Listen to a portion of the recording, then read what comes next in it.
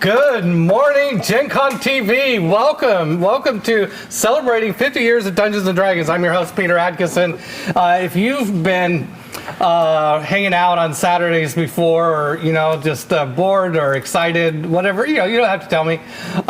We're doing a mini series on celebrating the history of Dungeons & Dragons, and we have been doing this for 2 weeks. It's a 6-week series. This is week 3, and every week what we do is we get together people who have knowledge and history with the game, or at least curiosity about every edition of Dungeons & Dragons. We started with original Dungeons & Dragons, and we could split hairs, like, is that basic D or expert box or whatever, but we put it all in one circa 1974 era Dungeons & Dragons.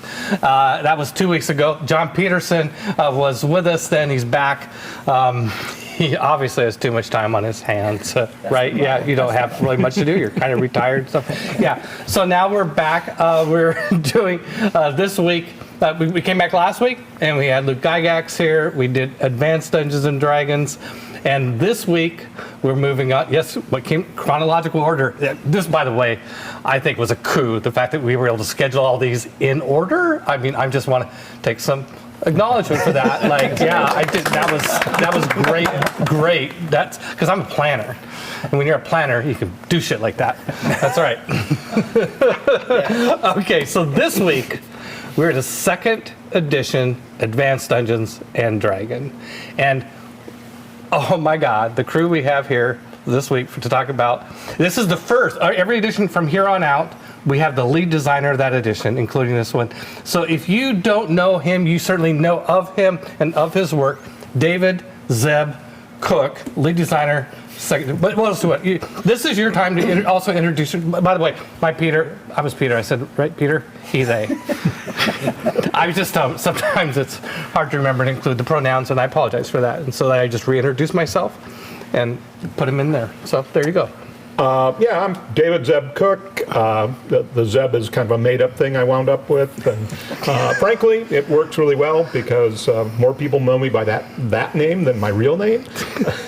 And I basically was a lead designer for Advanced Dungeons & Dragons 2nd edition. I worked at TSR for 15 years, started in 1979, so I'm ancient.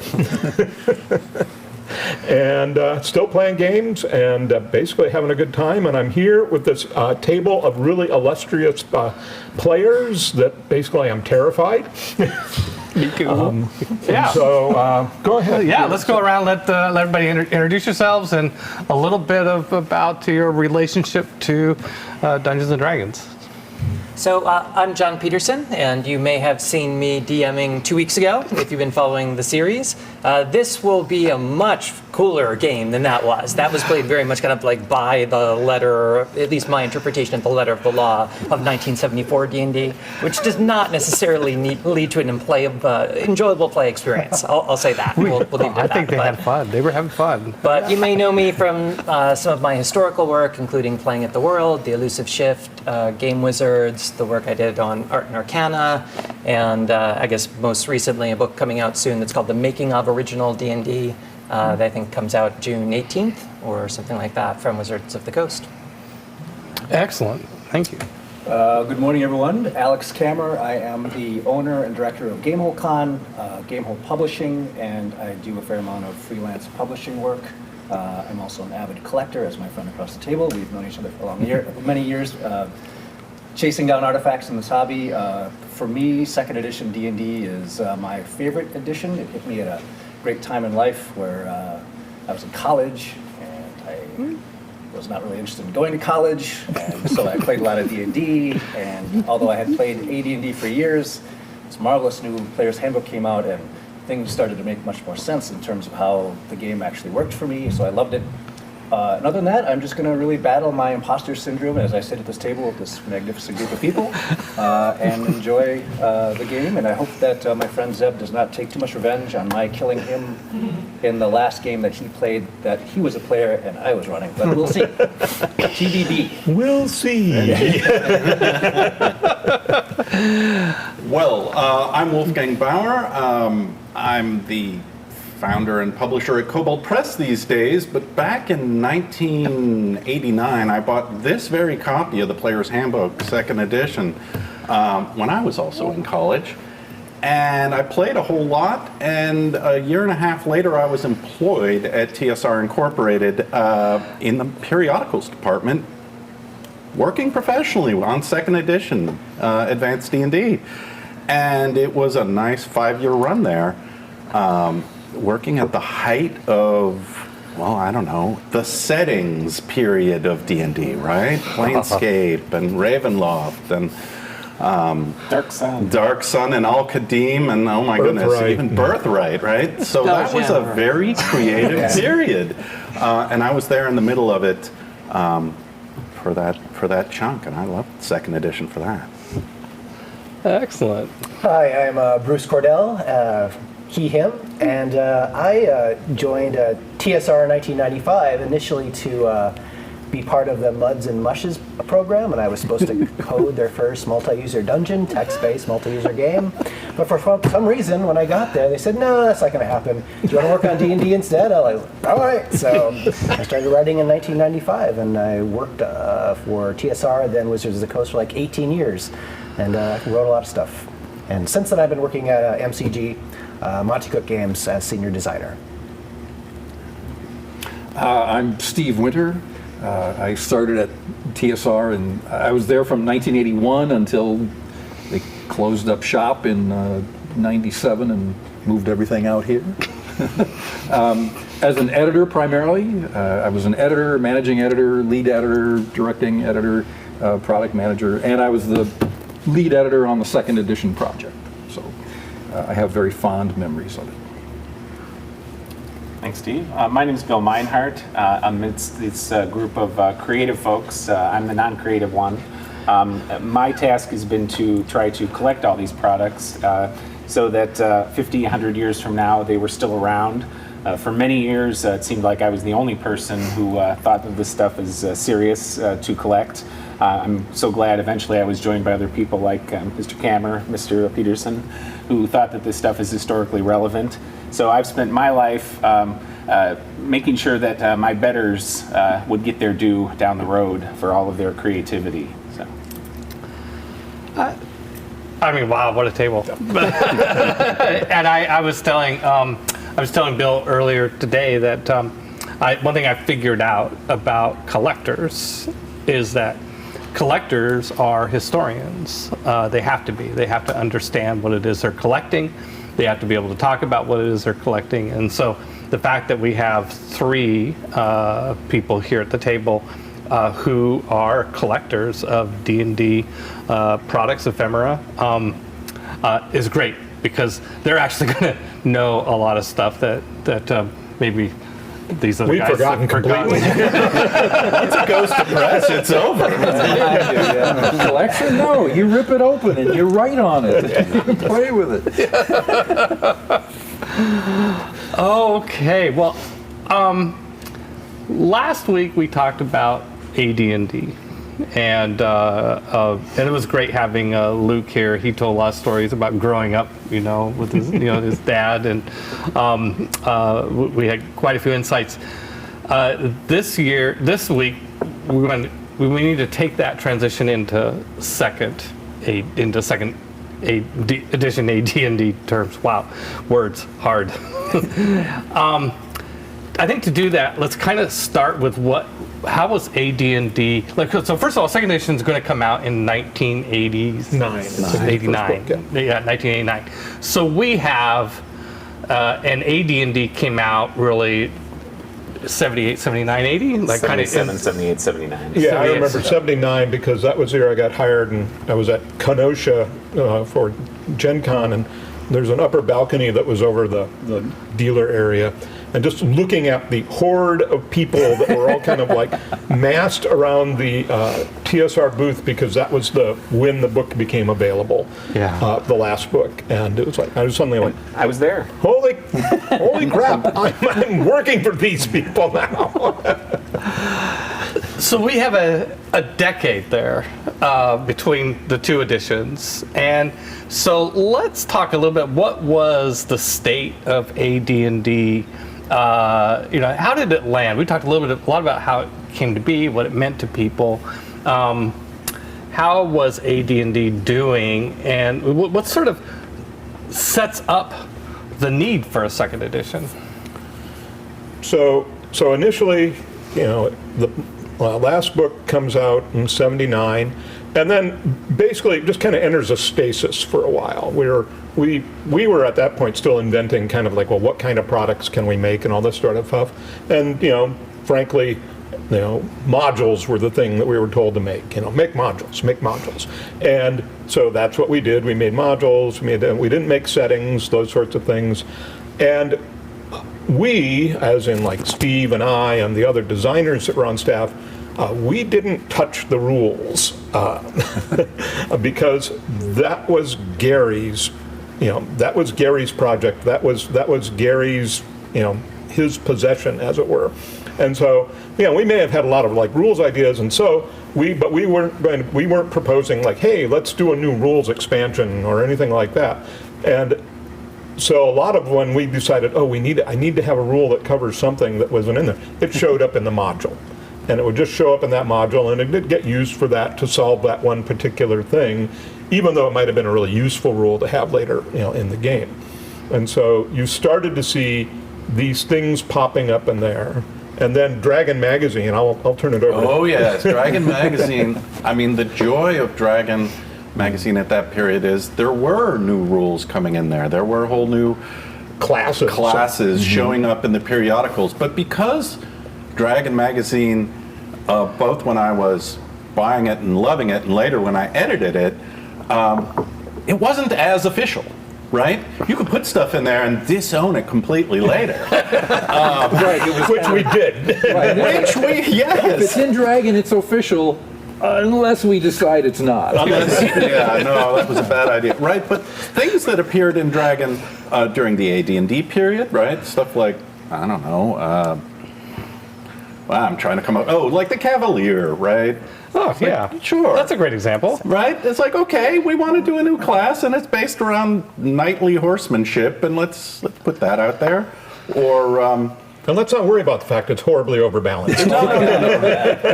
Well, and the thing is, the feedback at that time, I mean, it's a pre-internet period for the most part. Like, we were on AOL to get feedback on the latest issue, but like a lot of feedback to stuff that had been put out semi-officially for D&D at that time came in the form of letters to the editor that I would read and say, well, this guy seems angry, maybe we run this one. This guy says confrontations at Gen Con. Right? Or, I mean, the other letters we got were, he's a genius. Whoever wrote this article, make him write more, right? And the other thing that Dragon was doing, and it was very much driven by letters and stuff, was the Sage Advice column. Yes. And this was like, we would have to actually go consult it too to figure out like, how is that rule actually supposed to work, kind of at times. But of course there was no index to any of that. And so there were all these answers that Skip Williams had put together and worked out, and he was very meticulous and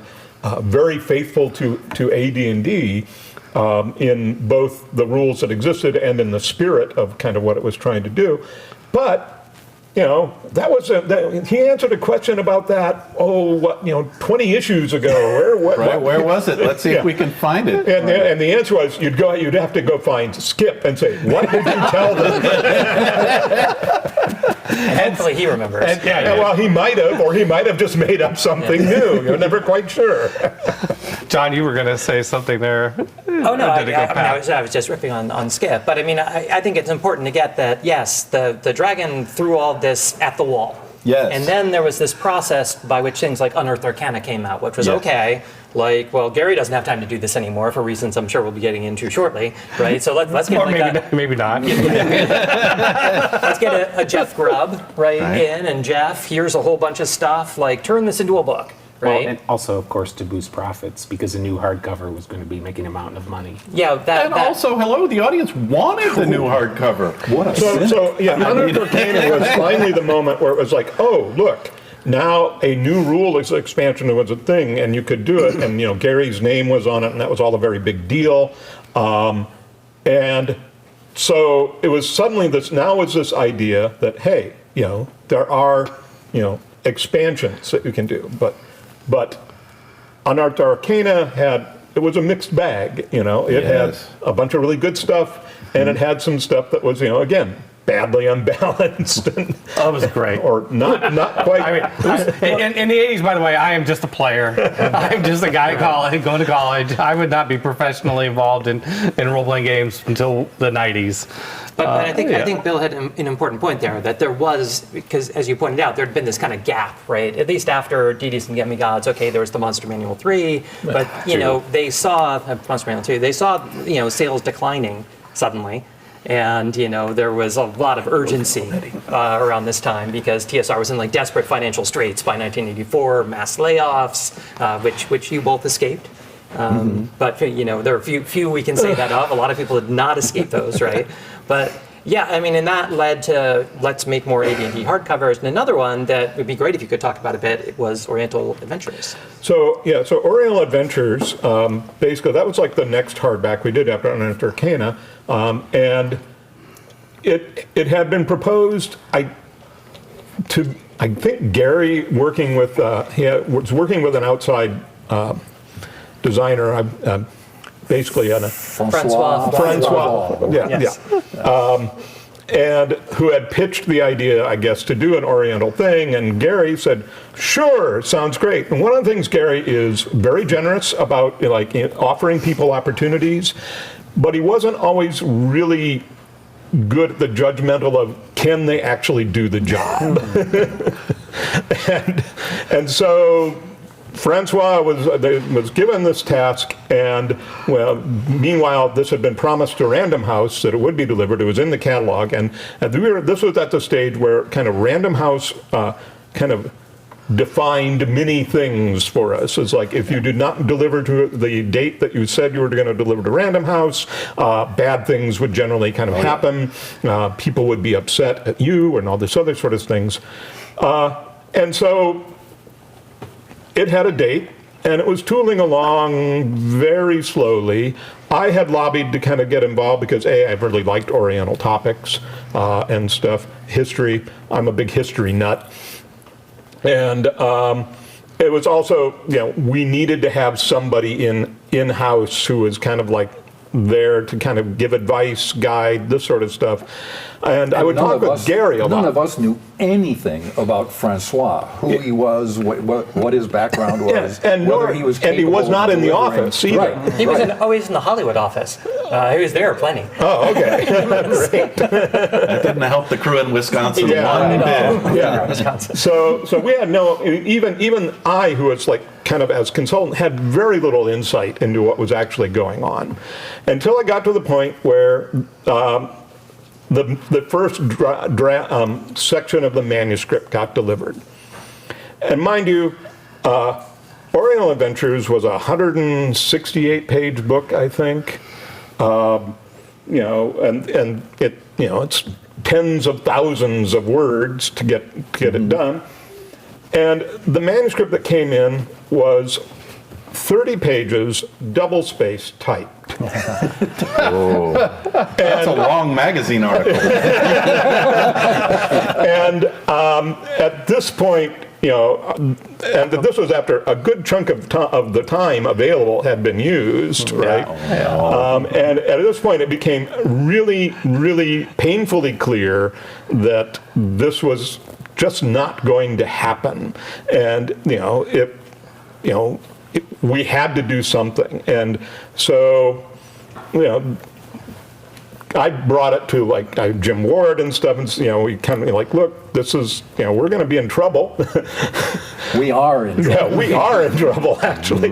And it went up through various levels of management and everything, and the end result was that I wound up having to work out an agreement with Gary, a contract with Gary, because this was still kind of his project. It was a little weird this way, that I would take over the design and writing of the book, I would have to do it on my own time because I had a full schedule and that also needed to be met as much as possible.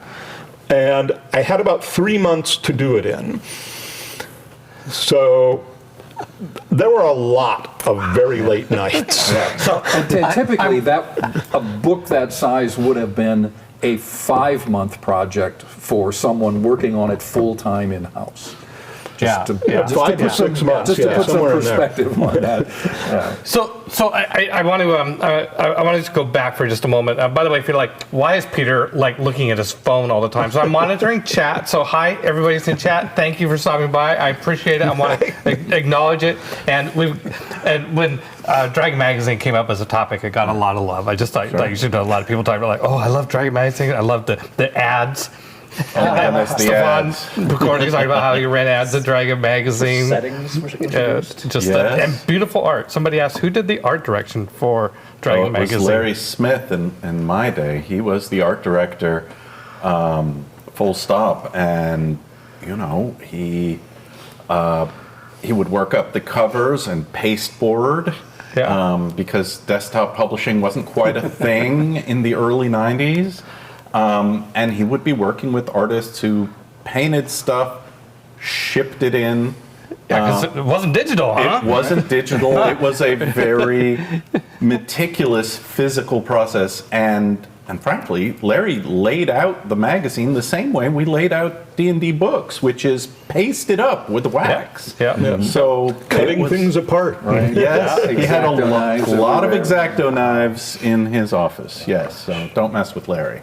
So there you go. That was a question from Darren Oakland. So there you go. There's the answer on the ad, on the art. Did we get to the point you wanted to make about Oriental Adventures, or because Well, so I at least, and I'm not trying to put you on the spot of what you remember and don't. I mean, looking at the OA system, do you see anything in that would led to design choices that were made in second edition D&D? Oh, absolutely. There were things that the nice thing about working on OA was that it gave a chance to try out some ideas that we had. That was the first kind of incarnation of the proficiency system that showed up. And it was a very conscious choice to use that as a test bed. And it was also, trying to make, it kind of came out because, hey, for, the kind of standard view of Oriental is that society was that, people were more cultured than, your standard,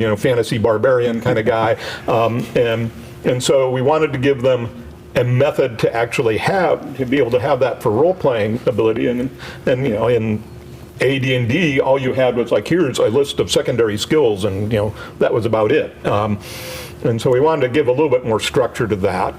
There were some things that I put in that I wish had taken, I think, because I thought they were good ideas, like the armor class by part kind of a thing. The piecemeal armor. Because then you could really have customized your armor quite a bit, and it would have been interesting. And just the experience for me of like working out new classes, working out kind of all these kind of details and sort of thing, taught me a lot about putting together a big product like that. There were weird things there too, going back to the Unearthed Arcana, because Gary introduced, for example, comeliness in that book. And so theoretically, that's now a core part of AD&D. But when we're doing a book like Oriental Adventures, we can't assume that everybody out there has Unearthed Arcana. So what do we do with comeliness? Do we treat that as canon, or do we treat that as an option? Then there were lots of questions. And that was actually kind of the highlighted kind of the beginning of the problem too, which was, all right, we put out Unearthed Arcana, but we can't really design to it, because we could never actually assume that everybody had that book. So I think it was a fairly good assumption that most fans did. I had too. So this feels like a good segue into the topic of So how do we get to second edition Dungeons and Dragons? Obviously, we need to get to the primary topic here, as panelists here. How does second edition happen? So we keep putting out more books, Wilderness, Dungeoneer Survival Guide, all these sorts of things. They have more rules, they have more expansions. We keep running into the same problem. We can't actually, they go out and you can't really do anything much with them. Steve, I do believe, started proposing. I kind of started the underground movement. And my original vision was just to take the DMG and the Player's Handbook and reorganize them. I always came at this and re-edit them. Right. I always came at this from very much a technical editing kind of perspective, and that the AD&D books, the original books, from my perspective, and I don't want to offend anyone. I think you have said that you thought the first edition DMG was the most poorly edited book in the history of mankind. My words were something to that effect. Right, they did a very poor job of teaching you the game. They were not good teaching manuals, and they were not good reference manuals. They were very entertaining to read. Yes. That was their chief charm. You have been called a rabble rouser. They're in Oakland. Okay. Thank you. But yeah, so my vision at the time was just to re-edit the books, and in fact, I had. You got to remember, when those books were done, there was no desktop publishing. There was no digital version of those hardback books, and so we had no text files, and we were working on computers, but we had no text for those books. And so I went over to the mail order hobby shop and got, 3 or 4 copies of the Player's Handbook and the DMG, and I literally sliced them apart with razor blades and started cutting things apart and retaping them I think I spent maybe a week doing that. Anybody ever come in and flip some of them over so you can get the wrong section? And after about a week of that, I knew 2 things. One, that this wasn't going to work. But second, I felt like I had enough evidence to show this isn't going to work. And so at that point, step 2 was just re-outlining the books. And so I created a very detailed outline of both books. And at the time, our printers were all dot matrix printers that used, accordion fold, continuous feed sheets. Yes. And when I printed out that outline, I went and taped it on the wall. It was huge. Of the office. Yeah, it hung all the way down the wall and stretched out across the floor. Right. So again, that was like piece of evidence number 2 that this can be done, but it's going to take. But it wasn't going to be just a cut and paste job. Yeah. It was the piece of evidence number 1 defined that this needs to be a full rewrite. And the other concern they had is the AD&D was entertaining reading, but it was difficult for many people to read too. It was not. It was Gary had a particular style that didn't necessarily conducive to younger readers especially. Yeah. No, there was a whole sense of being inculcated into the mysteries, right? If you knew someone who knew how to play, oh, you're my friend. Tell me, what do they mean? How does this work? Explain the surprise rules. Explain the surprise rules to me, please. We actually got a letter, because there were articles in Dragon Magazine explaining what we were doing, and someone wrote a letter. Mike Dobson was head of design at the time, and Mike got a letter from someone very angry about, I am completely opposed to what you're doing with this revising the game. Oh, good. And Mike wrote a very nice letter back to him saying, no, I don't think you quite understand. We're just trying to make the game more approachable because, as you say, it's the inner mysteries, right? There are so few people who really understand how the game works. And he got a letter back from the guy saying, "That's exactly my point. I have invested a huge amount of time and effort into mastering this game, and you are cheapening all of that effort." That guy's name was Bill Meinhardt. I did not write that letter. But Do I feel that way? I absolutely feel that way, yes. But wait, Nobody knows Oney like I know Oney. We got to wind the stack back a little bit though, because this became possible because, of course, Gary left TSR, Yeah. right? And before Gary left, he wrote an article for the Dragon. He in was- which he was thinking about postulated, doing this, yeah. He even says there could be a second someday. There might even be a third or a fourth edition of D&D. Like in the distant future, I can see that. But the stranglehold that he had on design that you were referring to at the time that you got there, maybe yourself and Lauren Schick and those people, began to erode that a bit, mostly because he was just so busy buying Arabian horses or whatever else, right, to actually do the work of continuing to shepherd the game. But it wasn't until the end of 85 when he left that suddenly this opportunity, right, was created for new blood to come in and look So at this now from we the could ground up. talk about it, Yes. kind of as it was. Before you really couldn't even talk about it, right? We could kind of plan sub rosa, but we could not discuss it really. Now we could talk about it, but now we had to convince management really that this was a good idea, because they're looking at the books going like, wow, that's like our core game. That's our core business right there. And you're talking about basically rewriting it and doing this, and fear starts to appear in their eyes, and then also then came the question of we have a whole warehouse full of product. If you do this, what's going to happen to all that product? Well, so I have a question for you, because you did spend years Your question is, announcing. what did happen? I know the answer to that. It's at my house. No, you spent years saying we're going to be coming out with second edition. So my question, I guess, was that a chance to liquidate what was sitting there in the warehouse over those years? Because you spent years saying we're going to come out with second edition. No, At don't first, come out with they didn't second want us edition. to say We're going anything to come like out with that. second edition. Right. At first they didn't want to have us breathe a word about anything, because they were just concerned that that's it, sales will stop. Everybody will just sit on their hands and wait for second edition. That's a reasonable fear. Very rational concern. Through history. And so we worked for a long time without saying anything. And we didn't really start publicizing what we were doing until I think Jim Ward had me asked me to kind of write up an intentionally inflammatory article. Who dies? Oh yes, the Who Dies article, which was basically he said, write up some stuff, write up, let's get them, aroused and this sort of stuff, and then we'll follow it up with this is what we listened to you, and this is what we really did. And some of it was, yes, we really did listen to you, but a lot of it was, we already knew what we were going to do.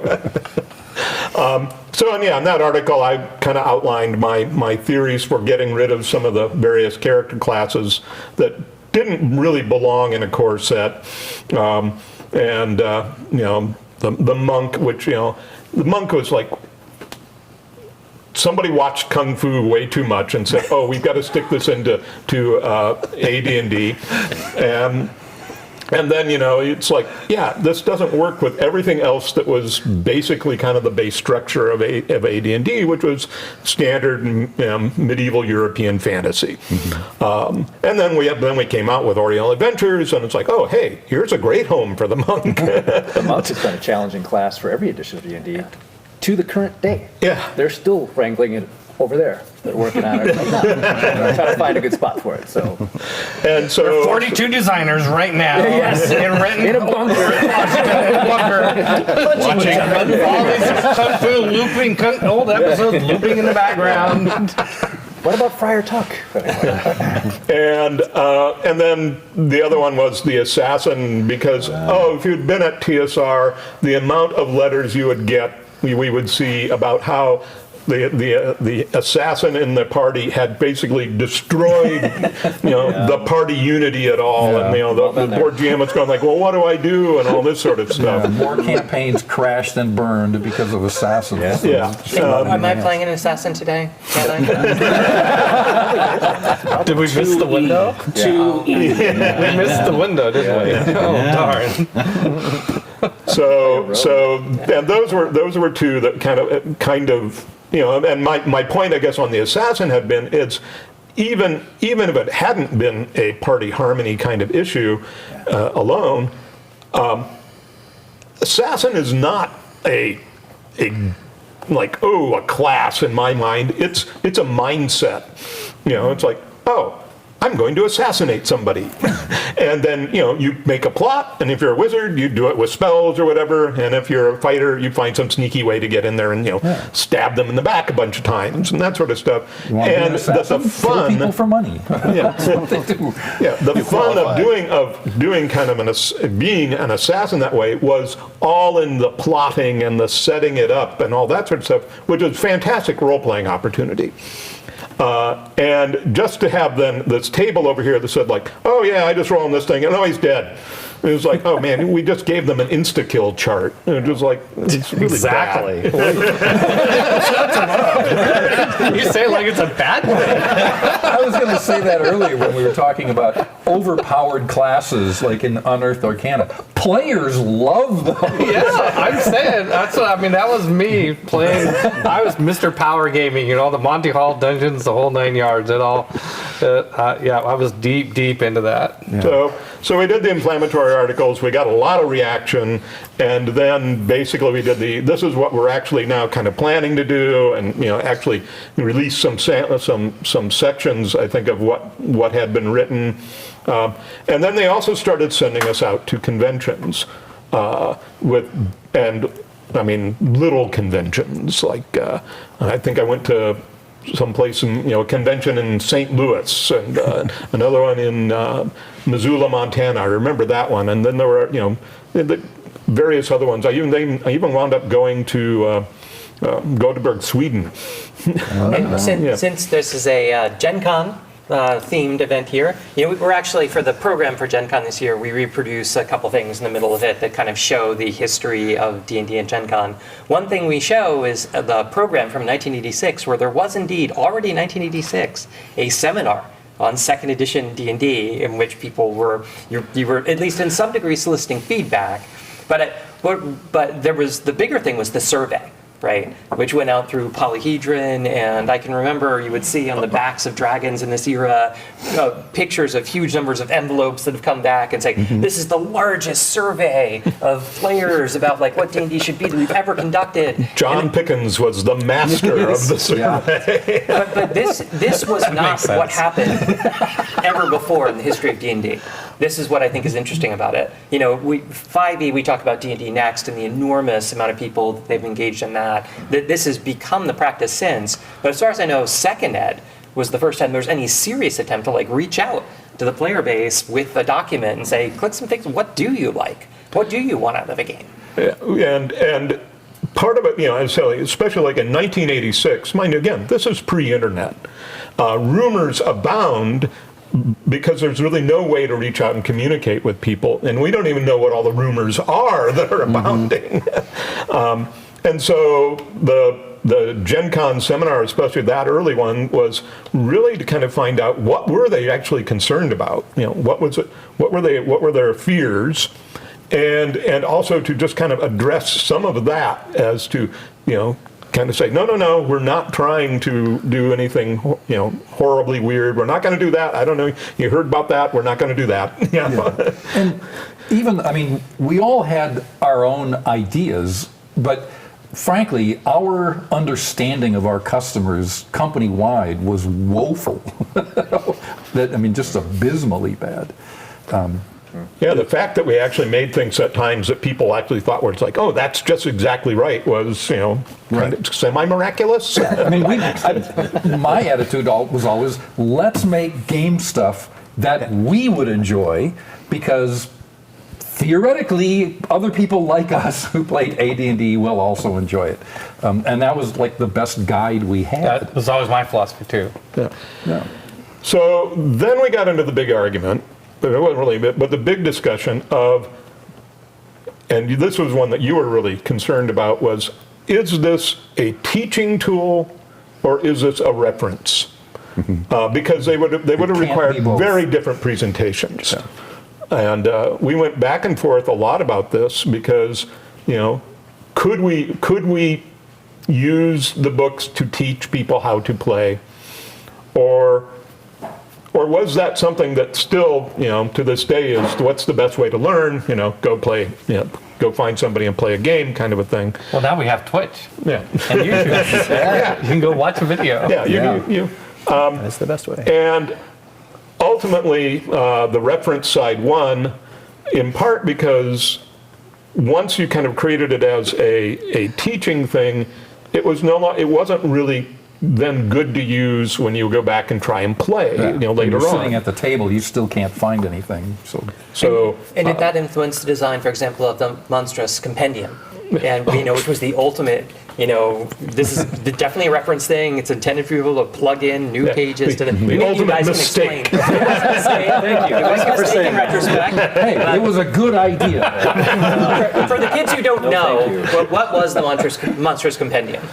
So the monstrous compendium, because monsters were always a thing that were ever expanding. There were always more monsters, because hey, everybody likes monsters. Still are. Right? Still true. There still are, right? Can't And have so enough monsters. we got And this magic idea that, hey, what if we did it as a binder that you could add pages into and expand it and grow it and all that sort of stuff. And this was right about the time that Advanced Squad Leader came out with its rules in a 3-ring binder. And I was a big ASL fan. I thought, wow, this It's his fault. I admit, I was probably the biggest promoter of that idea within the company. So we said, that's a great idea. We clearly did not think it through because it worked great for doing the first one. We could put it out. But then the minute we had it, here we have another batch of monsters.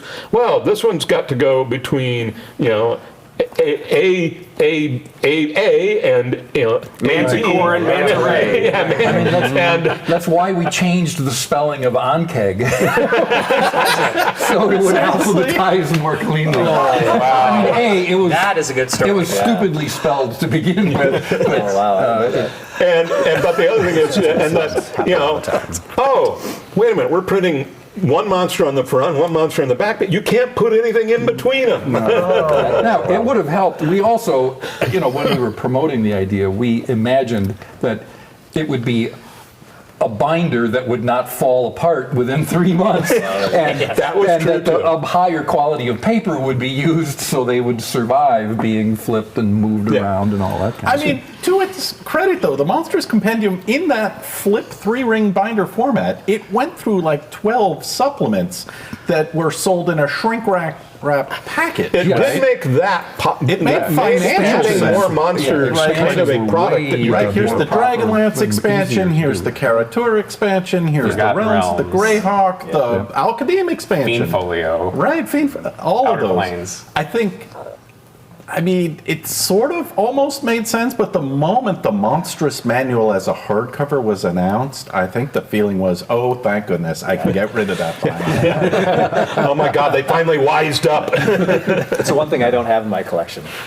I just don't have the monstrous compendium. I just refused. I'm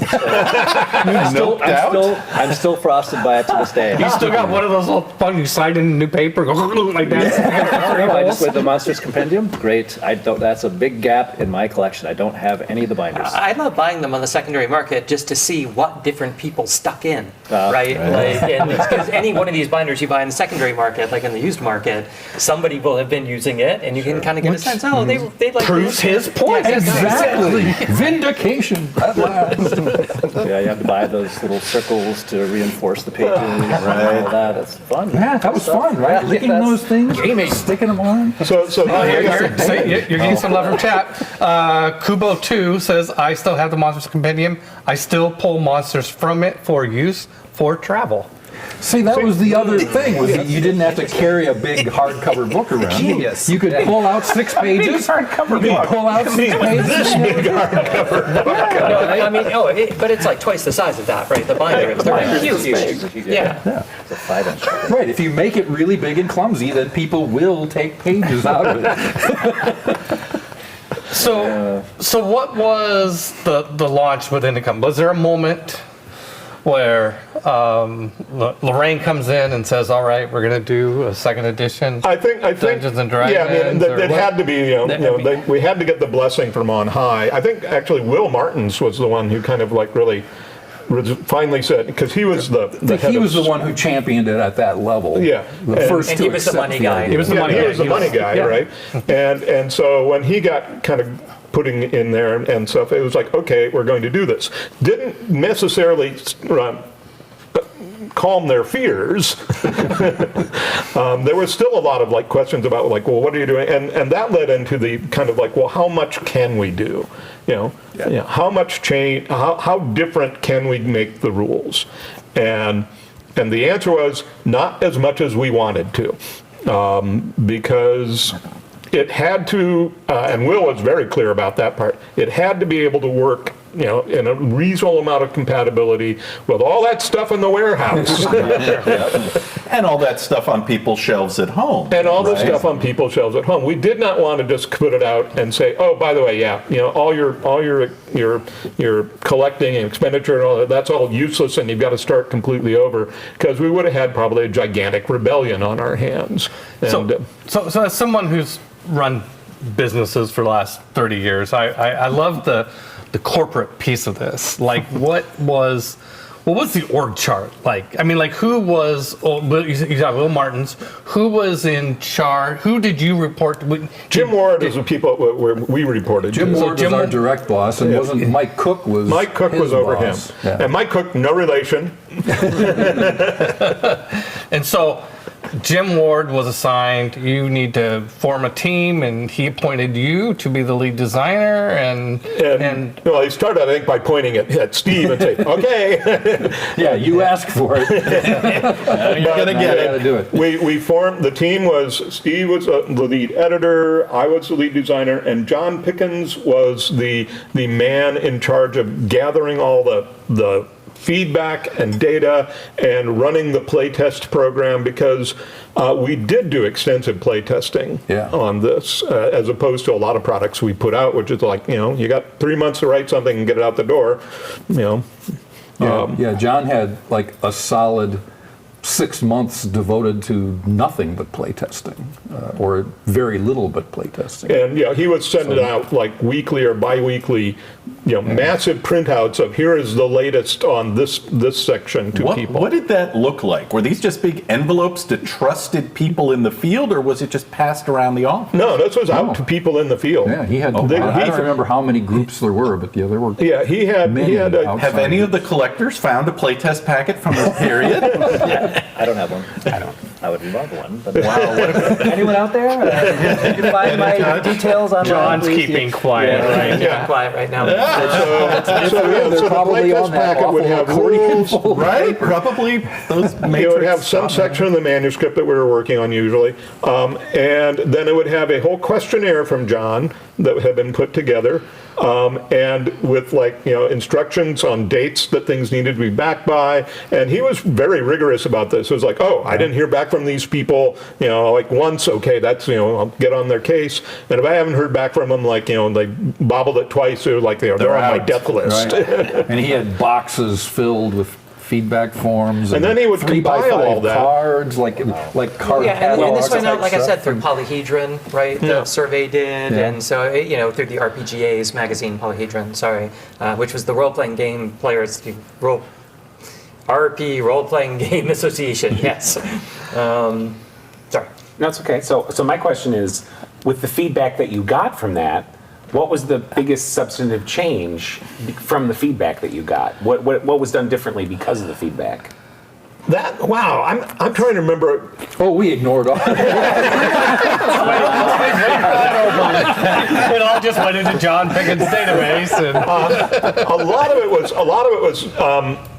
a lot of it was correction of like, confusion about rules and things like this. A lot of it was giving us better clarification on stuff. There was, some, I think we tried some experiments with some of the classes that didn't quite work, and I can't even remember what they were because they were, okay, we're going to drop that and move on. But a lot of it was also, for us, was confirmation that this was moving down a correct path. That the choices we were making did seem to be working, and were basically, they were going like, oh yeah, sometimes it was, oh yeah, this is kind of like what we do, but we do it this way, and so it gave us a little more confidence in the direction that we were going, but also, there was a lot of correction about like, how does this work? And okay, that's badly written rules. Let's get that fixed. I mean, it's hard to recall specific things. It seems like there was a lot of wrestling with the way the thief was being reconfigured. There was a lot of back and forth about the thief because trying to do all of that, and I'm still not happy with how the thief wound up. It's just too complicated a character to set up. But there was a lot of back and forth about that. There was, trying to, deal with multi-class characters and these sorts of things. Areas of the rules that had always been badly defined, especially. Yeah. I think we got a huge amount of feedback on the Bard. Oh God, yeah. Which was always a disaster, right? Like from even in one EAD&D, right? That was relegated to an appendix rather than and was magnificent in its I think Gabriel Vega's shaking his fist at you about them. It's been long since cleaned up. Yes, it's just one of those ones that people loved it so much. Perfect as it was. How about Schwegman bards were perfect as they were from Strategic Review, or the one in the back of one okay. And so and a lot of it was like, again, mostly just kind of like, cleaning up stuff that we had done and trying to make it. So we got a Johnny Zemo too, and Steve Connor both have the same question. I would love to hear the designers talk about the things they decided they had to eliminate, like demons and devils. Oh God, the infamous demons and devils. That wasn't our call. Yeah. What? We were still recovering at this point from the satanic panic business, Which was very real, right? Yeah. I mean, people had a very real impact on the business. Very real that D&D taught Satanism. We all agree. Everything I learned came from D&D. I mean, we kind of all laugh a little bit about it now, but you would hear people like, my parents burned all my books. My parents, I mean, when 60 Minutes did its hatchet job on D&D, that was a blow. Yeah. Which again was September of 1985, right? And like that's what so, piece was. So the thing was, that from up above, it's like we need to stop throwing fuel on the fire. Is really kind of what's the attitude. It's like let's not just make the bonfire bigger. It's not helping. And so at first it was like get rid of them, get rid of demons and devils entirely. And that didn't work because oh my goodness, they're the best monsters ever. Every hero wants to take on and defeat them. And this is, I guess, a little bit the part that has always perplexed me a little bit. So we worked out the solution, well, let's just rename them and, keep essentially what they are and what they were. Didn't really change the monsters all that much. Except they couldn't have pointy tails. In the illustration. They couldn't look like Satan, basically. That was the art direction? No pointy tails? Jim Ward was strident about that. He would blow a gasket anytime art came through and there was a Tanari or a Beatazu with a pointy tail. The people would be hauled on the carpet and chewed out loudly for everyone in the department to hear. So this came out after second edition or before second edition? This was after the books came out. Okay. It was Jim LaFountain, I think, was the one who wound up being given the job of doing the Monstrous Compendium expansion. that had Tenari and Beatazu in it. But Jim Ward had been signaling this. He had that Dragon magazine article about the angry mother, Yeah. factor. So I mean, this was certainly part of the It discourse was, it going was, into a, it was a second real problem, and this was their solution. TSR had always taken the approach that there was no point in us trying to argue with any of the impassioned people on the other side, that basically, because it was a no-win effort. Right. And so for us, our instructions are always, we just don't talk about it, right? And we leave it to other we left it to Gamma and other, the Game Manufacturers Association to kind of, take on that battle. Yeah, Mike Stackpole running it, and people like that. And which was, which was actually, that was probably a smart decision for us, because, we weren't going to win those arguments. And, the problem, half the time, the problem is they're pointing at some product we didn't even do. It's like, Rollmaster Demons. Wait, we didn't put out this Demons. You mentioned the names, and I forgot Bayatazu and Tenari. Yeah. Who came up with those names, or how did those names start? Really? There you go. I actually prefer those over Demon and Devil. I think they're a lot more flavorful. But I like names. I like weird names and stuff, and I like I think you're referring to the Mayfair ones in particular, the Demons and the Devil supplements. Before we leave this topic,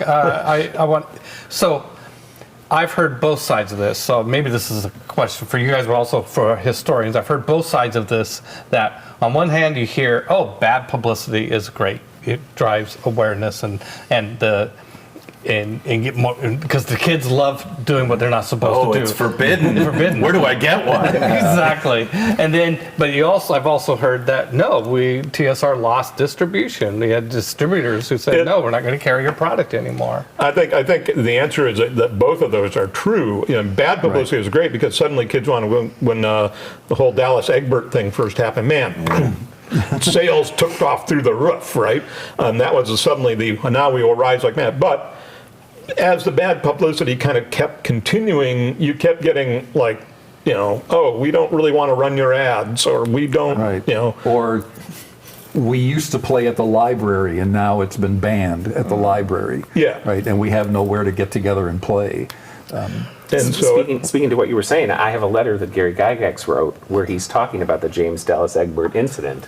And he pointedly says in the letter, and the upshot, about $1 million worth of free publicity to TSR. Yeah, so I mean, but I think Ben Riggs, in his book says that that TSR lost distributor. Like there were accounts that said we're not going to carry Dungeons and Dragons anymore. We did lose, especially a lot of smaller mom and pop accounts. And he tried to, and he made a case for tying that. Here's all the sales data, and here's when this happened, and you see the sales go down. And actually, the area that it hurt really was on the brick and mortar stores, because they were at that front of like, how dare you carry this thing on your shelves?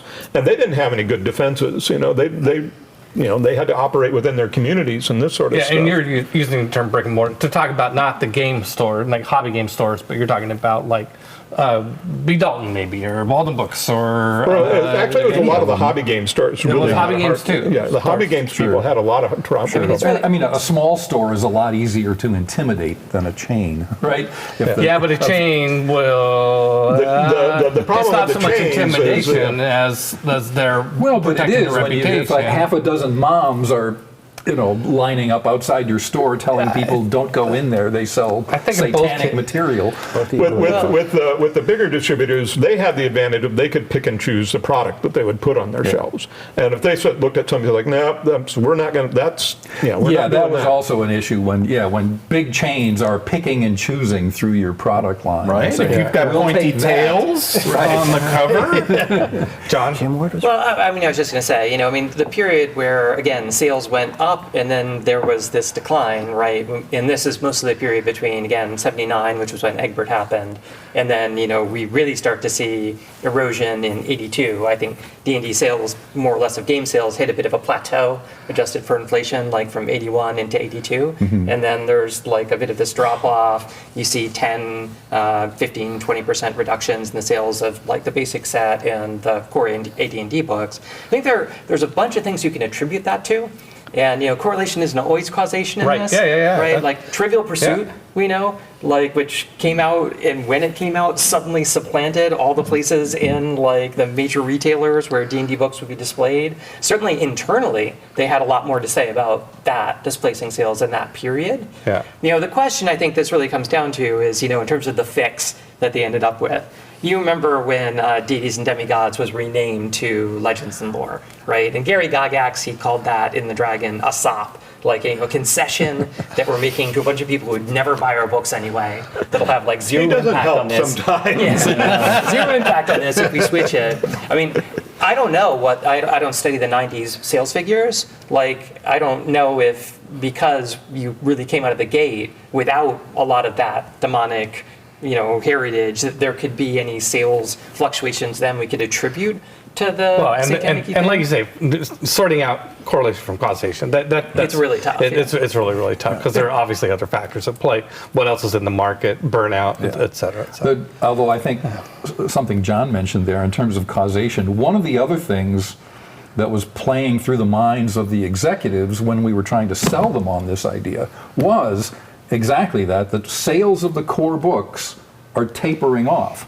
And if we come out with completely new editions, everybody's going to have to buy those books all over again. Which indeed they did. Yeah, I mean, it was for them. It was like this is the core product, and if we do this and and we don't screw it up, that hey, everybody will buy this, and then that will be a big influx. And as you can see on the table here, I see a Player's Handbook Second Edition and a Player's Handbook Second Edition that don't look the same. And this, I don't know if we did this part of this. That's different. But those two are an era, right? And they represent. Oh, we have two teams here. Yeah. Hey, we also have an overhead cam, so let me take these for a moment. Down there. Let's put them like this, I think. Match them up. Slightly different. And this Oh yeah, Bill knows. Oh, he knows the Bill can sales. tell Bill printings will, by looking at the cover. He's looking at the little logo at the bottom. Yeah. You can see from the logo at the bottom. Don't talk about what's going on behind the curtain. It's magic. How's that, Joe? Yeah. That's good? Okay. Yeah. And this, That's a great. I will leave to the people who were there at the time. 1995, things were a little different. And, can you take a second bite at this apple? And what did that look like? I don't know. I wasn't there at that point. I was turning more to this side of the table. I mean, it was a nice brand new cover and a repackage, but it wasn't a substantial rules change. Right. There were a lot of minor things we had been fixing in the previous printings, because there were multiple printings of this book. Yeah, And we put these out here, but we didn't really say what they are. Yeah. And so this is, That's the 1989 first print. that's the 1989 first printing of second edition Advanced Dungeons and Dragons Player's Handbook. This is, The second printing here with Yeah, the you can see gold a different logo. logo. different logo. So this is just a new printing. It's the same, every, Right. the actually, content. Company second logo printing, change. or is it even possibly a later printing than that? Don't contradict Bill. I typically Could be a third. believe everything Bill says. The editor here. I was, okay, never mind. Make a ruling. Well, usually, I mean, we used to put the little, if it was a later printing, we would often actually indicate, which printing it was. But maybe we didn't start that till later, because I don't see it in there. But the great Jeff Easley, who painted the cover of this, would paint a whole new cover Yeah. For 1995. for the 1995. This is 1995. Yeah, Jeff was very much Lorraine's favorite of the artists. He got all the plum. Well, but that started in 1983, right? From then on, he pretty much was the go-to artist for the cover of any big D&D hardcover. I didn't pick up second edition when I came out. I was still happy with first edition and didn't play. And so it wasn't until 1995 when I got hired that they gave me this book. And so this was my very Which first is- introduction That they gave it to into This book here. yeah, Yes. same one as that one. So it's my first. I never So- had that copy. So this is quite an 89 to 95. Right. So, all right. it incorporated a lot of small fixes that Yeah. we had run across, and it had all new color illustrations as opposed to the Can we call AD&D 2.5? You want to start a fight? Yeah, no, I would not. Yeah, the changes are so minor. It's mostly editorial things. I have a question, if you don't mind, Peter, of these guys, because this is a topical subject right now, and that is when you are facing the task of a rules refresh, kind of a new edition, trying to make it backward compatible, that's the magic words, but yet offer enough to a consumer to make it worthwhile purchasing. What an interesting challenge. I think that's a fascinating challenge. So, Nightmare at times, well, too. Right, yeah. So I'm curious as to if you have any recollections about what that process was like of trying to serve two masters, basically, while you're trying to put out a new set of books. Well, there were definitely, like I said, there were things we didn't do. For example, we talked about reversing the armor class because it actually makes so much more sense if one is your worst and it just goes it's up. no great intuitive leap to realize that. But that got specifically nixed because that was just going to be too much conversion work for people. Well, you've actually done some healing here, Dave. I, as a young man, so I have a confession to make. I never adapted to second edition because by the time second edition came out, my house rules had already flipped the armor class rules, and so I concluded that I was smarter than you. But I'm really glad to know that you guys were smarter than I thought, and that had realized that. Oh, that's the kind of opinion to have. I was a young lad. I was full of vim and vigor. But to Alex's point, I mean, this is the difficulty taking a second bite of the apple, right? Like, one edition AD&D was so popular, and there was stuff you could change, but there was also a cage, right? And there was stuff that just you thought the market wouldn't tolerate. I think it's fair to say that although we had a much bigger job than anyone who's doing that kind of work now on D&D, because the current versions of the books are good reference manuals and not too bad as teaching tools, right? Where we were coming from in the original AD&D was the most incomprehensible book in the history of mankind. Yeah. Let's just say there was a lot of room for improvement. I love it. So the other thing is, a lot of what we were doing, we had a lot of actually material that didn't show up. Like I said, it showed up in Dragon. It showed up and a lot of what we were doing was in bringing that stuff in, and because one of the goals really was to try and get the books up to the games that people were actually playing at that point. Yes. I got to throw in a question from chat. Not just because the question's good, but the name. This is from NGP Gregan Noob Going Pro. That's the name of the guide. Thank you. What the heck? Inflection mine. What the heck were you guys thinking with the player options and the multiple ability scores? Money. I mean, basically it comes down, all of these things, all of these expansions come down to we have to have a product to sell. And we discovered when they did the first of the player options book, it sold really well. Yes. And so and the intention was kind of let's cover the core classes, and the instructions were that they weren't really supposed to be adding new rules, really. They were supposed to be kind of, expanding, adding color, adding all this sort of stuff, but not, major new rule system kind of things. And you look at those books, and that kind of gets followed, and the further it goes down the line, the worse and worse it gets. So there were two competing philosophies in terms of market at TSR. One was there's X amount of dollars out there that are going to be spent on D&D per month, and it doesn't matter whether we put out one product or 5. People have the money in their pocket and they're going to go spend it.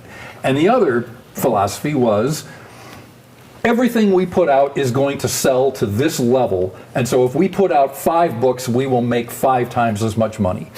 And Theory number 2. Theory number 2 won out within the company. Unfortunately. Right. Which is why, if you looked at our annual spreadsheet of our schedule, I mean, we were putting out tons of material, and that's where things like the player's option books came from, because we had to come up with products to fill that schedule. I looked at that schedule at one point and counted up like the year of stuff, and it was like we were putting out 120 products, and that didn't even include like the magazines, I think, or something. It was like insane. Yeah. And it everybody within R&D understood very clearly, and people running the company really did not, that we need to keep feeding this beast, but the more we feed it, the more we degrade the game, right? Because the things players want are things that are fundamentally bad for the game. Well, they're rules exceptions, really. If you really want to boil them down, all those things are just rules. Nobody's going to challenge Steve on that? They cannot, he's because I speak the truth. Yeah, I think he's absolutely right.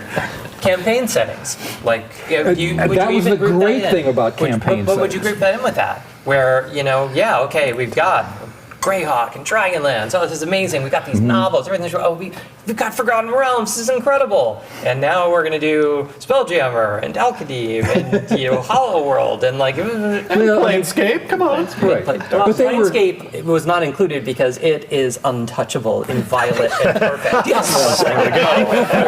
The things there. That came out from a memo from Lorraine saying develop new systems, develop new worlds. Right. Yeah, I'm sure And Zeb there could was tell a this story, solicitation, everyone come up with new ideas. Yeah, I mean, well, so, and that's kind of like handing a bunch of designers like, go mad, because for designers, doing campaign settings was one of the most satisfying things to do. It's the big effort of your creativity and all that sort of thing, and you usually got a bunch more resources and time, and as opposed to like, you got 30 days to write a module kind of stuff. So everybody wanted to do campaign settings, and so then it became a lot of lobbying. Although Tim Brown had a great story about when we got around to doing Dark Sun, and we were in a meeting, and Jim Ward, it was a scheduling meeting, and we had done a lot of campaign settings before then, and the designers were kind of getting to understand that this is a really plum project, but it's a lot of work, and it's really going to get the eye of management is going to be upon you while you're doing this. And that Jim Ward says, who wants Dark Sun? And he's looking around, and all these veteran designers are just like sitting there, doodling on their notepads. And Tim had only been at the company like less than a year, right? And he was like, nobody else is going to raise their hand. I'll take it. And this was Tim Brown. Tim Brown, Right. yes. And so that was how he got to be lead designer on Dark Sun, because nobody else wanted to step into. But that's also an opportunity for line a of fire. younger, newer face, right? But did TSR overextend? I guess was my question. well, much like with the other books, did they overextend on campaign settings? The thing with the campaign settings, again, this is the philosophy behind it, and maybe it didn't work, is that they were constantly in rotation, right? So Forgotten Realms was forever, but there was generally, at any given time, there was only one other campaign in print that was competing for it. And we would phase out that one and bring in a new one to replace it. Yeah, right? and so the real Planescape replaced Spelljammer, I think. Yeah, I mean, I don't know, Dark Good Sun was in there choice. somewhere. But but there was generally never more than two options. And the idea was people are going to play, they'll play Spelljammer for a couple of years, and then they're going to get tired of it and want something new, or they graduate from college and they stop playing D&D entirely, and we have a new group of people to sell something to. And the other thing is that the bigger problem in some ways for the campaign settings was, even in that kind of limited turnover, was you also had to and it's going to eat up not just the campaign setting is a slot, as a product slot, but now we have to make sure that there's sufficient follow-up stuff to make people go this is going to Monstrous compendium. Yeah, and some of it was that. Some of that. We can turn out a monstrous compendium quick and fairly easily. But some of the settings, ran into this problem where, we got the box out, and then there wasn't. You usually had to have a flurry of follow-up product to convince people that, this is real and gonna stay around. Sometimes that didn't happen quickly, and so that one would just kind of go out and it would and so. it made it more difficult for us to just kind of like just even schedule and get all this stuff organized. And so, yeah, they were kind of a burden, but people like campaigns. Yeah.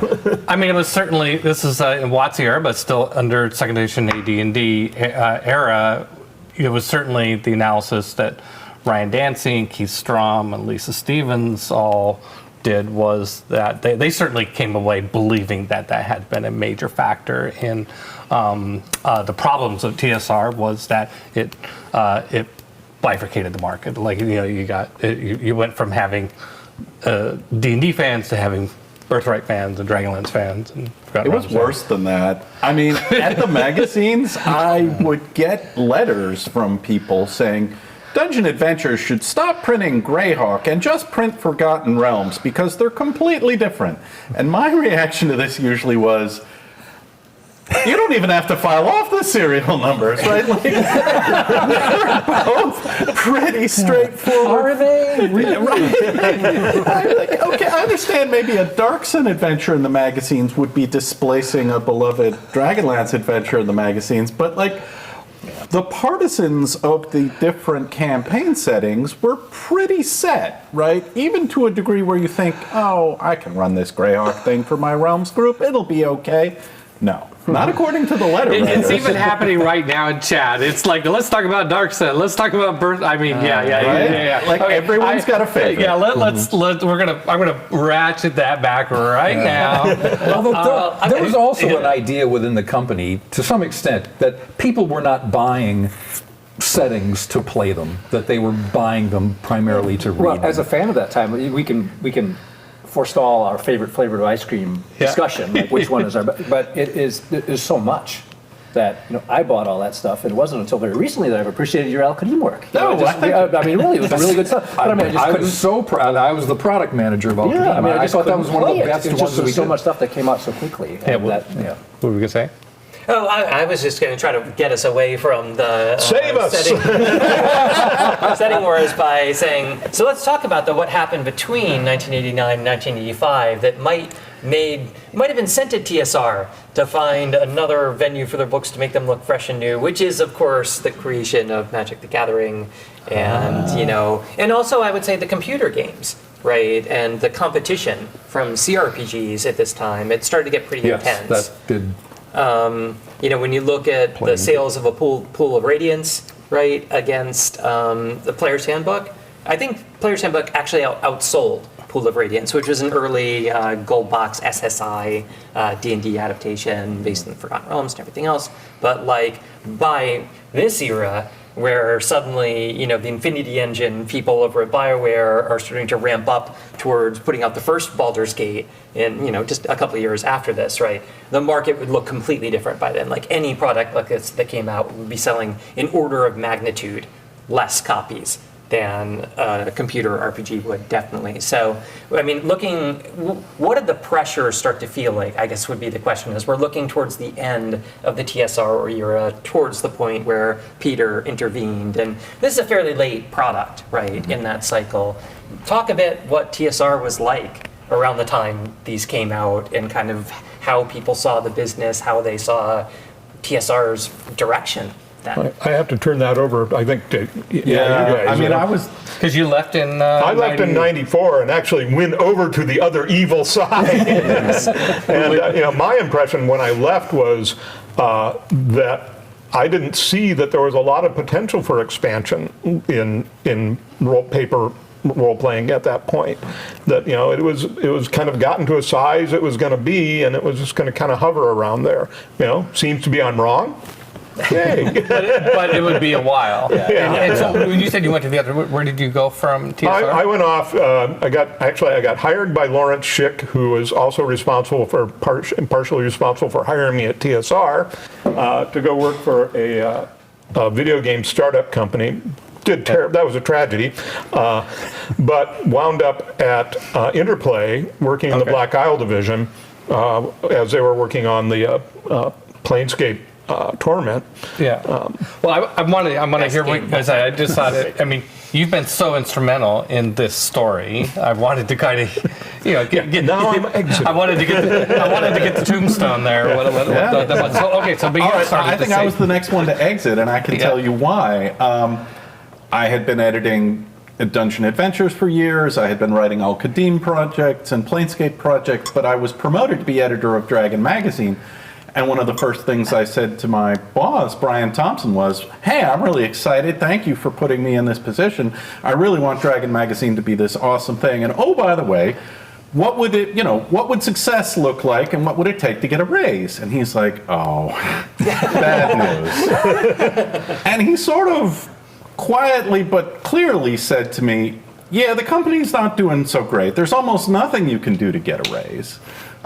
Just keep running the magazine until, it folds, or if something bad should happen, be prepared. Don't buy a big house." So I was like, wow, that was not the welcome a very on-point answer to your question. right? Like the mood was, And what things year- aren't going great. What year was this? This was 95, I want to say. Yeah, I Because I was bailed hired just in in time. '95, and I Yep, think I was the and we very overlapped. last. I was like the last employee hired before Correct. the '97. And even at this time, like Barbara Young editing Dungeon Magazine, she's like, "Man, this stuff seems real popular." And she showed me a deck of Magic the Gathering cards. She's like, "Do you want these?" I'm like, yes. And that was going on, right? Like it was very clear the trading card market was affecting things. And the other thing that we haven't talked about is, frankly, Vampire the Masquerade in the 90s, White Wolf in the 90s, Oh, interesting. they were a force to be reckoned with. And we're like, wow, you go to some of those conventions and the audience is completely different and engaged in a different way with role-playing. I wonder if that's taking a bite out of the fantasy games. So, Yeah. And that's how I got into this, by the way. I was with the Vampire, I played Magic, Yeah. and so I started playing Jihad, which later became Vampire: The Eternal Struggle, got in with Vampire LARPers, and they had a second ed campaign. And like literally that was like the first serious how like D&D. interesting. Yeah. What a relic. So the interesting part there is that Planescape, one of the things that Ward specifically wanted was something that could compete against, the fact that we were looked on as being kind of stodgy and Old school. And he wanted something that would basically be more competitive in this new market. And Planescape was certainly the thing that I saw. Like I said, I didn't pick up second edition. I was like, nope, I'm happy. But when I saw the Planescape box, I was like, oh, that is amazing. I really want to have part of this. And then it turned out I was hired, so I was thrust into it. But yeah, it was I don't know how the sales actually were with Planescape. I don't think they were as great as they could have been, but they certainly. It was never a huge seller. Yeah. But very well respected. Yeah. Love it. And again, Planescape yeah. Torment, that's a feather in Oh, one's yeah. cap. That But I Torment mean, was like, really good. when you got there, was it clear it was circling the drain? Right off the bat, no. Right off the bat, it was like, the dream came true, and I didn't get to work on the computer game, but they put me in core R&D under Steve, and my first project was Gates of Firestorm Peak, which is like we want an adventure that uses the player's option stuff. I was like, that's going to be a bad idea, but I looked at Firestorm Peak again about maybe 6 months ago, and I was like, wow, Bruce was really mean. So that's true. I've become a better designer since then. But Jim Ward is always like, make your stuff harder. But the thing I had to do with Gates of Firestorm Peak was like, how am I going to make this work for all the people like me who are not going to use player's option, but I'm writing for this book. So I had a little section at the end of every encounter, which was, if you're using player's option, here are 2 bullet points, or here's 1 bullet point, right? So it was completely seamless and compatible. But anyway, yeah, but then it slowly became, after about a year of working there, that, all the gossip, all the stuff, right? And I was like, okay. And at some point I had about 2 or 3 resumes sitting, ready to go, on a shelf next to my door. So if I was let go, I could just, drop those in the mail the same day and feel like I, at least had my bases covered. But at one point, with the Gen Con, as you probably know, they were really behind in the debt of the stuff that was going on there. And one year, Dee Westman, who was the Gen Con manager, told me that all the proceeds that came in went to go then and pay the salary of all the employees that month. I was like, okay, we're at the end here, and I think that must have been right around 97 or so when you were coming in to talk to things. So that was another huge turnaround, of course. But yeah, there were some bad when the toilet paper ran out in the bathrooms. I want to not have this segue into Sorry. No. It's It was just like a 95, 97. It was actually pretty quick. Yeah. Let's go back. I thought you were there longer. Just to take it off of the acquisition story, because it's been told in other formats. No, it's really, I don't think it's the right story for this. I think Ben Riggs covers it very well. I think talking about how it affected the office and the design, that's great. But I want to go over something that we kind of skipped past. We talked a lot about sort of conceptually cleaning up the rules and sticking with the upside down armor class, do stuff like that. Let's go back to what gamers I think really care about, which is like, what were the rules of AD as second? How did the rules change from AD&D? Let's give some specific tentpole, like really important pieces of second edition AD&D in terms of how it was compared to AD&D. Oh, I got some of those because they got edited into the magazines right away. One of them that I liked and the Dungeon Magazine crew liked was story-based experience points.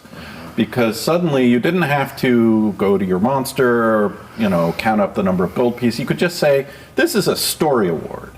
And because Dungeon Adventures was, hey, we want these to be somewhat story-driven little nuggets, when I signed up there, it was like, all right, a bunch of designers don't put this stuff in, but if you think it's appropriate, edit in those second edition story awards. Which wasn't a major rules change, but it made us happy, and we shoved it out the door in every issue. Go ahead. I think that a couple of things. Well, obviously, like some of the big systems that got added, proficiencies.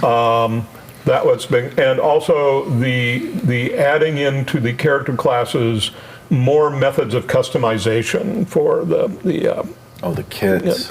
Schools for the magic users and the priests of different mythos, that sort of stuff, and then the not so successful one for the thief.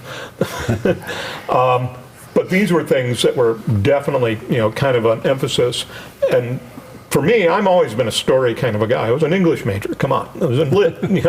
And so I didn't like a lot of role playing that was very rule oriented.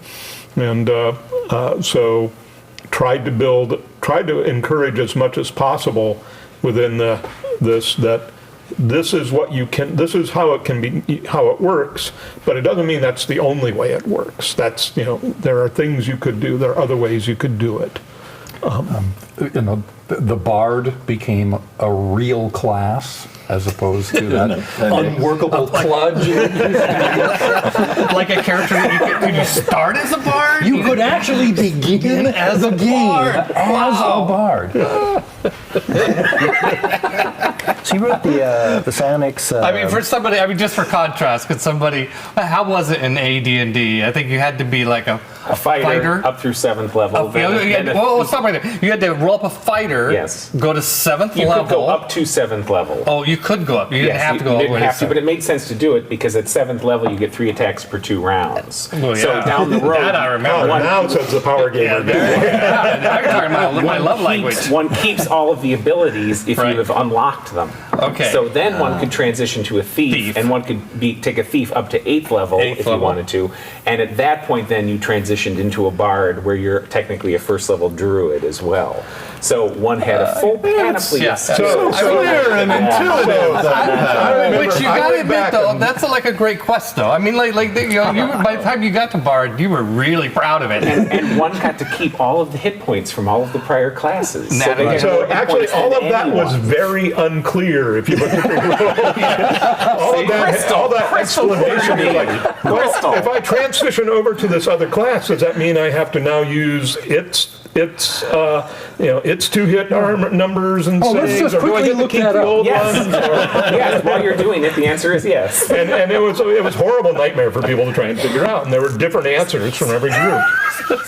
Nice. Just to chime in on that's the threshold subject, though, is when the change fundamentally, at least for me, from first edition to second edition, was stepping away from purely a tactical miniatures game into a more of a narrative game, because you guys allowed the character backstories, what school of magic a wizard was, what devotion or whatever that proper term is of a cleric priest, what that informed what kind of powers they had, and it then was backward looking as to where they came from.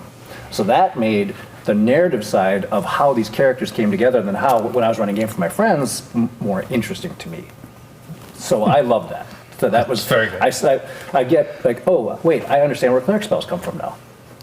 And I'd never, they just come from the sky before. Now they come from someplace, and there's a reason why, because you believe that this ethos that informs the magic you can tap into, which was a big change for me, at least as a player.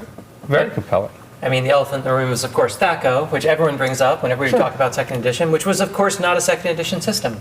It was all perfectly visible in the first edition, AD&D, DMG, in the charts, the monster charts in the back. Page 74. Yeah. Where did the word come from? Do you know what the first use of THAC0 was? Yeah. Okay, so you say it's there. If you look at the chart, you could deduce it. No, literally the word THAC0 is there. In AD&D. In AD&D, in the monster in the charts in the back. Now it does predate that considerably. And actually, there were people who were playing at Caltech who use this term. And if you go back through alarms and excursions, you can find this. And I have a blog post actually that goes through this in excruciating detail, as you can imagine. I would. Excellent. But maybe It's not the first time when I realize it's something I've said many, many times. Yes, it is wrong. but the as early as the early tournament modules like Sajkampf, right, there would be little cheat sheets that would appear in the tournament dungeons that would give you effectively the THAC0 scores. So, because you had pre-gens and you had a set of monsters, and there would just be like a THAC0 table that like you would get to go run these like 70s things at WinterCon. But is it fair to say that the WinterCon difference 5. is that in AD&D, you're creating your character, it's not telling you calculate your THAC0 Correct. and put it on your character sheet Yeah, under AD&D THAC0. was basically, it said, you roll the die and tell the DM what you rolled, and then he will look it up on a table and tell you what you right. did. I can't remember which one of those tables, whether it was OD&D or AD&D, had inconsistent jumps. Oh, yeah. That kind of broke the Well, THAC0 and thing. things yeah. where it was like, yeah. oh, you need a every 2 levels, Right. it goes up by 2. Yeah. Right. And it Instead was of the 20. going up by 1 every level. Yeah, it Well, was to be like, things that. for a first level fighter, it was versus armor class 0, you needed a 20, and a -1, you needed a 20, and -2 up to Right. -24. And then it started going 21, 22, To 23. be fair, right at the bottom of it, it does say if in your campaign you'd like to, you can go up by 1. Yes, it does. Yes, it How does. generous. But you couldn't do a THAC0 because of those. But just to do the even deeper cut on this, like, of course, the reason why armor class is, bottom to top instead of the other way around in the first place is because in manuscript 1973 D&D, like you would, be able to calculate what you needed to hit based on taking 20 and subtracting armor class, and that was the number you needed to hit. And it's when they broke that in OD&D because they expanded the number of levels in ways that created all those irregularities you're describing. So there used to be like perfectly consistent way this would work. Like armor class 2, okay, great, I need 18 to hit. Yeah, and they weren't really envisioning Which is- that this table, this scale is going to extend into Yeah, negative precisely. numbers. Which that Keep survives going. to AD&D because a first level fighter in AD&D needs an 18 to hit armor class 0, right? Or armor class 2. Armor class 2. Armor class 2, Yeah. right. Phew, I'm glad I corrected myself for these things. I would have been, yeah. Sure, we'll all get beaten up on the chat for this. Yeah, no. No, this is all really good. And we, Is going this all back to really It is really good. It's fantastic. that kind of dead time when we were, but a lot of the things that we wanted to do in second edition and could not, like ascending armor classes and that sort of thing, we used the 4th edition of Gamma World as a test bed for those ideas. Bruce Nesmith did an edition of Gamma World in 94, I think, something like that. How did we miss that when we were rattling off settings? He basically said, take all these ideas that we couldn't do and incorporate them into Gamma World and make it as streamlined as possible, and we'll see.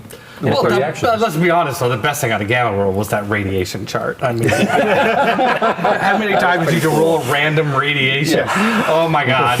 I created a whole encounter on that. Oops, sorry. But Bruce Patton's another great example of someone who betrayed, ultimately, the tabletop world and would go on to do Skyrim. Right. I mean, Bruce left TSR, worked on computer games for a while, then came back to TSR, did Ravenloft, and then eventually left again and went back into computer games. I have another fan question just from my own experience of playing 2E after 1E, and I'd love to know how the monsters changed so fundamentally in their power abilities. The giants are so much stronger in 2nd edition, first edition. So how Horde had a lot to do with that. Okay, I was like, how purposeful was that? That was very, very purposeful. I would say specifically dragons. Yeah, Yes, specifically, yes. He said, this game is Dungeons and Dragons. Dragons need to be the most terrifying thing we have. Frankly, giants and dragons were easy to kill in AD&D, right? They were not frightening at all. But because I had the experience of running against the giants, just dropping in 2E monsters, and oh my gosh. It was a terrible experience for players. Yeah. Very hard. Okay, that makes sense. Yeah, we definitely deliberately upgunned the monsters because, you could see after a while that, monsters, especially on the higher levels, simply weren't keeping pace with the characters. We also, in retrospect, I don't know, maybe this was a mistake, but we kind of uncoupled some of the stat derivations from hit dice, right? In the AD&D, I mean, if you knew a monster's hit dice, that was 80% of what you needed to know about it. And we kind of allowed that to vary a lot more in 2nd edition, which I think allowed a lot of monsters to be more interesting, but it also put more weight on the DM. He had more things to deal with. I think there's a very, Tujin asked, you have touched on Thaco a few times, but you never really defined it. 2-hit armor class 0. Yes, it is. So just a calculation simplification, so you don't need to look at the chart anymore. All you need to do is think, okay, if this has an armor class different from 0, I just add or subtract numbers from that. So it's so much easier, right? Well, let's explain the chart, what we're talking about. Before the AC system was flipped back to what we're familiar with now in 3rd edition going forward, you would look at a chart, and across the top would be your level. Right, and it would depend on which class you were. Maybe not on that one. Yeah, It's in here somewhere. Down down the y-axis. Oh, this is the monster manual. Monstrous manual. Down the y-axis is armor class, and so you cross-reference on this chart to see what you would need to hit a certain armor class. So the simplification of that was, if we can pre-calculate for a specific armor class 0 in this case, this is the number based on whatever my pluses to hit are, my strength, my level, everything. It all comes down to what's the die roll I need to hit armor class 0. Then in your head, you could extrapolate what you would need to hit armor class 2 or -2. And it used to be that armor class 10 was skin, armor class 9 was with a shield, because one got a bonus of 1 for a shield. 8 was leather armor, 7 was studded armor, 6 was scale armor, 5 was chainmail, 4 was splint, 3 was plate. It's amazing how we all have this memorized.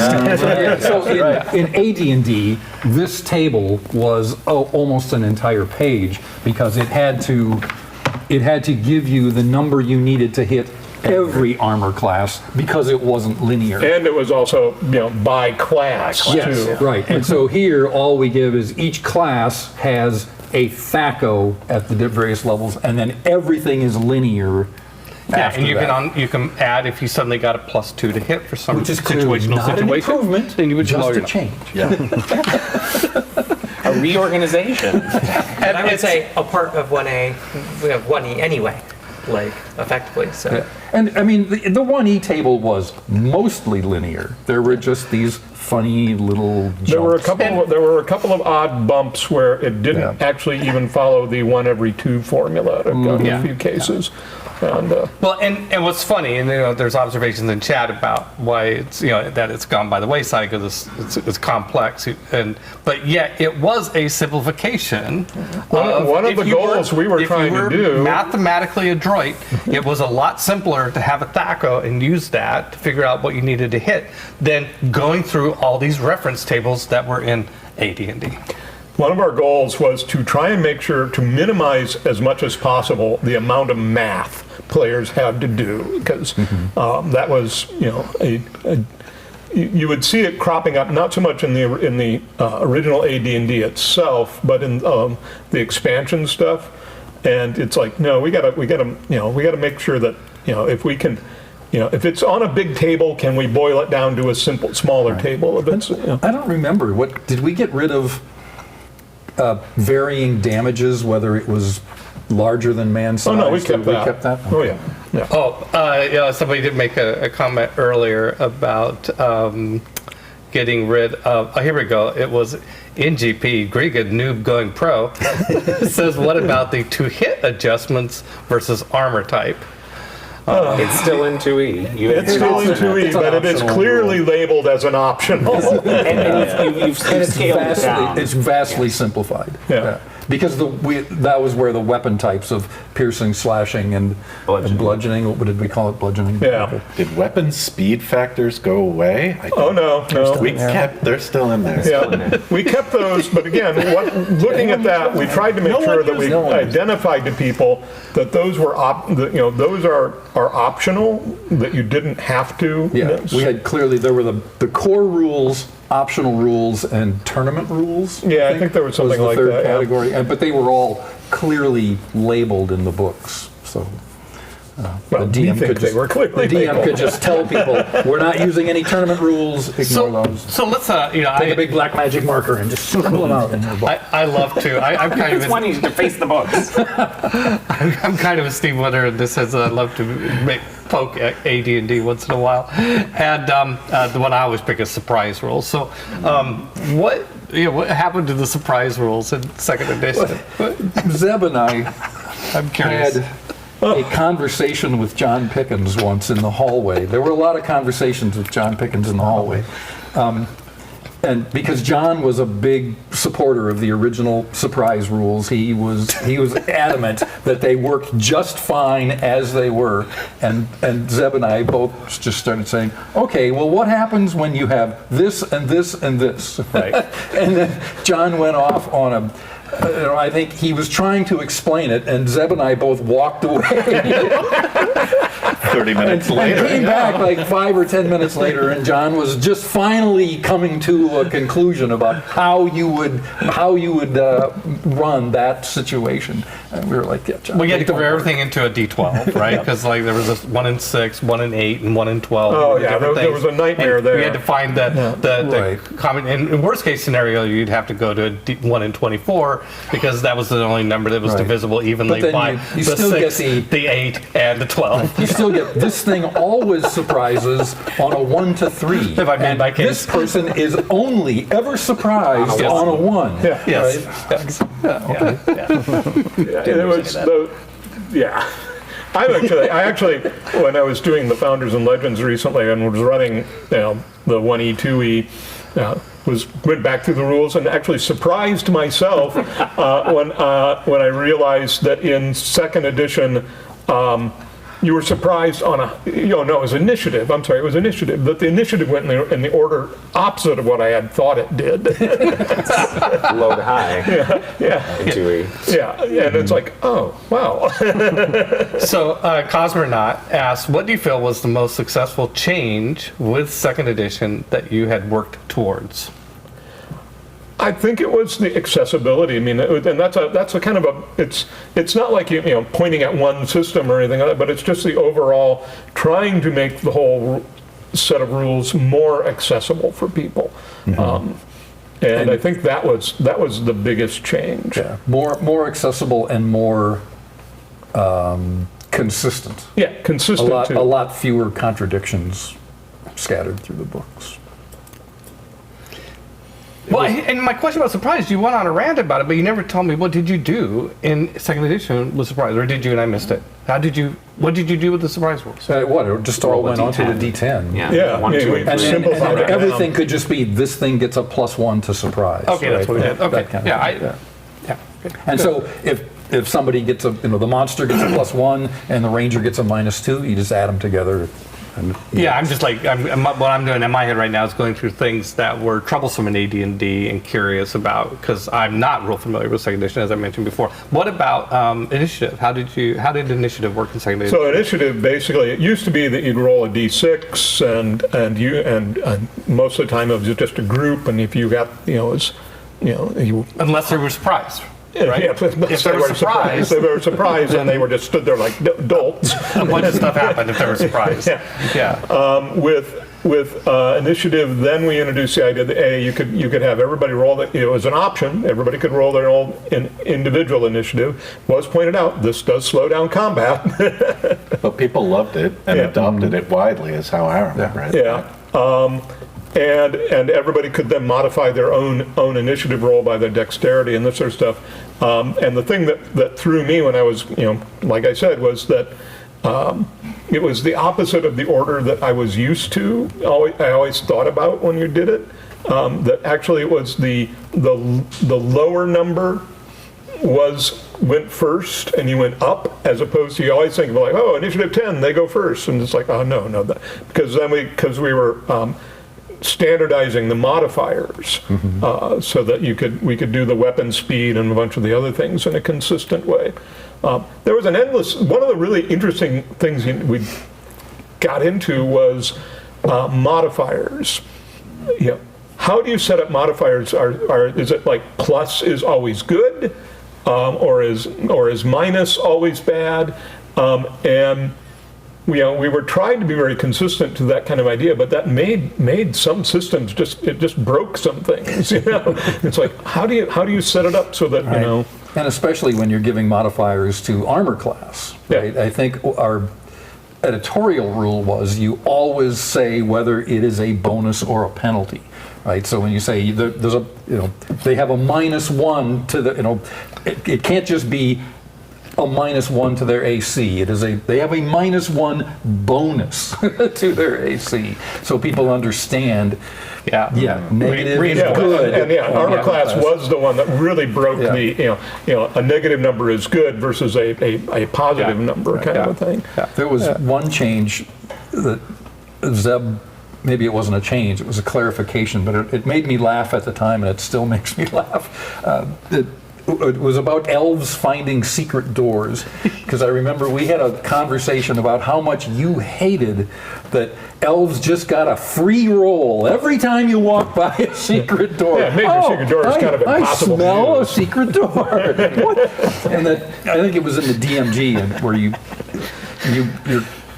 the wording of it was basically like, for reasons no one understands, elves can detect secret doors with no effort whatsoever. It's in 1974 D&D, No, right? but you got rid of that in 2E. The point is it's pointedly made. If you're searching for a secret door, you could find it at a better chance than elf. But you have an automatic chance to find a concealed door. Yes. But secret doors you got rid of. Where 1E you have a 1 in 6 chance, you got rid of that for 2E. So elves do not have the magical ability to find secret doors anymore. Yeah, one of the things that Steve did was he defended everybody from when I started getting punchy, right? Johnny Zemo asks if any of the pros like the idea of level limits for non-human characters. Was that a taken over? That's a 1E. Did that survive into second edition? No. Yeah, I think we got rid of those No, entirely. there are none. Yeah. Okay. Yeah. There we go. There was a debate about, John was absolute, we should keep them. John was very much a 1E kind of purist in many ways. And, I mean, we needed a 1E defender on the team to rein in our revolutionary tendencies. But yeah, and the same thing. There were no gender distinctions or anything like that. We just, I think you made the comment, I think I saw this, you've said this to me before live, and I also saw it in your promo video, which is you were codifying things that we were all doing anyway. I mean, I never did. Yeah, that was literally one of the goals, because there have been all of these house rules that we had proliferated out there, and we knew at least some or most of them, that people were doing, because they were things that would show up in Dragon Magazine, and people were like, oh, that's a great idea, and we'll do that.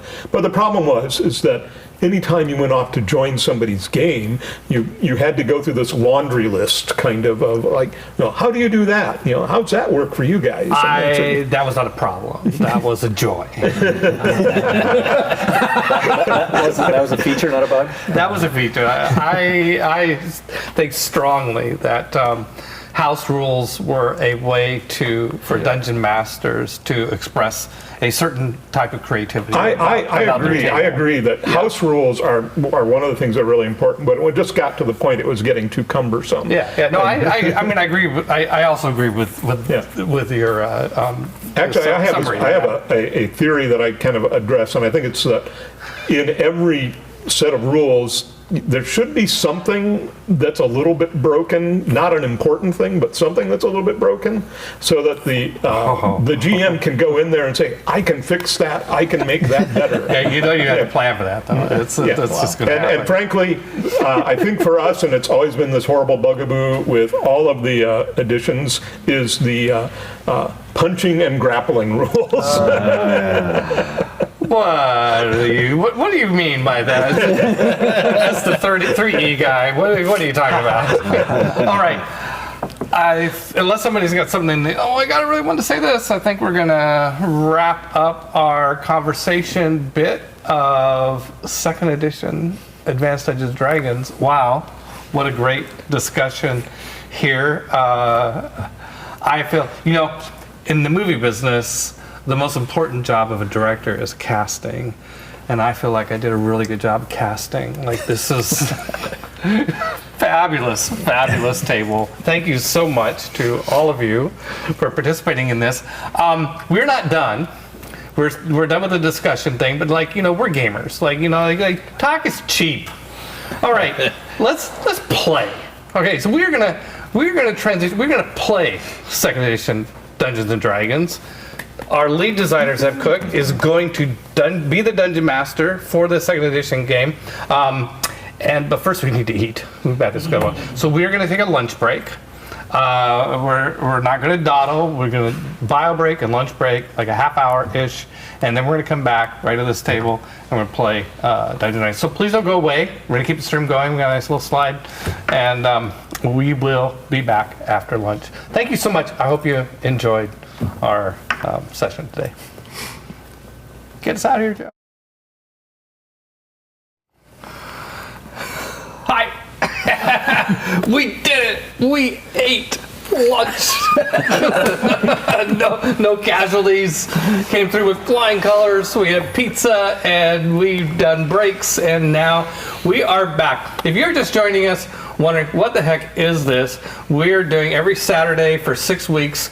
We're doing a deep dive into one of the editions of Dungeons and Dragons. We started with original D&D 2 weeks ago. Last week was AD&D. This week, 2nd edition Advanced Dungeons and Dragons. What we just finished was talking about it. Well, talk's cheap. Now it's time to play. We're going to play 2nd edition Dungeons and Dragons, and let's take a moment to reintroduce ourselves. I'm Peter Atkinson, he, them. I'm the host. I will not be playing today. I'm going to be on social media and the Twitch channel, so say hi to me on Twitch. I'll see you there. We're on, if you're watching us, we're on twitch.tv/GenConTV. Kind of, they'd be like saying, oh, you're watching Channel 3 while you're watching Channel 3. That's kind of what we just did. Anyway. So we are joined by an amazing body of people. So start with our Dungeon Master. Hi, I'm Dave Zeb Cook, and I'm the designer for AD&D 2nd edition. And I'm going to be running a game with this illustrious batch of cutthroats, so please God say a prayer for me. I think it's the players that need prayers sent for them. Let's get that straight. All right, John. John Peterson. He, him. Alex Kammer, he, him, GameCon freelance designer and general layabout. Wolfgang Bauer, he, him, former Dragon Magazine editor and general layabout. Bruce Cordell, he, him, longtime D&D designer and current MCG designer and layabout. Steve Winter, he, him, former TSR editor and AD&D product manager, and now semi-retired. I'm Bill Meinhardt, he, him, and my task in life is to try to get one of every fantasy role-playing product made prior to 2003, and I'm about 100 short. Wow. Oh, and I'm he, him, too. Yeah. Hey, well, before I turn it over to you, Zeb, Bill, you're wearing some classic, like, there's a story behind your shirt and your hat. Why don't you share it with everybody so they can enjoy it this real is, quick. my first Gen Con was 1978. I was going to go in 77 at the Playboy Club, and as I was getting in the car, my mom said, "Where are you taking Billy again?" And my sister, unfortunately, said the Playboy Club, so I didn't get to go. So I had to wait till the next year, but fortunately, they came back with the Holmes box set, and so I started playing D&D in 77. But this is actually Gary Gygax's shirt from Gen Con 11, so I'm proudly wearing it today to honor honor him. And then when Peter was having the 50th anniversary of Gen Con at the Horticultural Hall that year, he had set up displays inside the actual Horticultural Hall, and a person came up and thanked me for my setup, and he asked me if I'd like to have one of these K. Gygax hats, the logo from the 1974 version of D&D. So I was happy to have one, and I have a second way to honor Gary for our game today. Excellent. Nice. Well, Zeb, All right, you are in charge. here we go. All right, first off, characters. I have pre-generated characters for you all. You guys can fight over them however you want. We have a 7th level human fighter.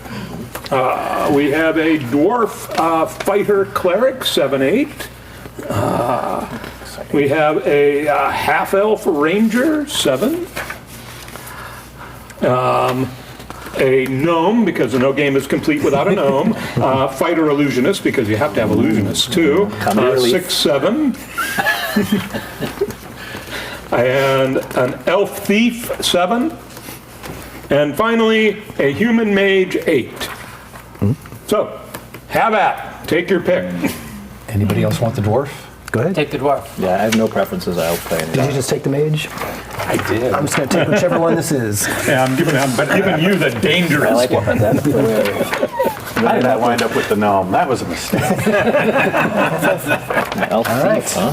Sweet. So, most all the information should be on your sheets. Proficiencies are listed on the back. Spells are listed on the back. I tried to give you absolutely terrible spell selections. Yay me.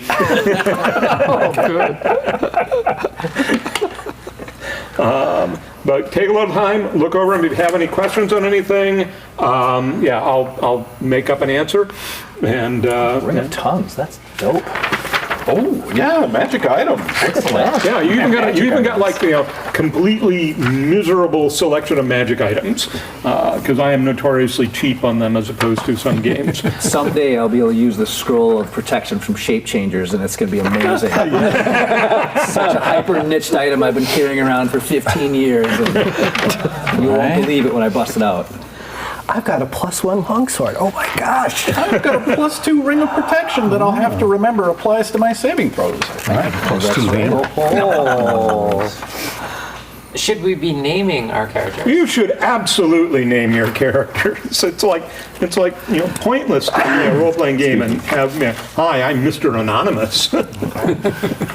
Mr. Anonymous. Is there anything we should know? Is there anything we should know about the setting we'll be thrust into that might influence our choice of names? Nice way to try to wheedle information out of the GM. Good job. All right, well, actually, I'll give a look. So this is a setting that I've been kind of playing around with a little bit lately. It's basically has the currently pretentious name of the Land of the Five Courts. So the basic concept is, in this fantasy setting, there are the world, the universe essentially, is divided into 5 courts. There is one for each of the compass points, the northern court, the western court, the eastern court, and the southern court. And then there's the central court. This game is going to take place in the central court, which is the court of men. The northern court is the court of the elves. The western court is the court of fell things and kind of demonic kind of things. The eastern court is the court of death. Yeah, very popular place. Nobody. And then finally, the southern court is basically kind of the court of dwarves and other things that dwell kind of beneath the earth.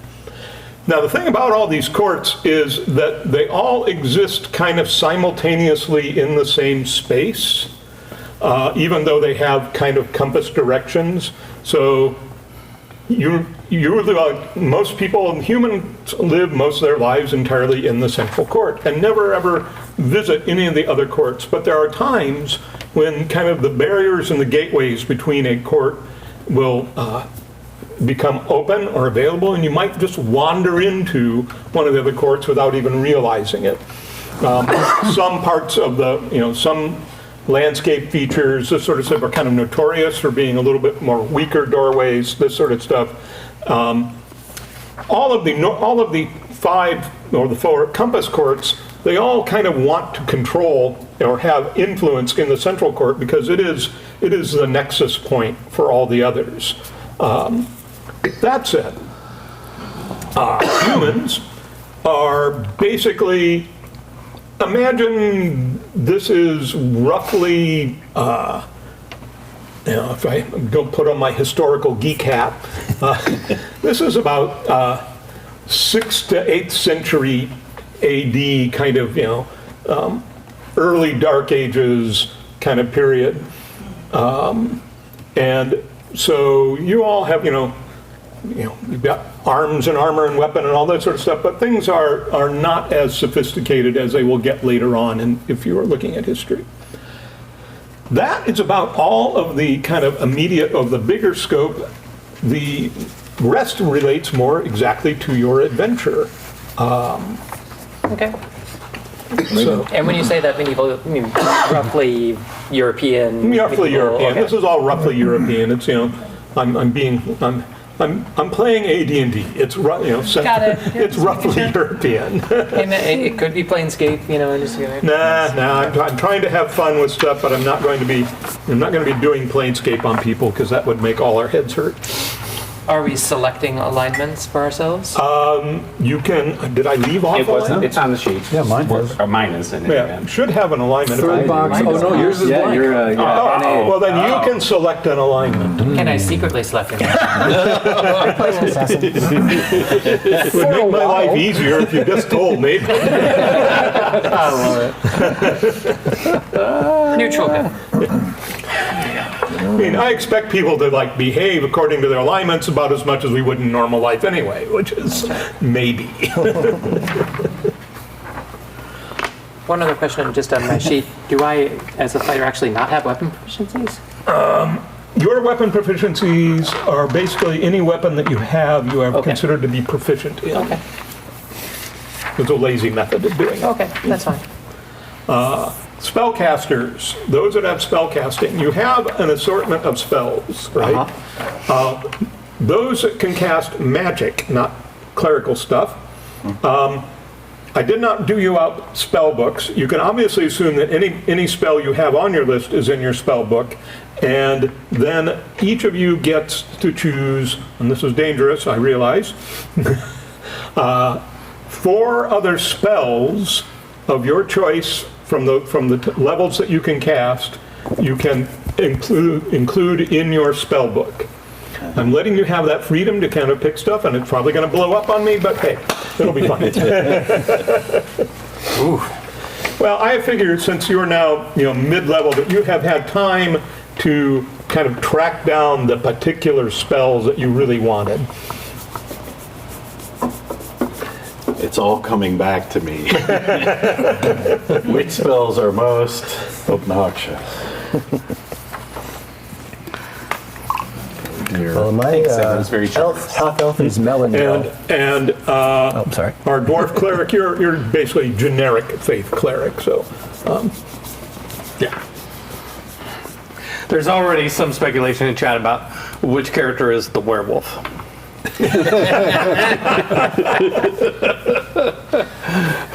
Not me. Says the All werewolf will every be time. revealed. Those are really cool dice. Kind of rubbery. Yeah. So if as they get their spells, does anybody else have any questions on their sheets? I see that you gave me weird, and these were armor class, official essentially MCD 2, product. 5 shieldless. I have no shield, so that's going to be my armor class. That's correct, because I don't have a shield. Actually, those sheets are a little weird. Let me look at those real quick. Natural versus. Yeah, the natural makes sense because I have a ring of protection, and What's my then, name? yeah, so I think it would be 5, character you have? based on my leather and ring of protection. Yeah. Okay. If you were armored, wait. But you have. What items do you have? You have a ring of. I think it factors in the ring of protection. So, yep. That's okay. That's very good. I don't know. The system does weird things at times. It's one of these. I find some character generator online and then try and get it to do what I want it to do. Sure. And invariably they print in tiny little type that's hard to read. Yeah.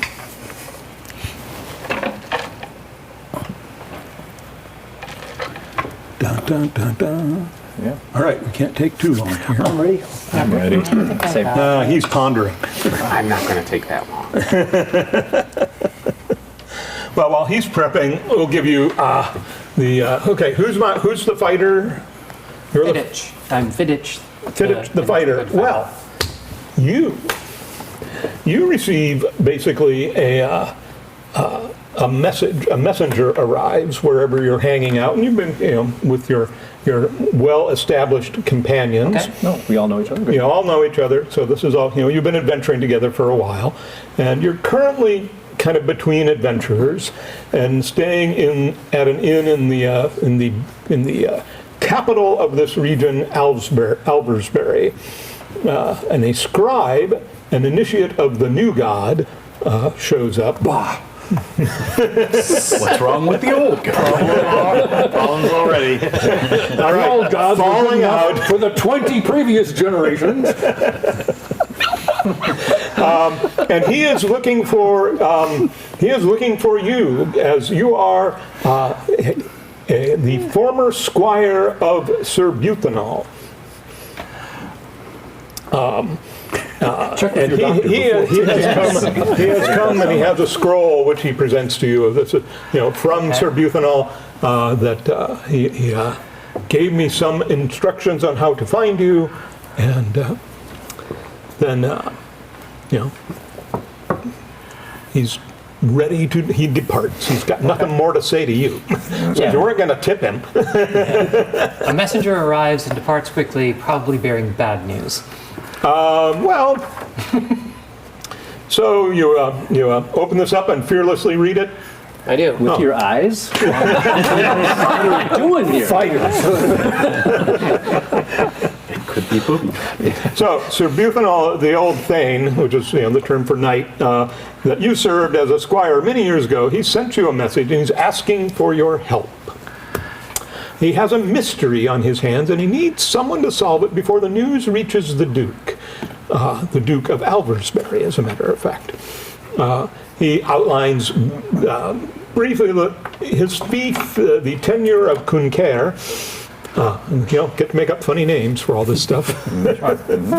Has been plagued by villagers disappearing, more so than maybe normal. And he needs to know, are they running off? Is something eating them? Or what's happening to them? And he was kind of hoping that your fond memories of your loyal friendship that you held for him are not false, and you will come to consent and enjoy his hospitality. Did I leave his service under good terms? You left his service under good terms. Okay. So he never did figure out what you were up to. Got it. Are you a false friend? So, from this, you could go track down Ludus and ask him questions. He didn't get very far. He went over to the bar. That's a long ride. I mean, what are you going to do? Yeah, I mean, I don't believe I have any questions for the messenger. Okay. I mean, I certainly would bring this to the attention of the group in whatever communal living arrangements we're enjoying at the moment. We're all at the same inn, probably, as is tradition. Yeah. Let's see. Drinking at the bar. I don't think so. Depending on how much you want to spend, you either have a nice room at this inn, or you're sleeping in the stables, or the pigsty if you're really cheap. Given our levels, we're not staying in the pigsty. Well, We have rooms, I'm sure, but there's a common room there, right, where we could all be hanging out. All right, so there you are. You explain this all to them. Yeah, just what was the name of the town again? I think I missed that. The town that you're in right now is No, the town where the the tenure of Kunker. Tenure of Kunker. With their fungible villagers. Okay. Severe loss of productivity there. And you know from kind of like so about Sir Buthanol. He was formerly a hero of the last war, which was like 20 years ago when they overthrew when the Duke overthrew this evil bishop Termalic, and basically established his own little dukedom. And that Buthanol actually was the one of the knights in charge of the assault on the final fortress of the bishop.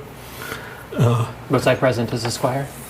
Was I present as a squire? Or is this after? Yeah, you could be. Okay. This is where you got your basic military training. Okay. And he's noted as he was noted as a quite cunning tactician.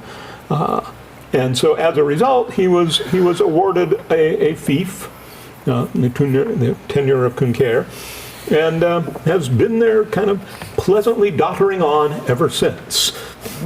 Because he was not a young man at the time of the storming the bishop's keep. So yeah, he's not gotten any younger. How evil was the Now, bishop? How evil was the bishop? Oh, the bishop was kind of depends on whom you talk to. The bishop was basically a follower of the old practices, and was by most accounts, lots of the he was a leader of a horrible cult that tended to venerate the witch queen Margadra of the Western cult, of the Western court, which didn't go over real well with all of these other religious groups, and especially the followers of the new god. But nobody is particularly lamenting his departure, at least not openly. They probably make up songs to taunt the old bishop. I heard That's it. one We should have a bar. just last evening. Scandalous lyrics. Scandalous. So Yeah, I will relay as much of this information to all of you as I can, and relay my immediate suspicion, of course, that because of my great patron, Buthanol's service to the duchy, perhaps some kind of revenge is being enacted, or this cult is rising again, and that might be responsible for the disappearance of the villagers and Kunker. Is that the right one? yeah, Kunker. And there is a time kind of limit on how soon this needs to be done, because Sir Buthanol has to appear in the court of the Duke and basically provide his yearly accountings, and that's like coming up. I see. And he would like to have this resolved before then, because Duke Alvershad is called Duke Alvershad the Bloody-Minded, not for random reasons. But surely he's the sort of duke who recognizes people who perform honorable deeds on behalf of the duchy, and would reward us at least with renown, if not remuneration. That addresses Jillian's concern about this whole enterprise. Yes. Is this another freebie?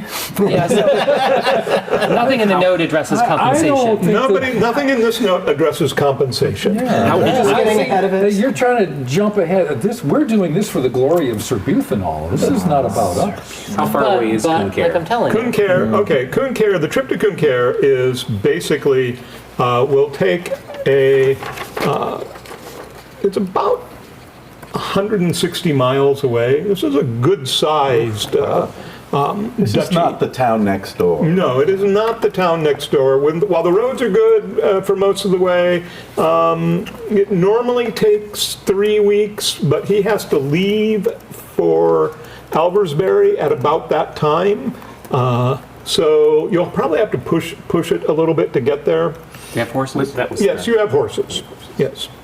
Yeah, you're high enough level that you have horses. Most regular gear, by the way, just didn't bother noting that on your sheets. You have it until you pull out 15 10-foot poles, and then But we do have one 10-foot pole and rope and things like that. yeah. You have those things that you Can we have a need. grappling hook? You have a grappling hook.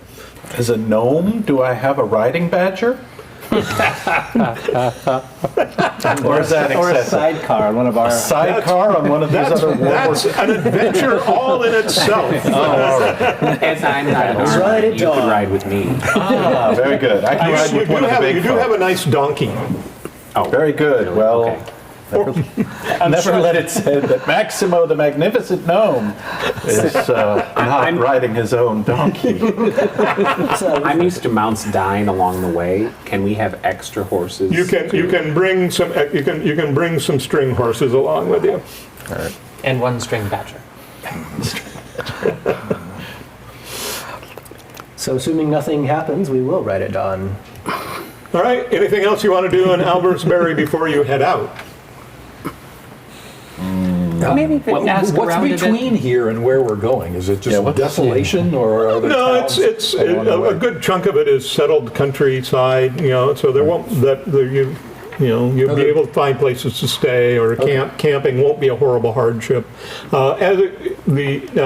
Kunkare is on the borderlands and that's to the west, lies to the west. It's on the borderlands, beyond which are unconquered kind of territories, or maybe, and going west is always a fraught with danger thing, because sometimes gates open up that you don't expect.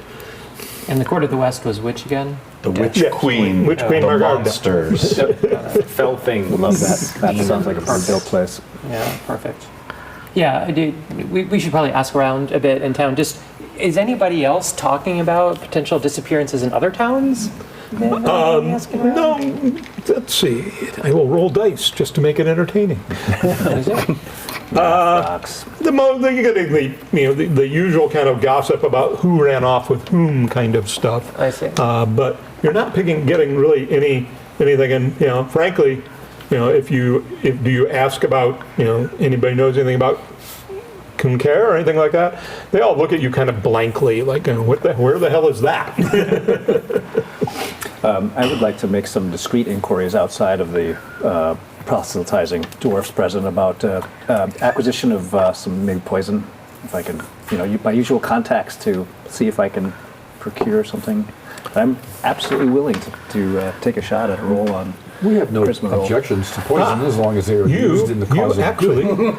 yes, you get As long as they're a right. vial of something that the fellow selling it to you, which he wants. He only wants 6 gold for this. What a value. Yeah, well, mind you. You get what you pay for. And he assures you it is wonderfully efficacious and should be enough to dose up your I assume you're dosing you want it for your blade, or Yeah, it could be. No, who knows? Keep your options open. it's enough. It gives you enough. It Like, looks like there's does that affect the probably about viscosity or taste, or what are we four talking about doses of this, however you choose to I'm going use to it. put poison in quotes then. Small amounts in your food Yeah, exactly. to get that tingle. That's right. I really like spicy food. May I assume I was picking stone skin as one of the additional spells? Do I have the requirements to cast? Yes, if you have a spell, you will have the materials. I just for want it. to make sure. Okay. Yeah, even though they're ridiculously expensive. At least I asked. Way to work the system. Say that. You might have only enough to do it once. Or we can sell that at the end of the adventure and make a nice profit. We? Well, it was my idea. Once they pluck it, once they pluck it from his dead body. I did hear you mention. You mentioned about tongues, so you have a ring that takes care of that. So Yes. that was not something I needed to take. That Yeah, no, you you're have the familiar. capacity for it. We've done this before. I have. Wonderful. I'm the translator of the party. You didn't want to call yourself the tongue master? I don't know if I'm going to go that far. Okay. That's probably Thank you. Please don't. reaching a little too high. All right, so any other business in town? We're all good? I'm sorry. I wanted to discreetly, as what was the character? Jillian. Jillian mentioned. Yep. I wanted to see if there are any rumors about butanol in the town. Anything that we did not know that other people might be thinking of butanol. Well, you basically, the biggest thing you get about butanol is, most people remember him as this glorious hero of the war, and then there are a few who kind of like, he's pretty much gotten, kind of dotty in his old age, and is not, overrated now. Okay. Yeah, that the Duke stuck him out in a little backwater fief to just kind of reward him and get him out of the way. Okay. Pasture. Thank you. Going to some old backwater. We can do as we please out there. Which will be to spread good. Absolutely. We always do as we Aggressively. Oh man, this group is going to murder each other at some point. Yeah. All right, then. So next day, you head out. You guys gonna go trucking along, and you make good time, and you figure that if you can keep the pace that you're going, you can probably cut a 3-week journey down to about a 10-day journey. Which still does not leave us a lot of time. Yeah, it does. But it leaves you at least a little window to do whatever it is he wants you to do. So we'll go quickly through this part because, hey, the real adventure lies ahead. But we're old dice anyway. And, the next couple of days, very quiet. You're going Travel through pretty much montage. pastoral countryside. And you go, okay, that's it. That's fine. Fine, 6 days, nothing's happened. Good. More nothing happening. More nothing happening. Lots of nothing happening. Okay, you're now finally in the last 2 days. You are, now you've reached kind of the borderlands areas, and you notice that wow, the villages are fewer and farther between. They are meaner and more kind of basic, and there's also a lot more of there's less influence of the new god and a lot more of kind of villagers that are still kind of seen to be in the old ways. Which is, only a minor conflict between these two kind of things. Just at one of these towns, can we stop and ask the local village elder if they've heard anything about the troubles there in Kunker? That is a good question. There. More die rolling. Well, the first town you stop at, they're like, okay, Kunker, nobody goes there. It's Too crowded. It's really out on the border. They're not as wealthy or as fine as we are, says the guy who's still covered in mud up to his knees. And Right. so he's. But as we get closer, again, You get closer. Most people, again, kind of they one group. Last one is you get really kind of close. There you get the. Ooh, that's Kunker. Nobody wants to go there because it's it's got bad omens. Such as? Well, Such as what? well, that was where the final battle against the bishop was fought, and so everybody's like, "Ooh, it's got to be cursed land or whatever." You know, they're convinced that anything is better than there. Okay, but they aren't reporting disappearances or anything. No, they're not Okay. really reporting disappearances. They do get some reports that they have seen, things on the road at times that that are not good. But then they just hole up at night. Because what else can they do? Well, they can wait for heroes like us to arrive. Have you come to help us? Well, not necessarily. Not you personally. Not you in particular. It's more of a trickle-down house. We mean the nobles of the village. Of course we are here to. Well, they've got something that they want to hunt. We will help the aristocrats, and they will help them. You want to find it down? Well, there's been something has crossed over We're just going to help the job creators. from the Job Western creators. Court for certain of it. And, Not sure how much job creation there is in being a peasant. They're terrorizing the crofts out on the moorlands. And what is it that has been terrorizing? It's a horrible, horrible thing. Horrible thing. Yeah, and you get 6 different descriptions of it. And when does it do its terrorizing?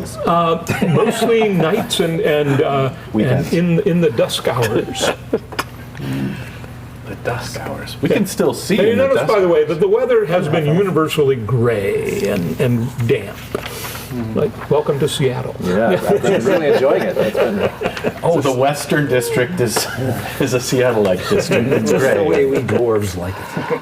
Has there only been one? Have they all been just on the moors? These incidents? Yeah, it seems to be, it hasn't come down this way, but they're all terrified of it. Bad things have happened to some of the smaller, households out there.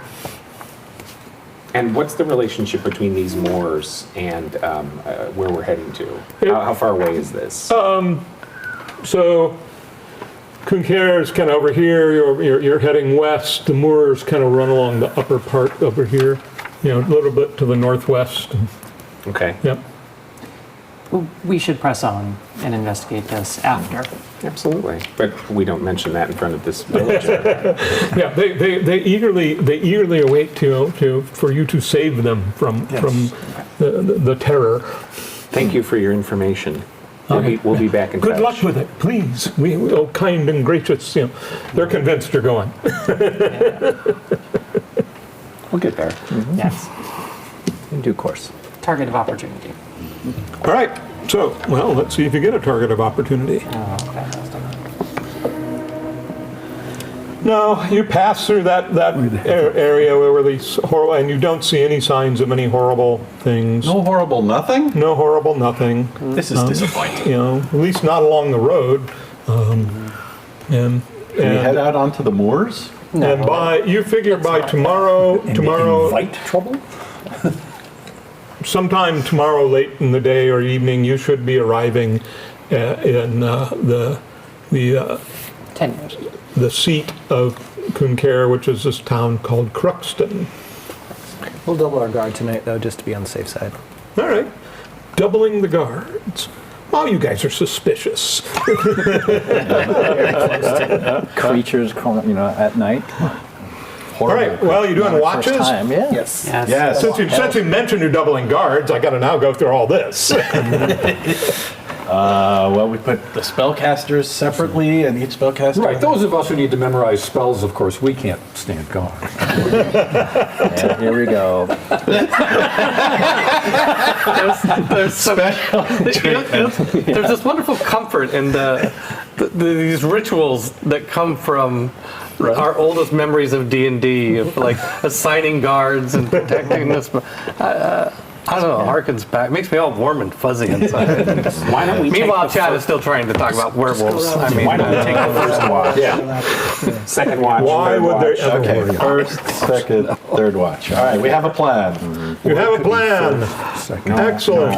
Oh, you know what? We're the spellcasters. Hey, I had a we're reason. the dark vision ones, right? We have in the deepest, darkest night, we can, yeah. All right, so first watch. Who's first watch? All right. 2 casters. Two spellcasters. Okay. I'm a fighter. Right. Yeah. Right. He identifies as a fighter. And nothing happens. Second watch. Who's on? robbed. Dark vision. Dark vision. Likewise, nothing happens. Oh, you guys are screwed. It's all on you. Third watch. Dark vision. Nothing happens. Oh, wow. This is going to be easy. Next morning, after you hear rumbles and stuff during the night, but nothing showed up. So, next morning, We're off. you're off. Yep. As you are gathering up your animals and everything, roll for surprise. We just talked about this. D10. Yep. Have a reaction adjustment or something, I'm sure. Surprise adjustment. There it is. Under dexterity. Whatever. Thank you. 0 surprise. Yes, I got a 9.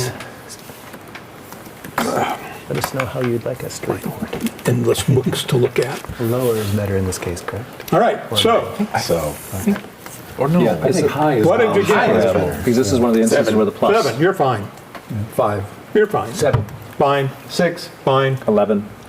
Beep. 9. Okay, you're all fine.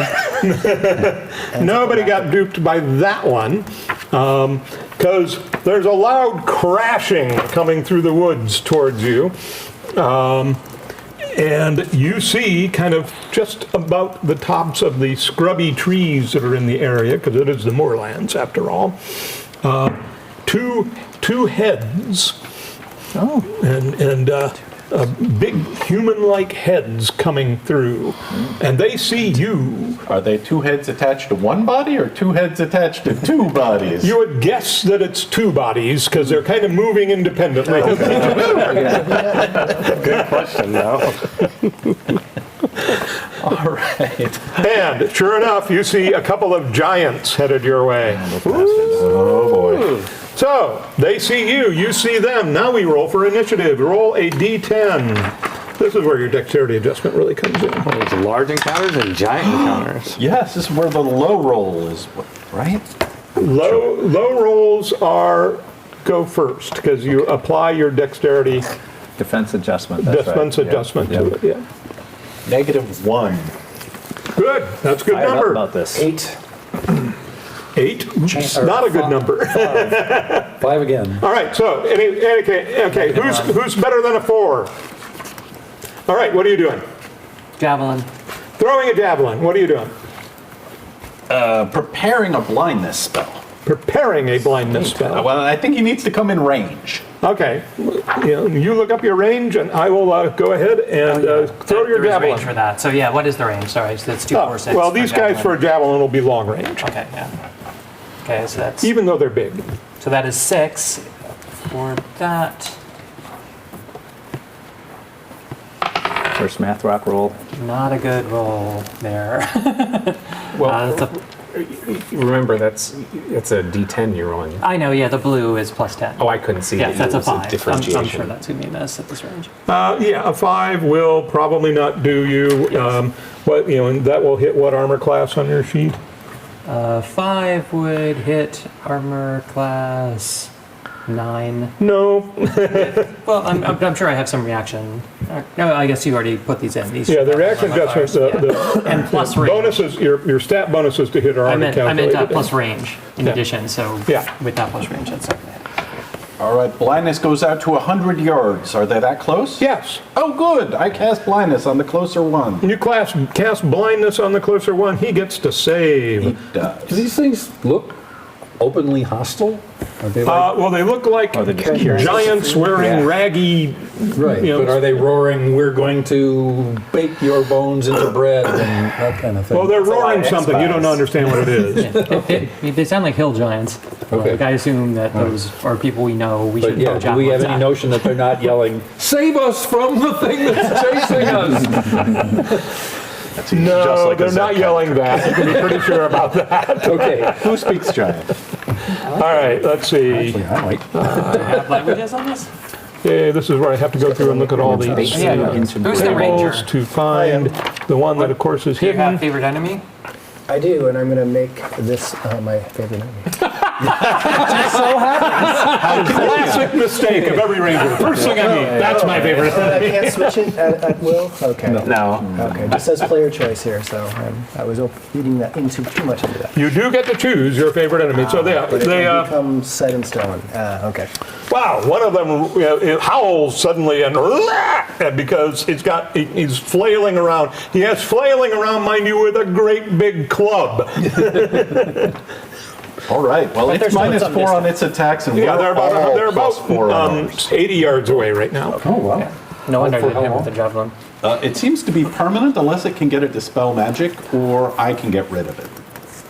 Yeah, Two on the my blindness is a really nasty thing if it works. Oh, blindness. Okay, Yeah. never mind. I was thinking it was like, All right, so But the other one does not seem affected. no, the other one is not affected. He like grunts and kind of. It sounds like almost like he's laughing, and he charges forward. You've got you who flung a javelin, and that successfully makes you the target of choice. Yep. And oh yeah, he hit. AC 1, I'm not bad. No, not when he rolls a 20. It's a hit. All right. So, you get hit. He does only that much. Wow, he rolled really badly. He only does 9 points of damage. Okay. So he catches you a glancing blow with his club. All right, those of you who haven't done anything, go ahead. The other giant is flailing. He won't be able to get an attack off this round. I come up with my sword and attack the giant that's attacking my friend. What segment were you on, or what in your initiative? Oh, well. 8. He was 8. I forgot what I rolled. What are you? Okay, I was at 5. Okay, you're going to do. I want to cast Charm Monster. Okay, you're going to cast Charm Monster. Yes, on the one that was attacking John. All right, you cast Charm Monster on the one that was attacking John, and does that have any modifiers to the save? No, because it hasn't taken damage yet, which is why I was asking Okay. the question. You cast Charm Monster on this one. I know your trick, so yes, I was waiting for you just in case. It doesn't seem to notice. Okay. It's apparently not bright enough to even be bothered by this. all right, I'll try to smack it then. I'm also 5. All right, you're going to run up and smack it. Yeah. Yeah, no, that's not gonna. All right, over here, and what are you? I'm at 5 too, but I can wait. I want to wait to make sure all the melee fighters get up front first before I draw attention to myself. So let's go ahead. Okay. Go ahead, guys. Go on. Have at it. I roll 5. Wow, this could be a short adventure. But then, Do I get a +4 to? you get if you're attacking the blinded one, you get a +4. Yeah, probably Which should one get is the the near aggressive one that's blinded? The near one is not that. I think we're Yeah. treating the blinded one as crowd controlled and we're focused on the aggressive one. But Right. right. Okay. Okay, I hit AC 1. You hit it. All right. By way, for future reference, you need to hit armor class 3. Okay, wow. I don't think I get a damage bonus. So just 2 points of damage from a short bow. 2 points. Okay, it's going to be a alas. long, slow fight. Yeah, I didn't roll well. I still would have missed. All right. Yeah. All right, so top of the round. You didn't move it. Next up, round of I initiative. think- doesn't he get 2 attacks with his bow in the round? That I don't know. I don't it should be remember. listed Your- on your your. It rate should be should be- listed on your sheet under rate should be The attack. number of too. attacks is 1. Just So as one? it's, Yeah, just one. Yes, if he gets to attach with the That bow gets multiple shots. Right, we I get multiple double shots here. attacks. Okay, next time. So top of the round again, or Are we maintaining the same initiative order? Oh no. No. AD&D, baby. All right. By the way, if you want the fight to move faster, you can roll one die and just modify it into. Everybody modify off of that die, or we can keep doing it this way. I leave it to your guys' choice. This is a little slower process, but all right. Yeah, So- let's go to one die Yeah, next let's round. not use. All right. Who goes faster than a 5? Who's got under 5, 4 or under? All right. Go ahead. Who's one? Go ahead. Well, we're going to sleep tonight, I hope. So I'm going to cast. Actually, they're in combat with it, so never mind on that. I'm not going to do that. Oh, darn. Yeah, it's like on me. I will cast a magic missile at the one that's attacking John. Okay, so how many missiles do you get? I get 4. 4. Wow. It's like a machine gun. 4, 6, 9, 10, 14 points. 14 points. Well, that's more substantial. How you looking? Like you just took 14 down. I'll attack next unless someone wants to attack this giant. I've already missed with the bow, so go ahead. All right. So Yeah, I can get that out attack of the way. twice apparently, and that's going to be a miss. 7, 8, 9 is going to be. I missed twice.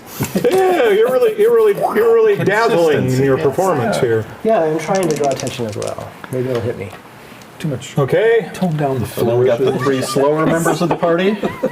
Yeah, I'm at 7, so. I'm at 5. Or, no, I'm at 6.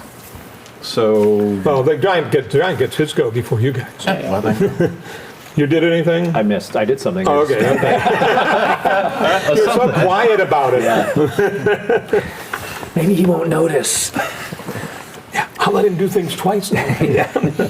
All right, so what's there are now multiple targets, so he will Yeah, he I will got my be shield and bastard sword. I'm generous and go after you. What's your armor class? That would be a. I don't know. Where would that be? just down in the bottom right. 7. 7. Okay. Well, he hit you. Funny thing that.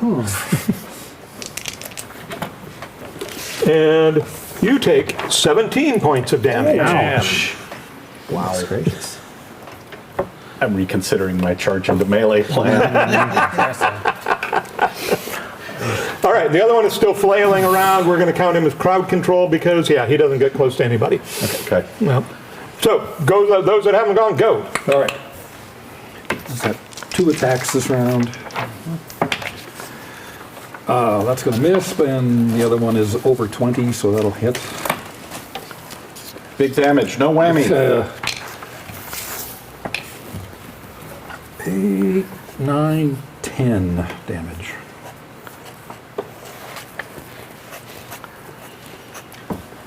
How much you do? 10. Did 10? Wow. Yeah. Yeah. Impressive. And remember, you get a bonus because giants. I think they have a penalty against me. Yeah. Well, it's the Right, same. which is why I... Hit me! Yeah. You big loser! You couldn't hit me if I was as big as a barn. Oh boy, now we have to try. All right. I've still got 1 action. I see what's going on up there, the carnage, the flailing, the hitting. I do not spur my donkey into battle. I get out the hand crossbow for an easy shot. All right. Cheap shot. 20! Whoa, okay. What happens with a critical? No double damaging. You hit. I hit. You hit. That's still good, I guess. Oh, wow. Versus large hand crossbow, they stink. 2 points. 2 points. Yeah, wow. A prick. I feel a prick. All right. Bastard sword one-handed twice, and that'll be 1 hit. And that is D plus 6. That's nice. And that's 14. Whoa. Whoa. That's how Woke it's up done. finally there, eh? How's- All right, he's looking pretty beat up, and the other one is still flailing around. He seems to be actually, let's see, he has stumbled off in the wrong direction. Excellent. All right, initiative. We're going to do 1 group initiative and modify off it this time? Yeah. Okay. You can do it that way if you I'm want. good with that. All right, I got 9, unfortunately. Did I say I was good with that? All right. Anybody below a 7? Oh, yeah. I am. Okay, those that are below a 7, go ahead. They rolled lousy too. All right. I hit for 3 points of damage. 2 points? 3. 3. Oh, wow. I know. It's pretty big time, guys. Bastard sword, bastard sword. That is 2 I'm hits more of an this urban time. kind of setting. It's going to be a lot. That is going to be 8 plus 6 plus 6. So that would be 20. All right. And you, what are you doing, Wolf? I was going to use the flame arrow on these crossbow bolts and fire the magically flaming crossbow bolt at him. So cool when you do that. I love when you do fire that. a magically flaming crossbow bolt at this guy, And I miss completely. and a flare goes up into the sky. And this giant crashes to the earth due to the mighty efforts of. I'm not saying. That one plink you gave him at the end, that is What? All right. That really? That did it? No, you didn't hit it. No, I missed. Yeah, I think, yeah. I think Fiddick Were you was looking for the efforts of slashing. Fiddich? Is that what you're- I make sure it's dead as soon as it's dead. It's down. Coup de grace. And the other one is still roaring around out there, stumbling around. I mean, I'm not dismissing the blindness until we're a long ways away. You don't have to dismiss the blindness. Oh, we should catch him and Yeah, put him I'm down. going to dismiss it While eventually. they're worrying about that, I'm just going to see if the dead giant has anything on its person. Does I was going to say, let the looting begin. Wait to get Dude, monsters are still up. Have some class. Somebody, I'm saving time. Oh, I see. You're looking for an address or something about Yeah. clues about he's got this, pouch full of, charmingly rancid something kind of meat. You could investigate that further if you want. No, it's all right. Darn. And he has a couple of colorful stones in there. I will hang on to the colorful stones and show them to the assembled after we reconnect. All right. And what are you guys doing about the blinded guy? Do you decide? down. We're finishing him? Really? All right, well, we're going to assume that you're actually smart enough not to get close to him. And after 30 minutes of shooting arrows at him, whatever, he'll finally go down because he can't really do anything We'll wait as for long him as to trip and hit him, which he will. he falls like, down yes. a bunch and all sorts Right. of stuff. He's blind and raged and all that sort of stuff. And so, Hamstring. congratulations, you've turned into giant butchers. He's got like a minus 8. It's got to enhance our reputation. Maybe that's our party name. After waiting an Giant appropriate amount of time, we'll look and see if he has anything on his person. Clues. The word you're looking for is clues. Yes. He's got this weird script tattooed on his Does he flesh. have the heads of villagers that have been abducted from? Oh yeah, Well, that this mystery meat. one, Right. this one, smell no, like he also villager has meat. questionable meat. Jerky that looks Yeah. Does it look like villager meat? Well, it doesn't look, it's kind of somewhat rancid. You think some of it might be from a horse. You're not quite sure. Okay. And you're you're really not sure at all about the rest of it. Okay. Ew. Okay, but nothing obvious that has like a pan with a ring on it or something. Joanne, No, clearly no does not obvious, suspect any of that. like, oh, look, Really that good was saves Fred. against poison. Would you like to cook up a meal? Just taste it raw, man. Just give it a try. Bolt some down. But you do find a wonderful random magic item of some sort. Random magic item. Yeah, this was a random encounter. So hey, So we got a random item. it's a random item. And my attempts at retrieval were being dismissed heretofore. I was suggesting we deal with a thrashing giant before we start It looting. wasn't the action, it was the time. I hope we get another scroll of protection from shape changers. That's all So I'm saying. we have one here. Check in, Me or you? Me. Okay. Oh, you found a weapon. So now we see what the strange results one gets from rolling up items randomly. This will be, I'm sure, Hand crossbow, hand crossbow, hand crossbow. Hammer of giant slaying. Warple sword. Another potion of protection versus shapeshifters. Yay! Well, the best part is when you roll for weapons, you get like what the hell is this, right? You found a trident.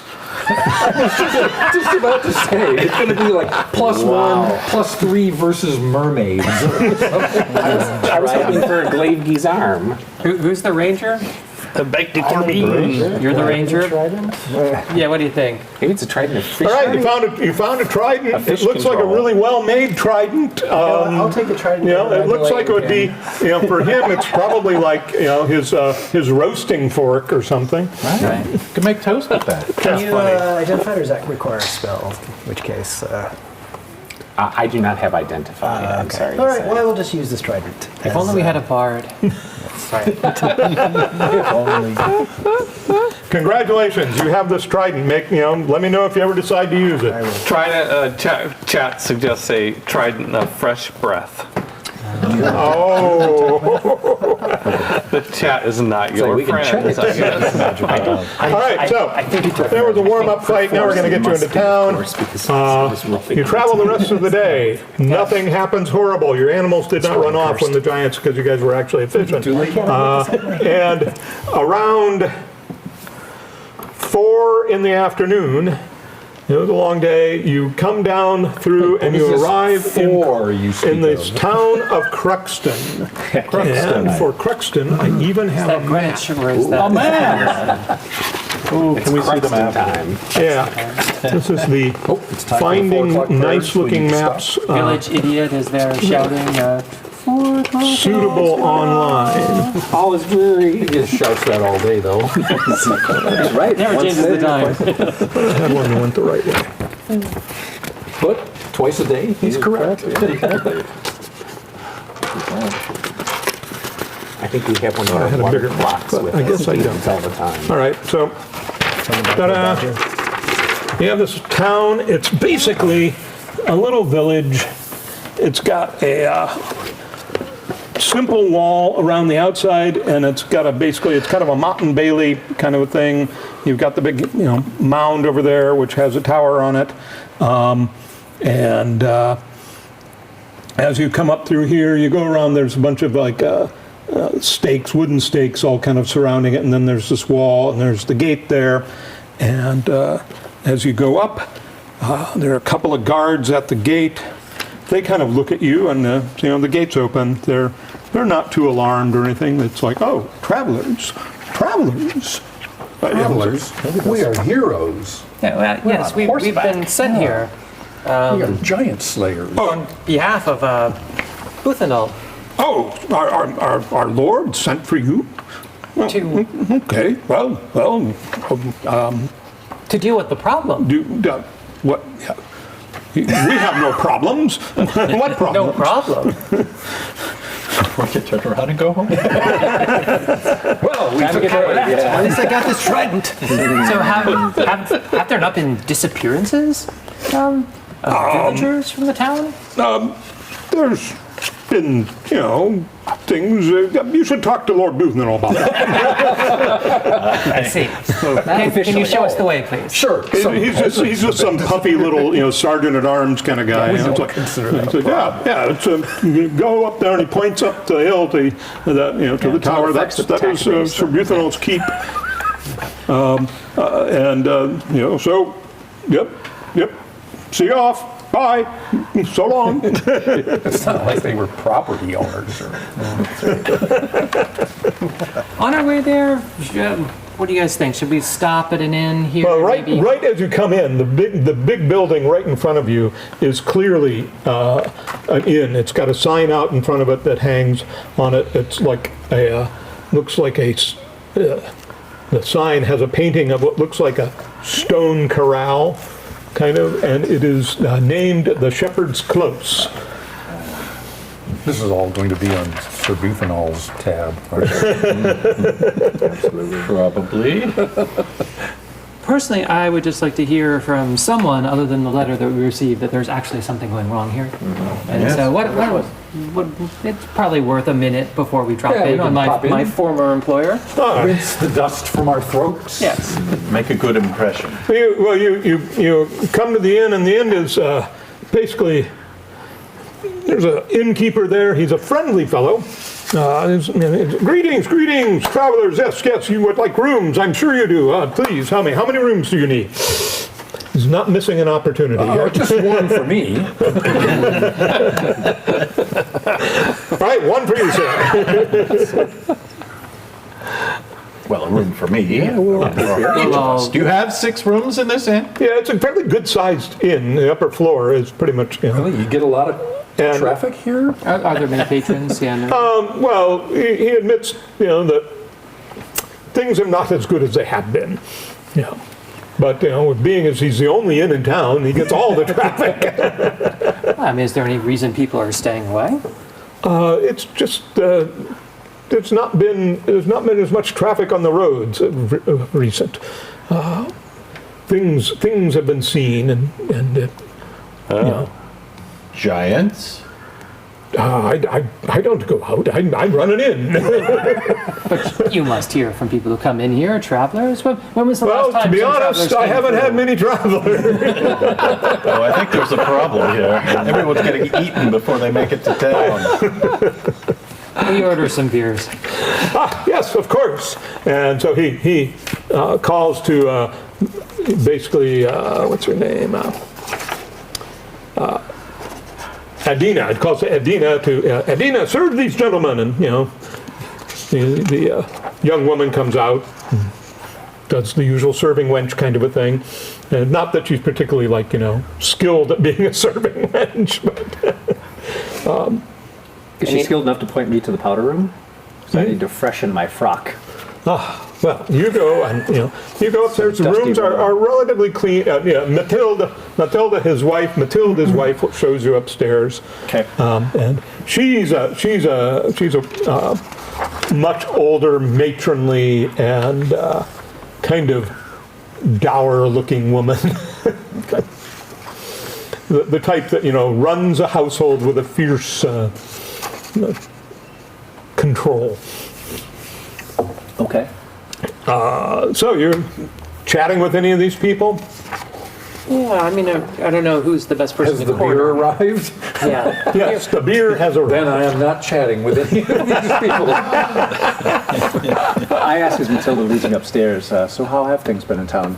We've heard some disturbing rumors of people disappearing. Is that She is kind of blunt, and so she does not engage in gossip. Yeah. well, how about fact? How about fact? Interested in that, Matilda? Are there people, in fact, missing? Well, there have been. Yes. Yes. Sorry, can I get her sworn in here? This is really. This is really. Yes, she allows it. There have been some people that have gone missing, but this does not unusual. Okay. A lot of people just things happen. Yeah, things happen. That's true. Can't argue with that. Anyway, but anybody talking with the innkeeper? I want to talk to Adina. Adina, okay. If we can corner her. Who's the highest charisma person here? I got 15. 16. 16. High charisma person. Fancy lads. Please go corner Adina. I was going to talk to the innkeep, but Oh, you want to talk to Well, the innkeep? we can You you talk can if talk you to want, all of them. man. I have who do you want to start with? Adina? Okay, Adina. So you talk with Adina. What's her charisma? Oh, mine's 15. Oh, she's happy to talk to you. Yeah. She is she's young, looks to be probably about 17 to 19, something like that. She's so of course, sir. What can I help you with? I mean, we're just passing through town, and we're obviously we're pretty seasoned adventurers, but still we've heard. Well, there's a lot of things that are maybe to be afraid of out there around town these days. Are you concerned for your safety? Well, she's only concerned. She says that her only concern is kind of staying clear of Vanson. He gets a little friendly, We too don't friendly. mean that kind of danger. Oh, you don't mean that kind of. People disappearing. She's knows of a friend of hers, a young girl had gone missing a few weeks ago, and Hasn't been so heard from she feels really bad about that. What was she doing when she went missing? Was she in Oh, town? I Was don't she, know. She just there was a farm boy she liked, and he went missing too. I think maybe they ran off. Oh, could be. Where was this farm? Yeah, where was this farm? She tells you location. It's out into the One of these out here. Yeah, we'll pull out yet another map so I can, pretend I actually know where I'm talking about. Giant lands of doom. This is how we know we're on the right track. There's a prepared material for this. Yeah, well, look, see, highly exciting map. But it's a hex scroll. It's a hex scroll. We need to go hex by hex through the entire page. So yeah, it's Few hundred people in this town? Is that the... a half a day or less to this little farmstead. Okay. We'll take note of where she suggests that farmstead might be. Get the address. And that's where the farm boy was. Yeah, I understand. And Bill, you want to talk to them? Yes, I'd like to talk to the innkeep. All right. Well, the innkeeper's he's a chatty fellow, so he is happy to talk because he doesn't get to see people very much, and It's not a good thing in his line of work. he tells you. Have you heard like all the rumors about like the foul creatures out here? Please do tell. The werewolves, the black hounds, all that black demon, all that. It's all nonsense. I tell you, it's all nonsense. Did you say Old Jacob werewolf? swears he's seen it around his croft, but he's just spreading stories to keep people away from his whiskey still. That's, I'm sure. It's don't put too much faith in that. Everything's fine There's here. a whiskey still. There's treasure. As good as it's going to be. Some ethanol. Should not have brought up that. That'll take a whole different direction. He's an old man. He could do, we would do better with some younger blood in as our Lord. But if he were more vigorous, we wouldn't be having any difficulties at all. I realize that, in some ways, you are the bulwark at the end of civilization here. You protect us from what lies beyond. Absolutely. Absolutely. This whole community. So what's going on beyond these lands? Have you heard any things? Are things beyond the lands. Yeah, beyond the lands is basically that takes you out into the territory of the people you don't really want to deal with. Excuse me while I find the right sheet because it all gets mixed up. It's wilderness out there. I tell you, it's there's nothing good to be found out there. It's a jungle out there. And I don't know. I get the feeling we're headed out there. so you've got the wild tribes out there, the satanic. People go out and mess around with them. They get in trouble. That's why that's one of the reasons that we don't profit well out here. It's hard for we have all this fine hunting woods, and it's hard to do anything there because they will sometimes attack, they will sometimes raid, and have you heard of any raids lately? No, it's actually that part. It's been rather quiet, so we're very pleased with that. Are these tribes in are they in a loose confederation, or are they all individual tribes? They're all a bunch of tribalish pagan kind of people. Can't seem to get themselves organized in any way, shape, or form. That's one thankful blessing of the whole thing. Does Sir Butenal ever send anybody out to fight with these tribesmen? Oh, well, when the huntsman went missing, we sent out a lot of people looking for him. So they didn't find anything, and it's probably he ran foul of them and got raided, and so... How long ago did the huntsman go missing? Oh, that was several months back. Months back, okay. Enough time for his flesh to become rancid. In a giant's bag. Just saying, guys, these are pretty easy dots to connect. Already solved that problem. Yeah, exactly. We're done. Thanks, Zeb. Yeah, we took care of that. You're the giants. It's just the two giants. CSI Gillian here. Oh, the giants are behind everything. What do you know? All They right. would have gotten away with it too. And they got that trident. So there you go. He offers that up a piece of advice. How many guards are here in town? How many? Oh, I think we had. Tribunal has about 100 men. 100. Yeah, It's pretty substantial. This is a good hold. I'd say he needs them. Because he can't seem to do anything without them. Suggestion of a competency, eh? You know, we Who's could his knock second in command? We can That would be Why do you gotta Parsis. poison this? Is Tarsus is his second in command. Tarsus is his yes. Where does Tarsus hold up in the hold fast there? Where is he located at? Oh, he resides at the keep. Okay. the list He's, of yeah, suspects. he's a good man. You know, good, he's a clerk. Okay. Well, if there's no further information we should gather here, we should go see Withenall. What an idea! Yeah, I should have my coifing done by now. No, So we're refreshed. Are you satiated? One for the road. How many have you had?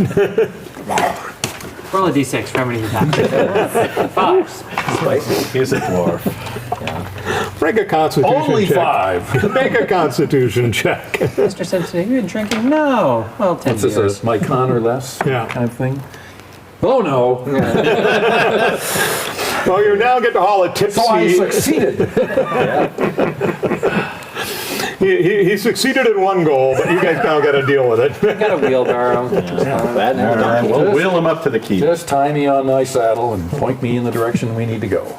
All right.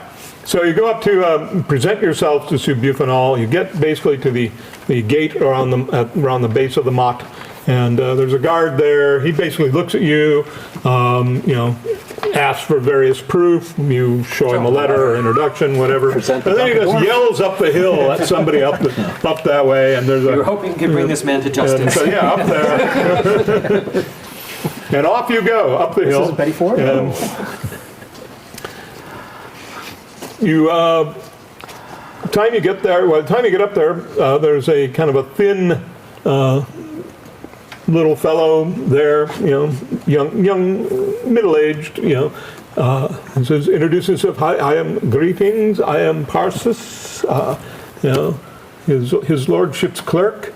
And we welcome you. Please, are you? I am Fittich, having long been you are Sir in his Fittich. You are lordship's service. Fittich. Please, Squire Fittich. Here's the Come.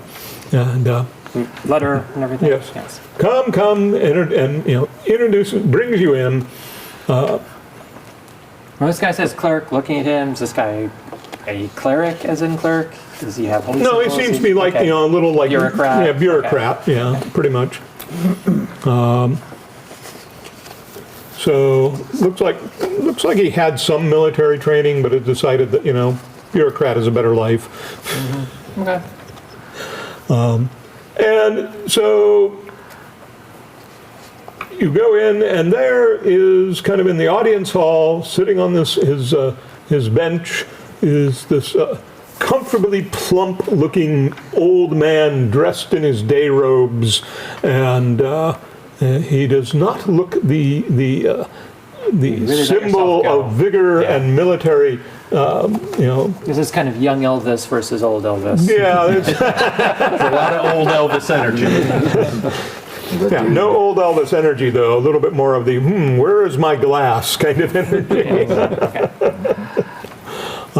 And he looks at you and he goes like, do I know of any of you? Who are My lord, I'm Fittich, and your old squire. he eventually he kind of like it dawns on him. You yes. Lumbers up to his feet, comes down to give you a big hug, greetings. Very deferential. He's very happy to see you. He's treats you like the long lost friend that you are. Well, we received your missive and And came your with all friends, haste. who do we have? Whom have you brought?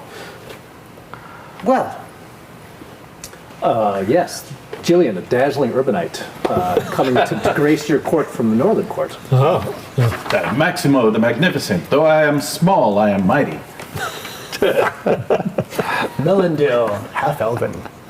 Okay, well, I'm a man of open mind. So.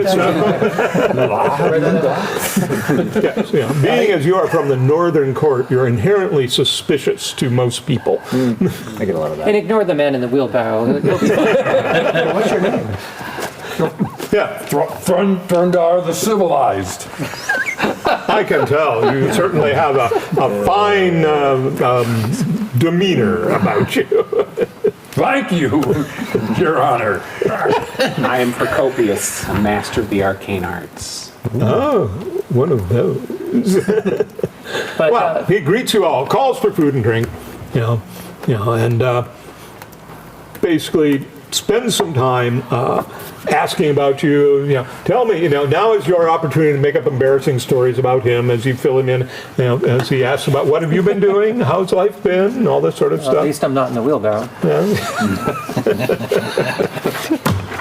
Good old wheelbarrow. It's a collapsible wheelbarrow. He will small talk for as long as you probably let him. Oh dear. But that's fine. I don't want to press him. Well, this will then goes on kind of in towards the evening. He hasn't yet got to the point. Well, maybe What's that charm spell that you have? protection from a shapeshifter? Oh, yeah. Right here in my holster. There you go. That's right. He might be a doppelganger. That's true. He's the werewolf, obviously. Not that I want to steal our time, but if I can sneak away and go find, Parsis? No, it's Parsis. I'll see if I can go find Parsis. Yeah. All right, well, can it's slip not hard to off. find Parsis. Parsis is standing kind of quietly at the back of the room. Okay. And so as you go over to him, and what do you want? Yes, sir. May I help you? This was filibuster or no? Procopius. Procopius. Yes. Okay.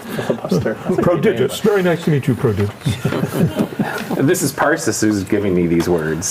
Has he been drinking? No. So he's. He's just, not good with names. I see. Sometimes that's all it is. So we've heard about disappearances that have been happening. In these parts. Oh, yes. Well. Excuse my lord, they have come to actually attend to some business, and he is discreetly at best trying to remind Sleuth and all that time to get to the point. Yes. We heard about a missing huntsman. So it kind of comes. So that gets the Thane stops blathering around, and kind of his expression becomes much more serious and seems to be a bit more sober too. And that basically he has missing people have gone missing, and it is a concern to him, and he's hoping that those with adventuring skills, such as yourself, can accomplish what his men cannot do. Which is to find some answer as to what has happened to these people, so he hopes that you would consent to this. Can you be a little more specific about who is missing and under what circumstances? Parsis will have all the details on perfect. that. Yeah. So We go to Parsis. all right, you go to Parsis, can you be Parsis. more specific? Who's missing and under what circumstances they disappeared? Well, Parsis basically he has his account books and his records, and he kind of goes through it, and he runs through the list. Let's see. First was Harold. Now he was a known poacher. Yeah, and so he disappeared probably about 3 months ago, and then Swiftwolf, the huntsman, also disappeared. Went up, never came back from a hunt in the forest, and that was 2-3 weeks after Harold went missing. Now, mind you, this is they've gone off into the woods, and things happen. This is hardly, and frankly, for Harold, he was poaching probably, and probably got himself eaten by something from the Western Court or something like that. We sent men in to try and find Swiftwolf. How many? We sent a searching party. They found a Suk hunting party, the tribesmen, and drove them out of our territory, but we never found Swiftwolf's body.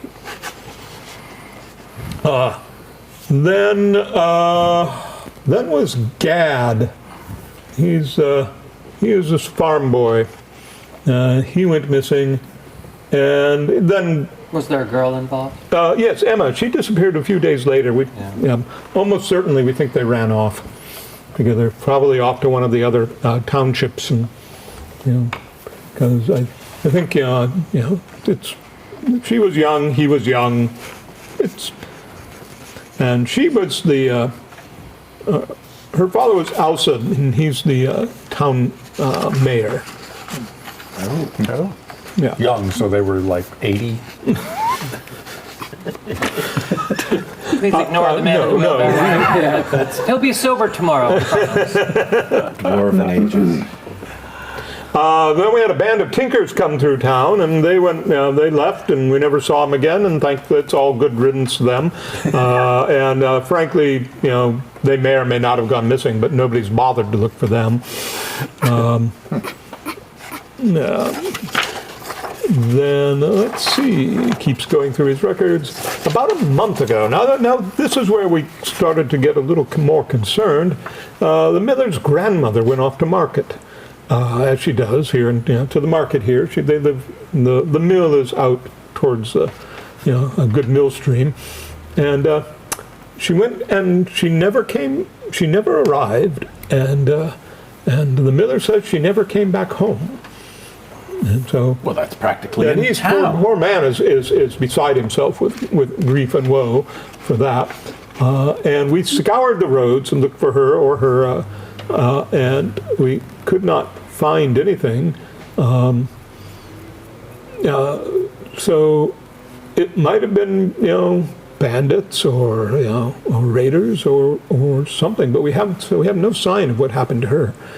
And then just a few days ago, even after he sent for you, Milos, our local priest, disappeared, and he had gone out to do his rounds of the outer farms as he is wont to do, and he never came back. You'll forgive me. Did Milos run off with the foreman? Ouch. I will not forgive you. So we have no sign. We've searched, and have found no signs of him. The last place he was supposedly seen was over at the Ifling crop, which is Gad, where Gad was, and they said that he had gone off to go console the miller, and then the miller said he never arrived, but nobody's seen him. Useful information. We should all deliberate a bit, I think, on the course of action. But do you have a map of the town that we can? Well, there's I a know map there that is one town. here. I see, Lee. Do we have a map of the town that we can? Yes. Funny thing. Okay. There's a map of the town. Good. Okay. So, I mean, this Gad's residence, is that? No, Gad he's out in the countryside. He's one of the Okay, so this is farmers. well beyond this. Okay. Map 2. Da-da. So that's Gad right there. Good. And we are here, Yes. here. Cruxton. Just out of curiosity, Parsis, what do these other things on here signify? Oh yeah. Well, this is the miller's house. This is where the mill is, and there's some other farmsteads out through Do you here. mind if I rotate this? Sure. Okay. We have a overhead cam, right? Okay, so the miller was here. Yeah, and Gad was here. Gad, and that's an old watchtower. Okay. And we came this way, right? you came in actually We came from in this way up through here. Okay. You probably saw that old watchtower as you passed by. This is that's the Courant estate, and that is Blackmont. Blackmont? Can never remember how I pronounce it. Yeah. And over here is Wimbledon.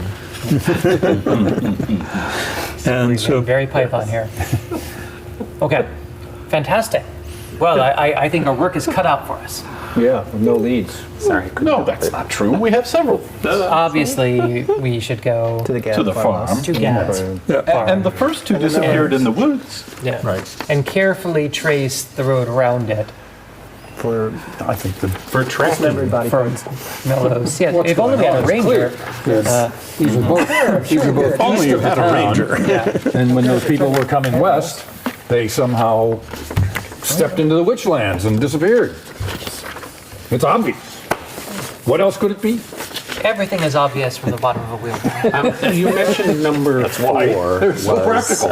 That's something estate. That is the estate of the Courant family. The Courant family. And who are the Courant family? Oh, they are an old family who have lived here for centuries, and have a merchant trading family. They have roots. They're not well loved. I would think it would be hard for somebody to be here for centuries and avoid the depredations from the west. Depredations from The west of here. we are all vigilant and well accustomed to dealing with those threats. The tribes, the savage tribes, are mostly to the west. Yes, And those are human tribes? they're human tribes, but also other things come out of the west. Yeah, well, what time of day is it It's currently? late at night, isn't it? We should all get a good night's rest and head out at dawn. Dawn. It's my favorite. At dawn, we ride! So, Or in the by town noon. itself, you acquaint yourself with the things, sides the gate and the shepherd's close. This is the chapel of the new god, and that's obviously the big thing. The keep, and there's not much else of really note there. Lots of little, villagers and that sort of stuff. Is this where Milos was Yeah. at the chapel there? That would have been his chapel. Yes. Should we go and see who's in We charge should there see. now? Yeah. If anyone. Anyone? I'm in charge here now. Thanks, Al. All right. Well, it's getting late. You're going to have to do that tomorrow. Yeah. So will you head back to the inn, I assume, or are you going to go wander around the evening? That'll, cheerfully alarm people. Now I say we do it. Let's be rabble-rousers. Down the street, banging on their shields. If you've seen anything unusual, come out. Dwarf in a wheelbarrow, for example. Okay, yes. You guys are going to be ever popular. Let's head back to the end, yes. By command of Sir Buthanol. Here. All right. So you go back to the inn. It's actually gotten a little bit of clientele in there at this point because they've heard there are strangers in town, so they're all kind of like discreetly gathered to kind of stare at you from, like side eye glances and this sort of stuff. these strangers. Question them individually. And it's actually fairly crowded this evening with an assortment of folks. Adina's running around tending patrons and Vanson's chatting at a table, and Does it seem There like are there's some- anybody there who might have something they want to share with us? oh, you could certainly work the crowd if you want. Well, I don't need me to talk to each individual person, but like, is there anybody there who's looking at us like they got something? Wants to approach us? Well, to your point, what I'll do is I'll sit away from the rest of the Yeah. group and see who's watching the group. yeah, Oh, okay. You sit away from the rest of the group. You do notice two men sitting at a table, and it's not so much they seem to be watching you. It's more like the rest of the people are kind of keeping a, kind of glancing at them every now and then. They don't socialize with anybody else, and they. Are they dressed? What? Are they armed? How are they dressed? They seem to be armed like standard townsfolk. Okay. They're not particularly, there's nothing particularly. They are dressed a little bit Tabard with better a big than most of the skull other on it. townfolk, but Halberds. Okay. They were but it's kind of like old-fashioned clothing. But then this is way off in the frontier, so hey, even if you were at the height of fashion, you're going to be still behind the elegance of the court. True. And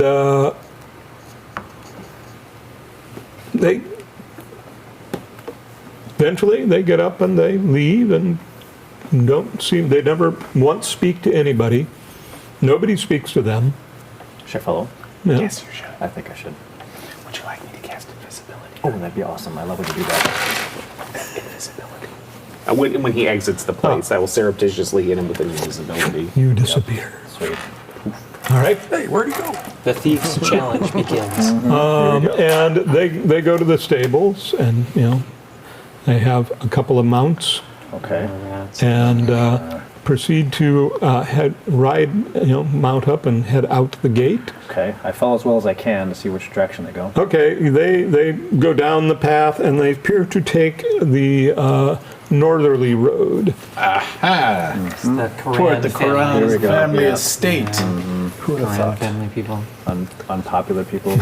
If he comes back to me, let me know. All right, well, he's going to have to tell you. I know. What are they gonna do? Or just attack someone. Yeah, exactly. Well, I'm invisible. I'm not gonna waste this.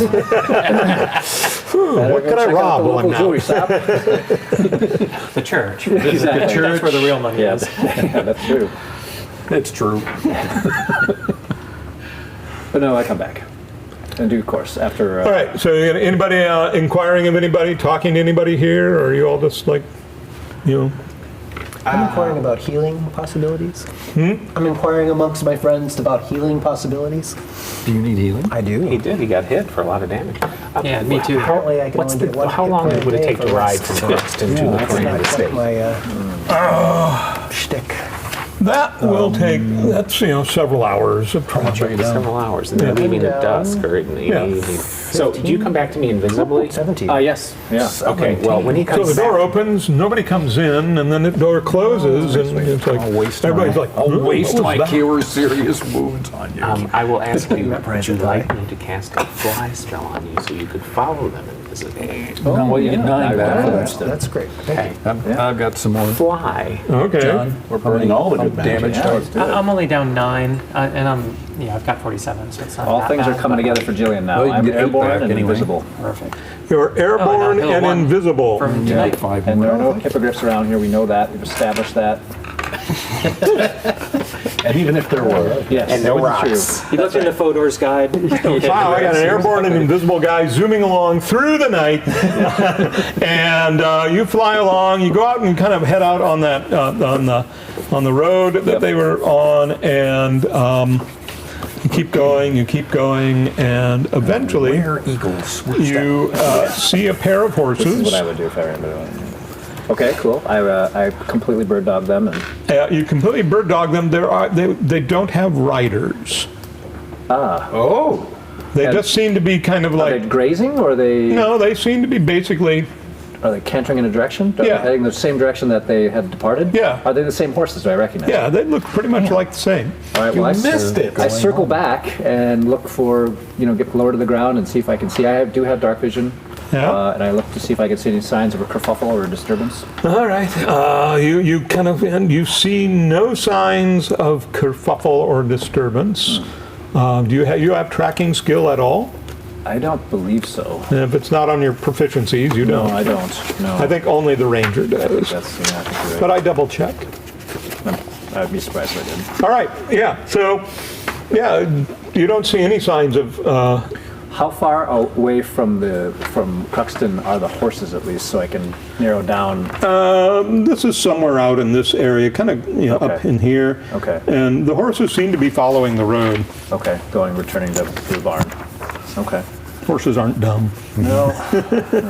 Okay. well, they kind of are, but they're not that dumb. They're not that one that way. I know where they live. All right. I guess I'll return back to the town and the inn and report all this. All right. I'd say somewhere in the next half a league or something, we lost him. And you come back, and once again, door mysteriously opens. A gust of wind blows in or something. I don't know. And then you hear whatever by your shoulder, and everybody's like looking at that door now very suspiciously. What the hell? What the hell is going on? That's true. I am intelligence 9. I wouldn't be smart enough to wait for a patron to open the door and sneak in. I'll just bust it. When are you gonna fix that door? I report all this. Yeah. Are you going to make him visible?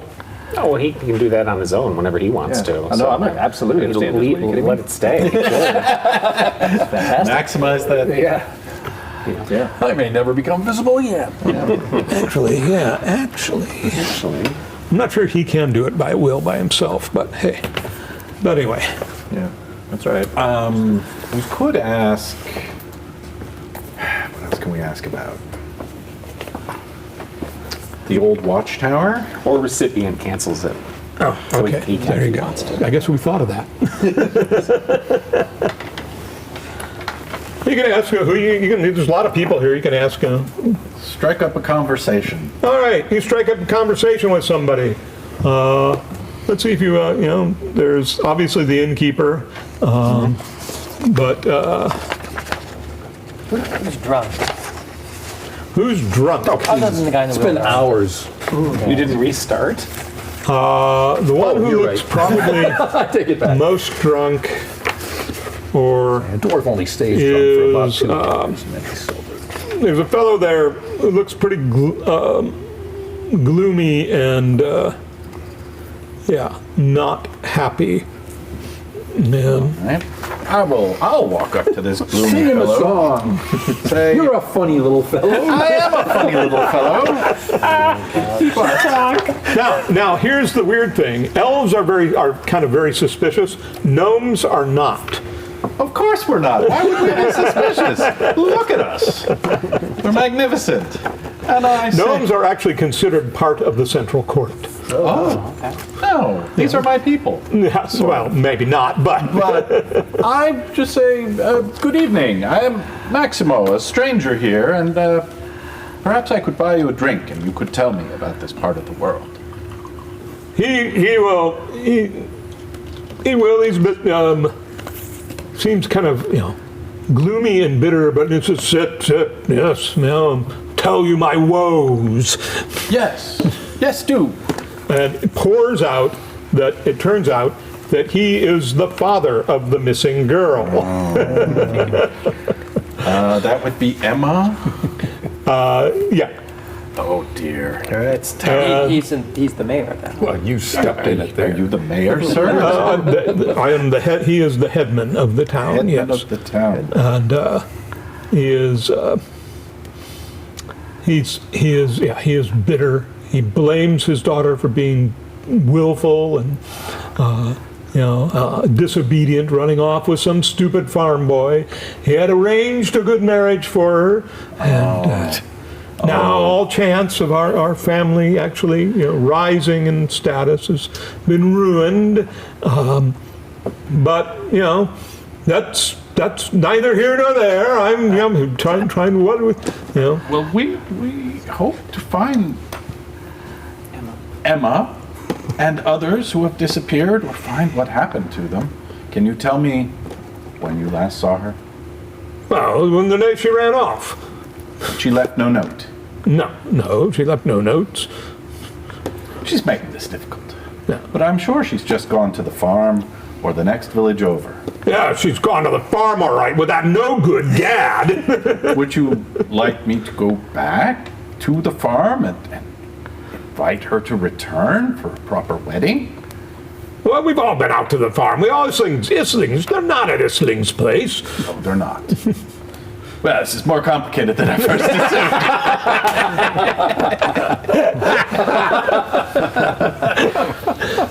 Well, He no doubt seduced her and lured her away.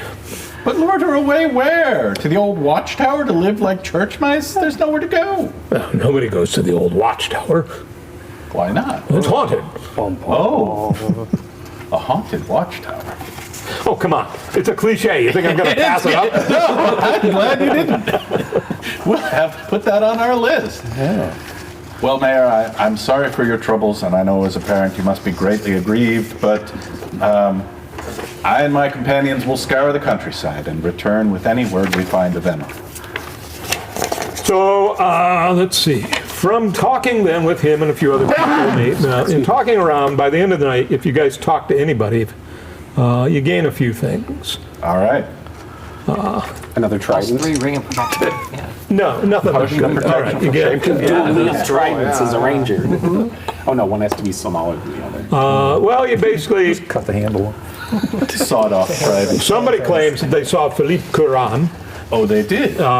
talking to the priest shortly before he disappeared. Wouldn't say what it was about, but he was mighty upset about something.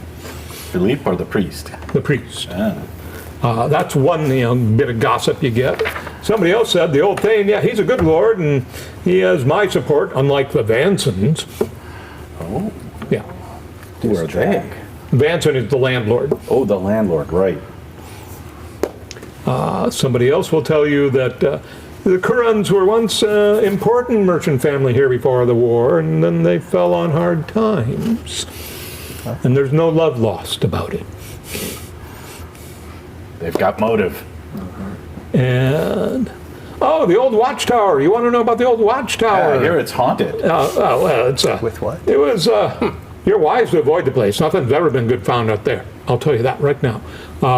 It's an old ruin. It's an old ruin now. It used to be a fortified tower that was built before the war. And then in the war it got, destroyed. And nobody goes there. It's a bad place. Very interesting. And the last bit, you already got that one. Let's give you another one. There's a random table behind this. I can smell it. And in these random tables in these modules. Well, one of them tells you about Bishop Tremalec. It's all down there. Yeah, it was up at they had their fortress up to the north, and that's where he was killed. And his lover, he had his lover, the Countess de Moraine. She was exiled, and that was the great victory for so it freed us from the oppression of the. Wait, the Countess still lives? I don't know. In exile? Well, she was exiled. She's probably dead now. That was 20 years ago. No, there's no chance she's come back and attempting to stir unrest. I've never seen No her. one's seen her. Yeah, it's improbable. Could I ask one more follow-up question to Sure. Mayor Hedman? I wanted to know if there was any sign that his daughter packed at all, if she took any preparation whatsoever before her disappearance to the farm, or if... He as much as he resents all these questions, he says that no, she just ran off on in whim and didn't take a thing with her. All right. Impulsive. I'm a little more suspicious about that one.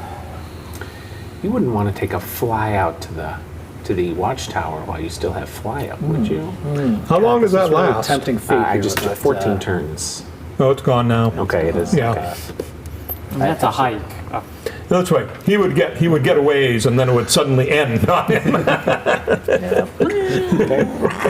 Think about for the future. Oh no, I'm totally interested in doing that.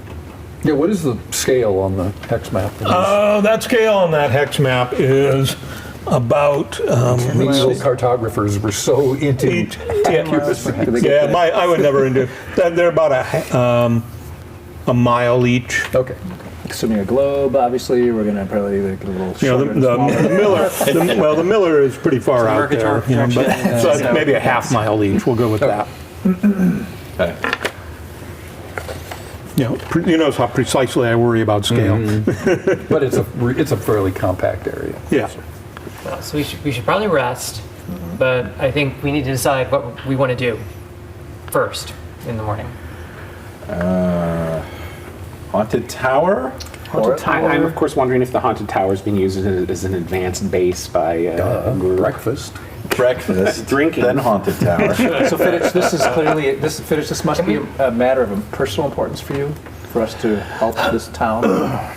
So while I'm certainly sensitive to their plight, doesn't really involve us directly, it seems, but Not a lot of wealth here. yeah, but I mean, if it's I something will that's I will important to remind you, then it's nobody important to you. asked about payment.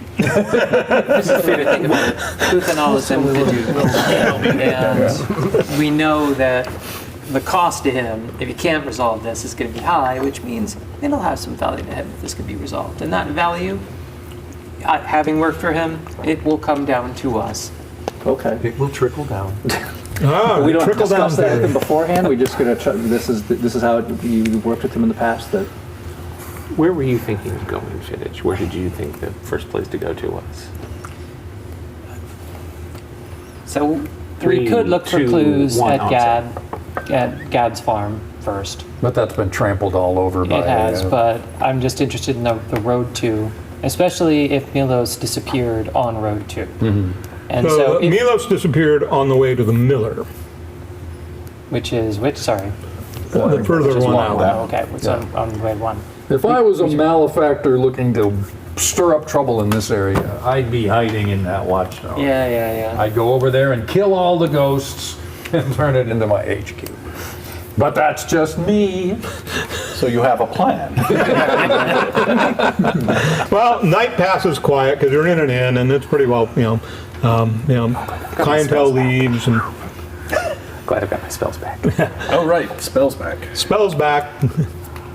And Nobody Nobody else was hurt in the fight? Okay, cool. Yeah. Okay. Fantastic. I'm up for Watchtower first. Maybe You not. want to hit Watchtower first? did you heal? Did you heal him? Didn't heal him? I healed the two of them. Yeah. Okay. I should be good if I get 1 more hit point back for sleeping tonight. then- No, not for tonight. You ran around all day. Then I'm This is minus one. AD&D rules. You got to have a full day Full of day doing rest, full nothing. day. I do have 1 cure light left if anybody else is still down. I'm not sure where Bruce is at on his total. I'm ding down Well, 1. Okay, he's gotta be pretty But then close. during the night, you get your spells back. I know. So he was down 1, so if you want to hit him with a 1. I'm not going to waste my spell on a 1 whether I get it back or not. It's a matter of principle. I love it. Thank you for that. All right. That's great. Next day, morning. Come on, while you guys quibble. If you find out he needed one the night before, you can use your last one on him, and we'll move on. All right. Watchtower. Watchtower. Watchtower. I think too much okay, fun. Going to the Watchtower. Watchtower then, it sounds like.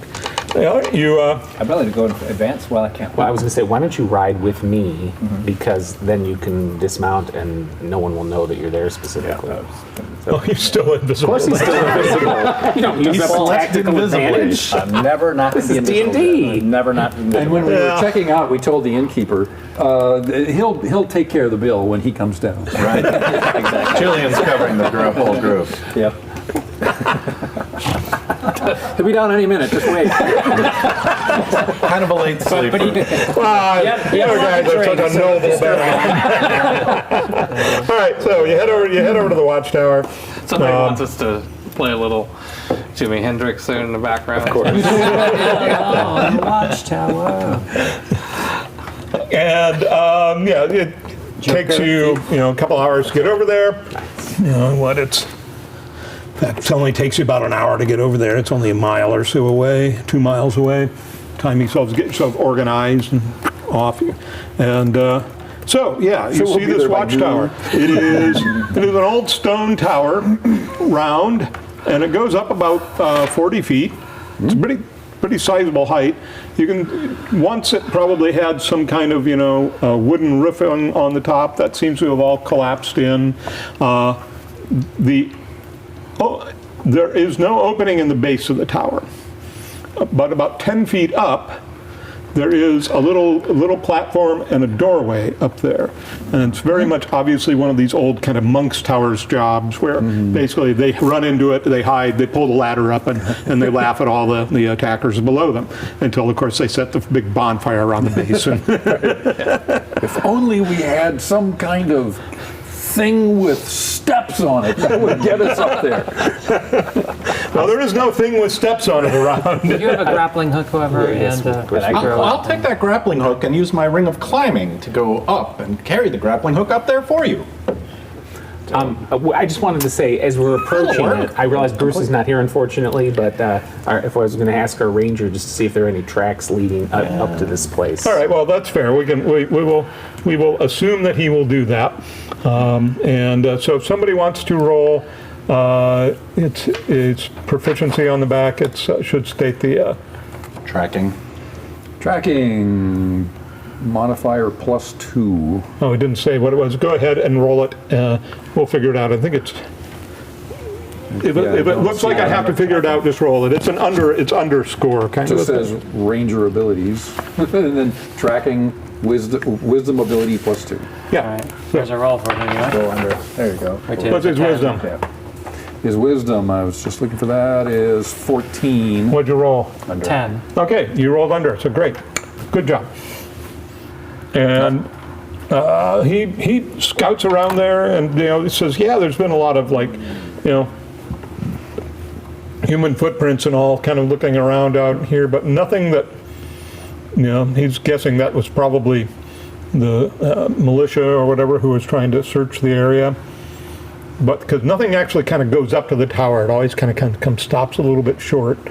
Like they don't want to get too close to it. Slow down 3 or more hit points. And so congratulations, you successfully tracked and didn't, but you don't find any obvious oh, hey, there's little Granny's footprints or anything like that. Okay, thank you. So you were going to... All right, I'm going to use the ring of climbing, carry up a rope or a grappling hook to that opening. Okay, you go up there, and it's a wooden doorway there, but it's pretty old and kind of rotted, and you can, push it and it half falls out of the way. Perfect. Look out below. And inside is basically... And that's the only way in that we've seen? What? That's the only way in that we've There are seen, some other narrow than slit going windows through the up. top. There's some narrow slit windows Okay. going up, but that's It about doesn't it. look like anybody's opened or closed that door for a long time. Not for a while, no. Except the ghosts. Yeah, we don't really need it. All right. Or they propped it back up, one of the two. While somebody is climbing up. So inside you see basically the remains of what looks like a wooden staircase that would have gone up, and it's, you figure if it probably could go up that, might be a little risky, but hey. I don't weigh much. And it goes all the way up to the top where you can see daylight because the roof has caved in up above. And in the center of the floor looks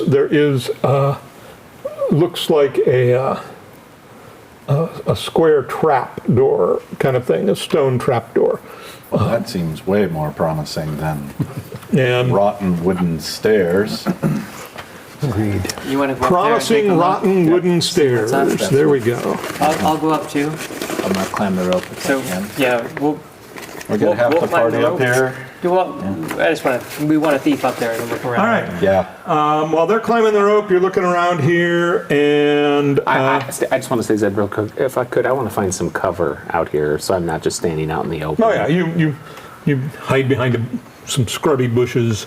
There's not all the trees have been cleared from around this area because it was a watchtower. Okay, I'll hide behind some Get scrubby. behind me. I'll hide behind some scrubby bushes. All right. So while you're doing that, roll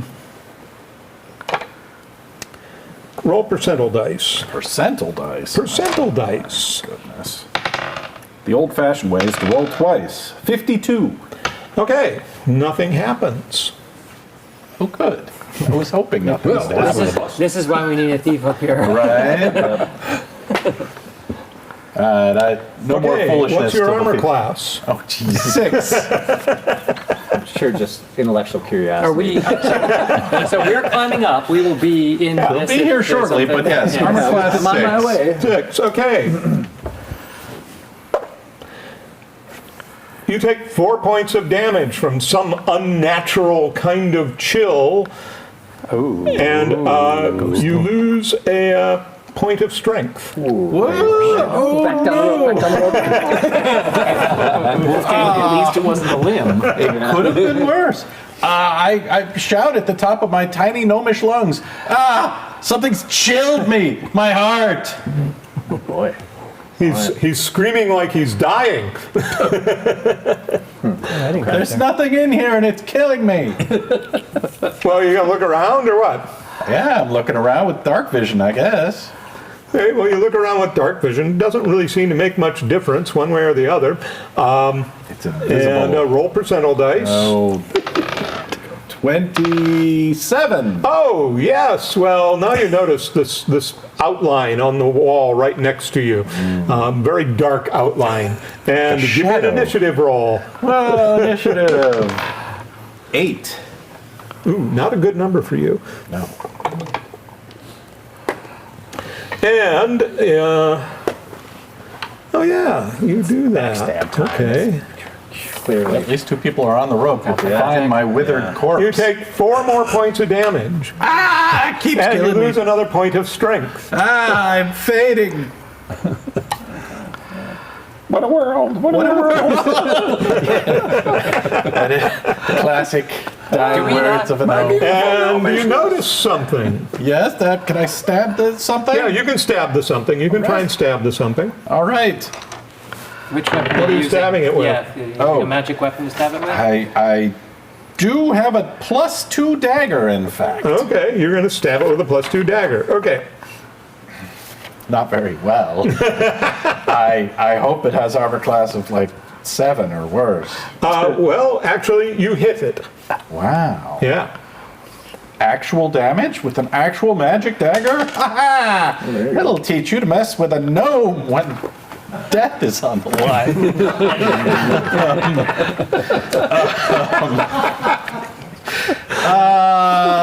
Well, you know, that's 6 points, and do I add the magic bonus to damage or just? Yes. Oh, 8 points maximum. How'd you get 6 points? Wow. Well, it says here D4 plus 3. Well, that includes the magic. Oh, that includes the magic. All right, so 7 And points. probably a strength bonus. Yeah. All right. 7. That's Sorry. all the bonuses are I got calculated for overexcited. weapons. 7 points. 7 points. Well, okay, still pretty sizable for a puny little dagger. But you also notice something else. Oh no. Yeah. I want to stop noticing things. Just go like this. That helps. Yeah, just stop looking then, okay? If you don't want to notice it, No, I'll I just do want to shut up. know, but I don't want to know. What is it? You see another form kind of slithering out from around the cracks of the trapdoor. There's another one. Get up here.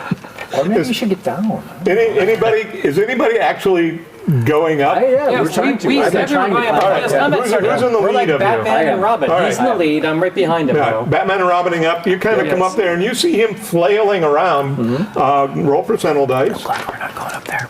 I need to be up there. 82. Yeah, the cleric. You don't see Roll anything call. that he's. Okay. Cleric. Okay. I am invisible. up there. Yeah. Still. And okay, that's fine. So has he shouted what what it is that Yeah, I was you're there's not confronting? any. He just Can I said see he that was he's chilled by it. Okay.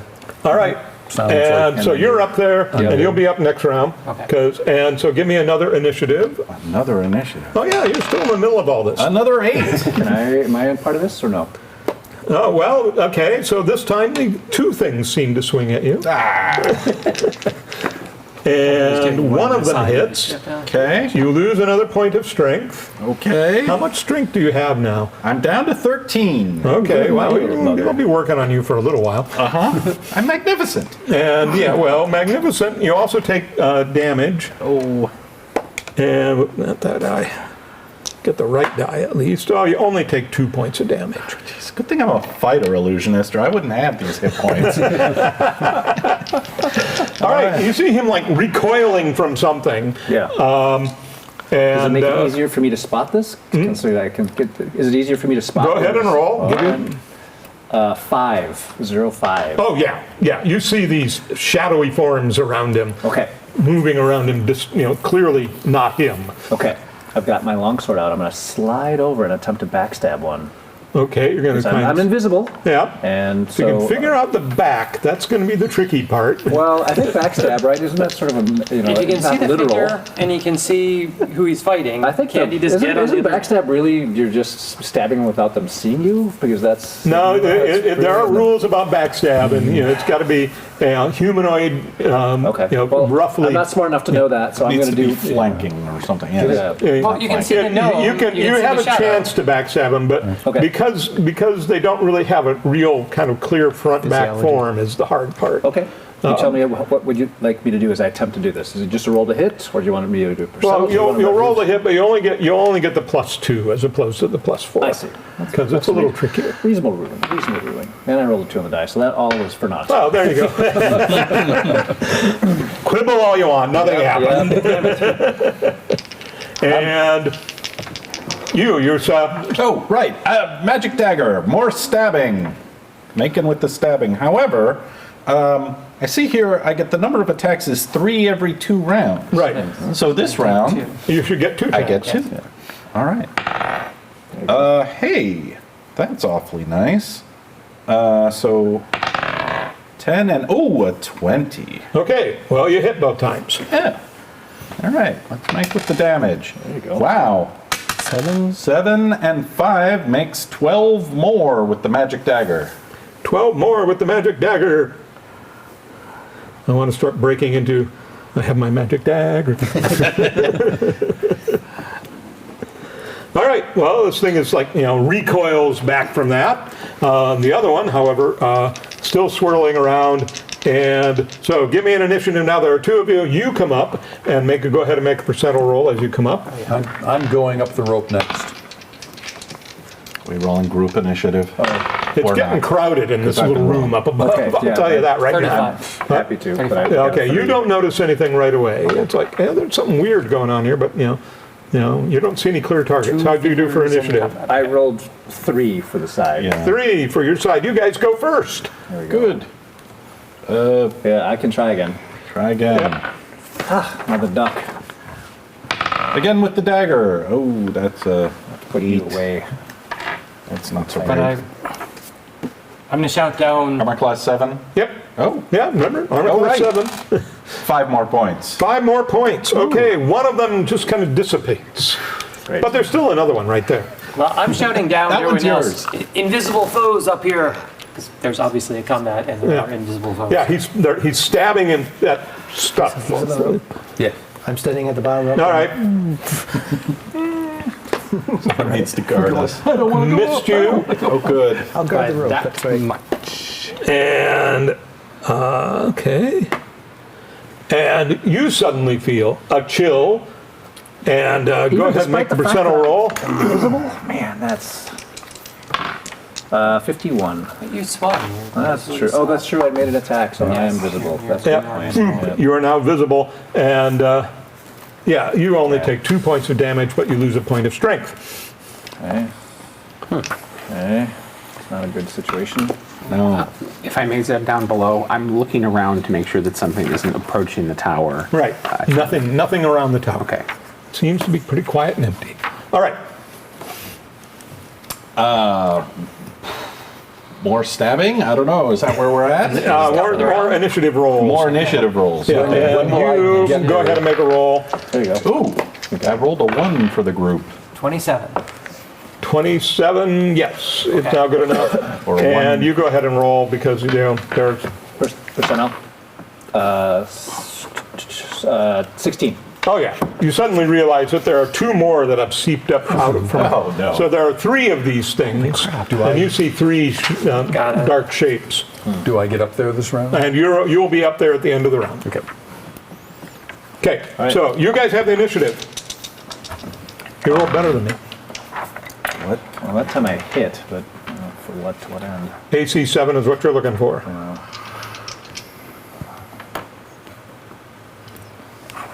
So am I, this is normal combat or am I in a backstab land?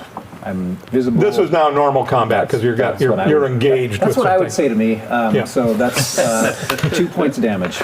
Okay. To 1. All right. You- With a magic sword. I'm going to try to get on whichever one, because there are 2 that just came up and 1 that I think might already be damaged. So there's 2 that came up and one is clearly fighting him, one is for the one clearly that's clearly fighting him, fighting and him. another one is not yet engaged. Okay. I'm going to go for the one that's on him, Sure. All right. and that will be. Sorry. Should probably have looked at this before I did. So it's +3, so I'm trying to hit 7. That will both be a hit. Okay. Sweet. And that is 4, 5 plus 6 on each, so that is 21. 21. Wow, that was a solid Two whack. hits. It's still there, but it's like swirling around like mad. Wow. So All right. See if I can one that I finish thought it. was wounded.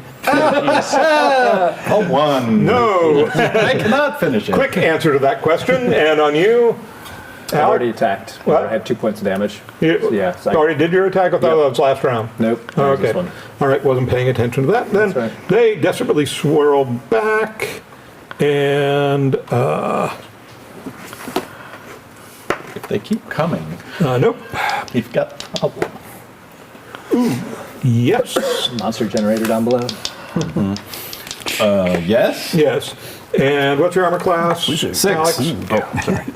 My AC is 5. 5.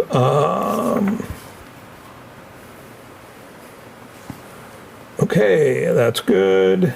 You take 2 more points and lose another strength. And you, Alex, you take 4 points and lose a strength. Wow, it's the strength drain that's The strength just drain is alarming. brutal. Yeah. So, initiative. Da-da-da-da. Come on, you're up there. You roll. See what you can see. At the end of the round, you climb up and you I'll can do see. initiative. Initiative is good. Oh, 74. Not a chance. It's all dark in there. I don't know what you guys are doing. Base 3. Base 3. Well, no, I'm sorry. 3 is our initiative. 3 is our group. Okay, you guys have the initiative. Raise your holy symbol. There's nothing to turn. Shadows all around us. No, there aren't. You guys go. Well, Do we have to roll each time to see, or because I was engaged in one, do I still continue? to No, see? no. Once you're engaged with it, you now know they're Okay. there. Yeah. Just gotta make sure I'm Forgetting not to blowing take out my second attack, but I have one. Ha! 2 hits. 2 hits. That one goes down. Oh, good, because it took 10 points of damage. and there are now 3 more that are up? No, there are now 2 more. Okay. Two are We are winning slowly. Yeah. Yeah, despite my best efforts, I miss again. Alex, you're running true to form. I would not call that your best I will say effort. to you. Okay, that's good. Yeah, And I will maybe I turn just open a door. to Maybe the I can next handle that. one of the 2 that's up. And that is not as good, but one of those will hit. Okay. One that hits will do 13. Jeez. 13. One-handed bastard sword. You are a shadow destroying thing. Well, it's not down though. Yeah, it's not gone And yet. now it's on me. And I can't afford to lose strength points because these wonderful damage rolls will go down if I lose strength. Well, let's see. Your armor class? 1. 1. Well, he did not hit you. No, you got an armor class of 1. Jeez.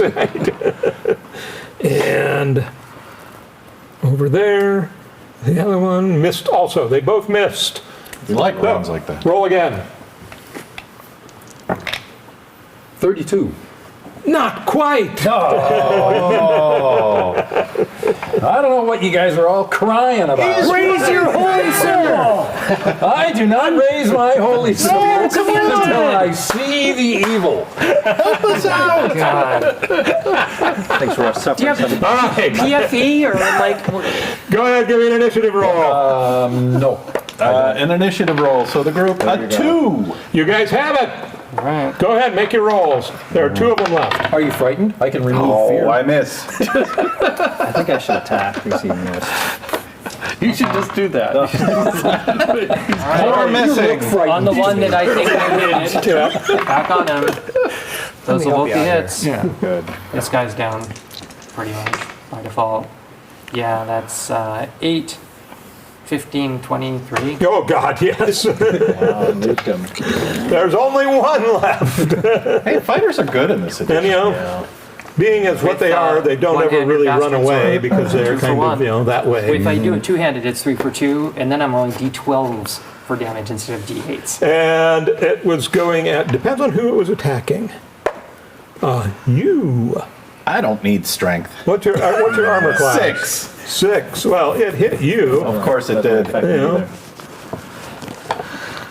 But that's the only one left up now. 3, yeah, and another point of strength. Okay, I'm down to 11 points of strength. No bonuses. My bonuses are gone. Okay. Yes. So, give us another roll. New round. You'll see it right as they kill it. Oh, Then go ahead and roll 1. it. What? Oh, 1. You see, finally, Oh, the finally. veil has been lifted. Here, this. And you guys, what'd you roll for initiative? 1. Great, So, good. I'm at minus 2. Yeah, go ahead. You all have initiative. Open the door. Okay, I'll do that. 2 attacks this Yeah, I round. pull open the trap door. No, wait, before you even attack, holy symbol, do it. Yeah. Yes. All right. Turn. Turning This is your undead. moment. 5 hit dice or less is turned automatically. All right, this thing turns. It goes cowering up against the wall. On it. Coward, undead Actually, it starts to go up the. Yeah. the stairs. Parting shot. Yeah, you can take a party. You get a parting shot. Twill avail you not. Those will both hit. Those will both hit. Okay. Big damage. It's big damage. big It's damage. Yeah, it's enough, I suspect. How much? Suspense. I know. Sorry, dude. Math. That was 13 and 12, 25. 25. Just enough. Yay. I was really good there, guys. That was, That's really effective. yeah. Oh, we're fine. We're all good here. Everything's under control. Pay no attention to the screaming. See, you can tell how you managed to turn and defeat the forces undead. There was no threat here at all. Well done! All right, I'll move to the trapdoor and attempt to open it. All right, Well, you yeah. muscle this stone Muscle, hatch you know. lid open. We'll start searching here as Yeah, well. you know, Is there anything? There's really nothing here on this floor except for dissipated vapors of shadowy things. But you pry up the hatch, and you can see down below. It looks like it was possibly an old cistern or storeroom that was in the base of this tower, and it's very dark down there. Okay. I've got a light spell if we don't have. We have torches, right? Torches and dark vision. You can drop a torch down him. Yeah. Wait, don't drop a Yeah, torch. don't drop a torch. You don't know what's down there. Why don't you take a look first? Yeah. All right. We'll look with dark vision and then drop a torch. All right, you look with dark vision, and you don't see anything down there. You see kind of a faint glimmer in the bottom, If you turn this into a and rocket, some so be it. lumpishness, but that's it. Lumpishness. It's all saltpeter. Exactly. Let's see if we can turn this into a rocket. Light this tower up. We all have flash spell now. I find Perfectly shaped like a cannonball. I find a bush that's a little farther away. The only survivor to tell the tale. Sure. You drop the torch down. Sure. You go down, and you hear a monkey kind of spoof, and the torch kind of fizzles and goes out. Yeah. That could have been worse. Tells us something. I thought about methane.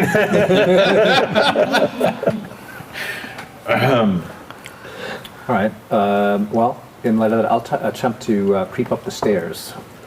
All right, you're gonna There are work no your way up the floors up there, though, What? right? Are there any floors above? There's no floors up there, so Okay. maybe right at the very top there's some bits of remnant. I'm light, reasonably agile. If I may, and I don't know the rule about this in 2E. Do magic swords give off illumination in 2E? They do in 1E, so I don't know if they do in 2E or not.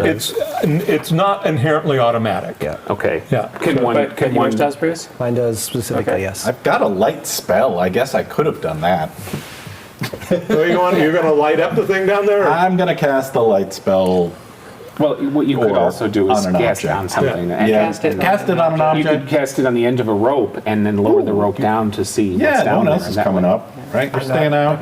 We'll lower a bit of rope that has a Okay, light you spell. cast on it. You cast it on the rope. Well, it affects the entire rope Oh, good. Even because it is kind of per object kind of a thing. we get Works even better. like a Way to go, garden Wonder Woman. pathway full of Let's see what's illumination down here. Yeah. So now you have the golden Cut out lasso. segments, make them into necklaces Yeah. and bracelets and like the You dangle glow it down there, bracelets. and it does a wonderful job of illuminating things. It's kind of like hanging down an LED strip down in there. Perfect. And you see, basically, the bottom of this is filled with kind of muddy muck, and that in that muddy muck are several roughly kind of human contoured kind of shapes that are covered in like mold and or other holy symbol. stuff. Yeah. Well, this might be some of our missing Mine. villagers, Or the source of the shadows, too. or the Yeah. source of, or yeah. Yeah, my guess those is that. Wait a minute, I'm not smart enough to know Those that. are I have the- no idea You, what those are. you're good at Those disposing. may be the source of the shadows. Why? How profound! Want to go down there and find out? I wonder if there were wealthy people in life. One way to find out. Perhaps their final wish was to make a donation to the church. So, anybody going down there? How far down is it? Oh, it's about 10 feet. It's about the height that you're. Okay. Yeah, 10 Sure. feet. Sure. Yeah. I'll shimmy down the glowing rope Okay. You shimmy down the glowing rope, and you. How deep is the muck? Well, the muck is probably up above your, somewhere up under your shins. You might want to get that clean later. Yeah. And you go over to one of these shapes, and what are you going to do? I mean, is this something that looks like it was buried, like something? It's No, it just looks like more like something grew over it. Okay, all right. I will, kind of respectfully try to Loot the bodies. wipe a little muck off and see what it is I'm looking at. Emma, you died too young.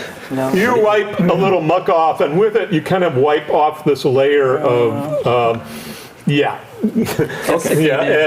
expose more of that layer and bone. Okay. Kind of, still raw and wet-looking bone. But this is not a body that's been down here a terribly long time, then.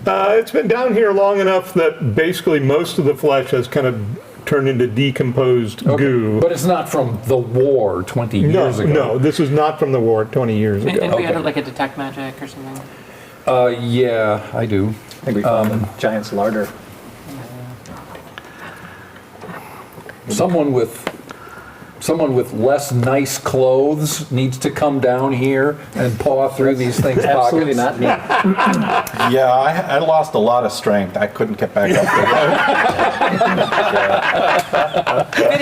Vintage is happy to come down as soon as detect magic has been cast, and we can see if there's anything here that is worth retrieving from this. Oh, we're not looking for treasure. We're looking for give eternal rest. Of course, to yeah, these. yeah, yeah. But I will climb up too at the same time.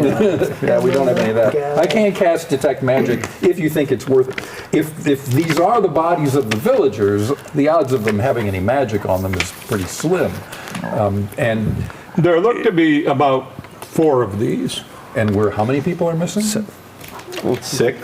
6. Okay. The first 2 of Or which more. disappeared And a band of months ago. tinkers. And we did have 4 shadows. People who are killed by shadows, do they become shadows? But so we didn't see any evidence that this has been recently disturbed either. And also, right? there were no footprints leading up to the tower. That was the point, right? So because of that, I suspect if there could be something here. All right, I'll cast detect magic. Okay, you cast detect magic. Well, take all the fun out of it. Way to rob my joy. Adventures, robbing the joy of DM since 1974. Yeah, well, you find, looks like there are 2 glowy things in there. Kind of in the muck, Okay. in the mounds. I'm coming down. Does anyone have a trowel? I got tridents. I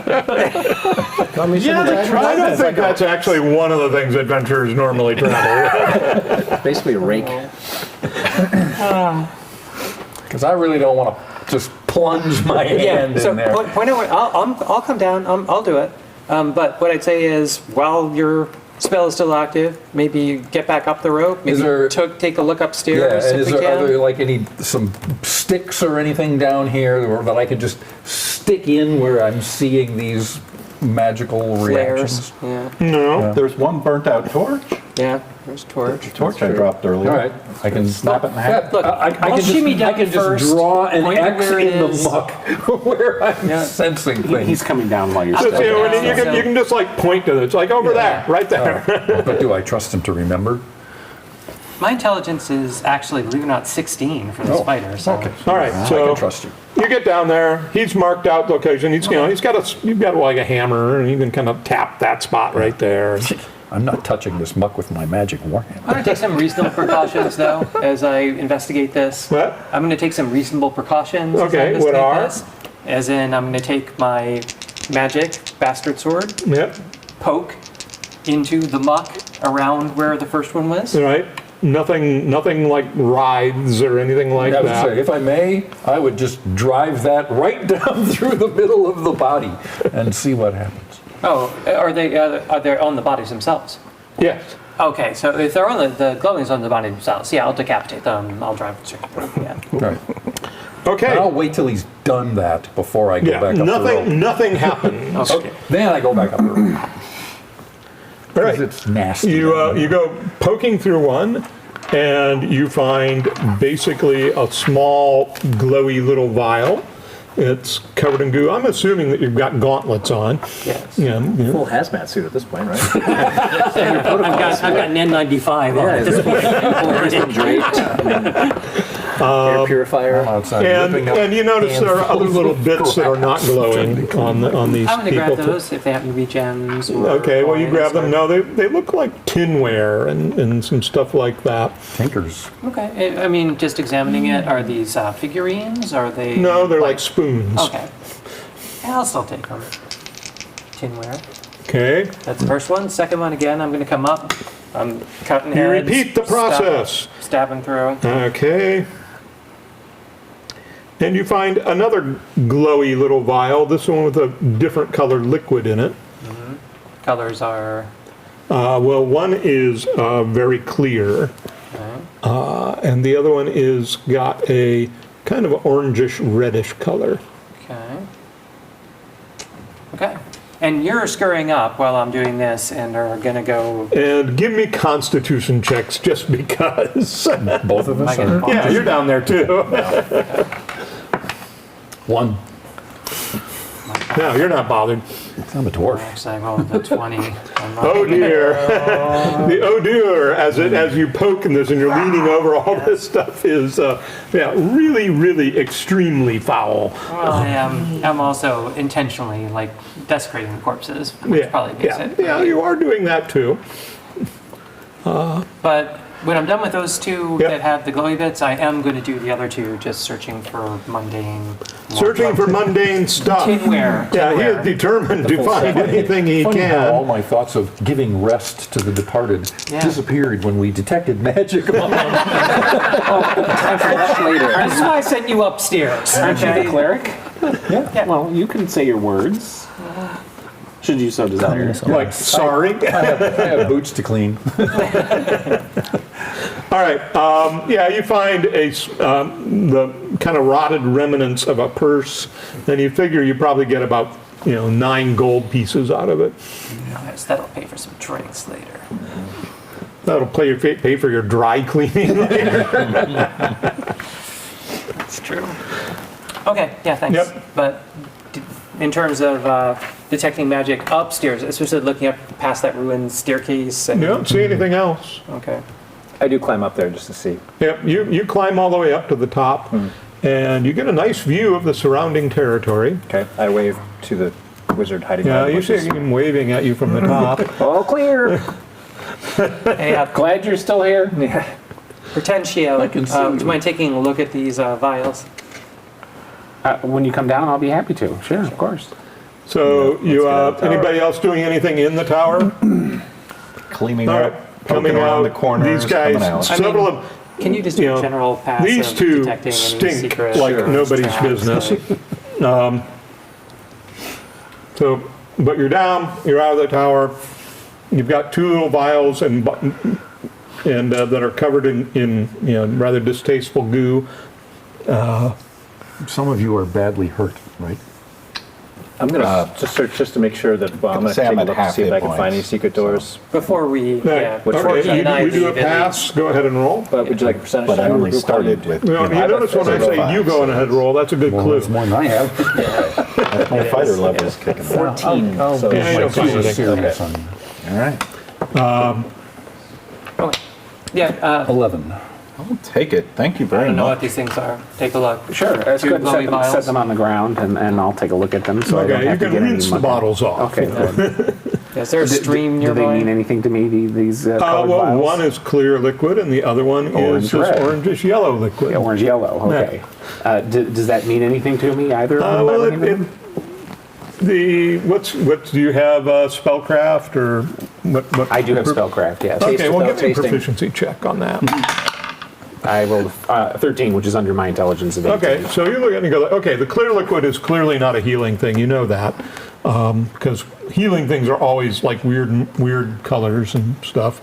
And the other one, it could be a healing thing. It could be just about anything. The clear liquids are usually divinatory in nature, and that's about all you know. Okay. I'll announce that. All right, I'm scratching us off my sheets to yours. Okay. Just so that is your problem then. So drink that divinatory potion and then use the divination to figure out what it was. You'll have the satisfaction of knowing.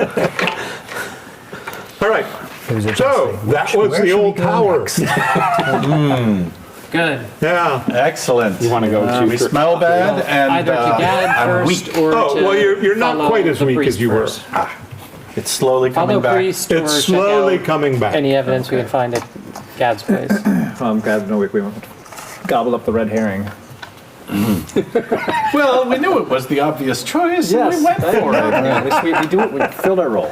Right? Anybody? So But if we- opinions. Yeah, I mean, if we head back to Gad's, we at least cross the stream and we can get cleaned up That'd be before we nice. get I'm there. super curious about those horses that were riderless. The riderless horses, yeah, maybe we could get. That's kind of intriguing to me. But I then mean, again, so there's definitely something going on up Well, here, now, right? now that we're in daylight, they followed this track. Yeah. So why don't we come back to the town and head up the track that the horses were riding before we go do this over someone there? was Yeah, okay, actual well, traffic knowledge, maybe. About so going takes you about an hour to get back to town, and then over this way.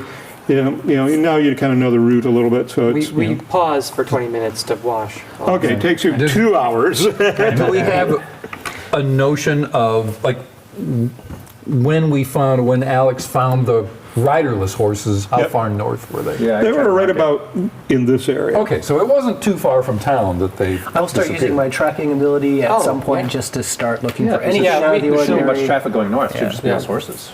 All right, so you go up here and this is got some lines of some horse travel, this sort of thing, some footprints obviously from people walking, but nothing tremendously unusual in any of that.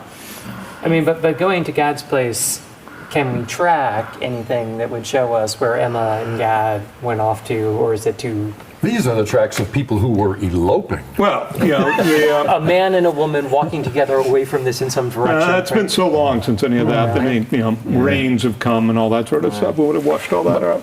But Bruce didn't notice anything untoward when we got to this point along this road. Nothing untoward that way. Okay.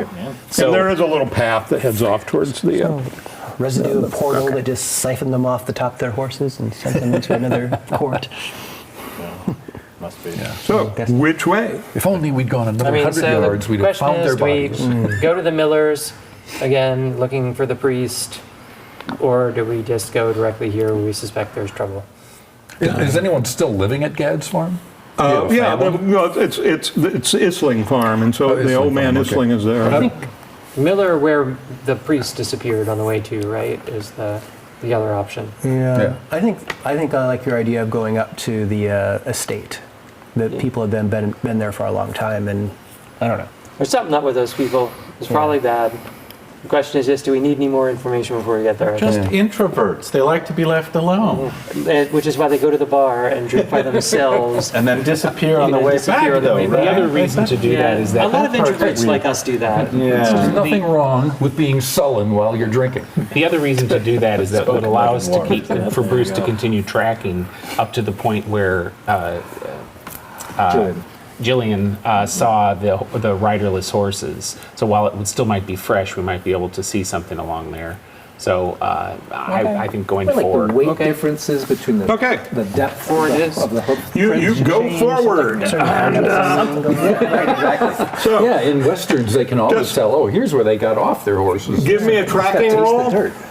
D20, you're looking for your under your wisdom, but you get a +2 to your wisdom on this. Awesome. All right, so I roll a 6 when my wisdom is much higher than that. Okay. 14. So as you're going along, finally, you do see he comes along and he says, "Oh, look, there are footprints here. Apparently, somebody dismounted right about here, and That's right about where? right about there." Let's follow those tracks a bit and see where they go. Okay, you follow those tracks. Do do do do do do do do. Give me another tracking roll. Those are I will get my wisdom with my +2. Do I need to get under my wisdom? No, you need your wisdom or under. Do I achieve my wisdom? It bounced off my foot. Your wisdom bounced off his foot? Here it is. Oh, great. All right, so, yeah, you follow, and they seem to be heading almost due straight north this way. And so you follow them along and towards till they start to get into this area of the Moor Hills here. And one more check. Right. Because now it gets into marshy kind of... 8. Success. Really good, really good. And now you notice something unusual. Cave, secret Yeah, the entrance. tracks change.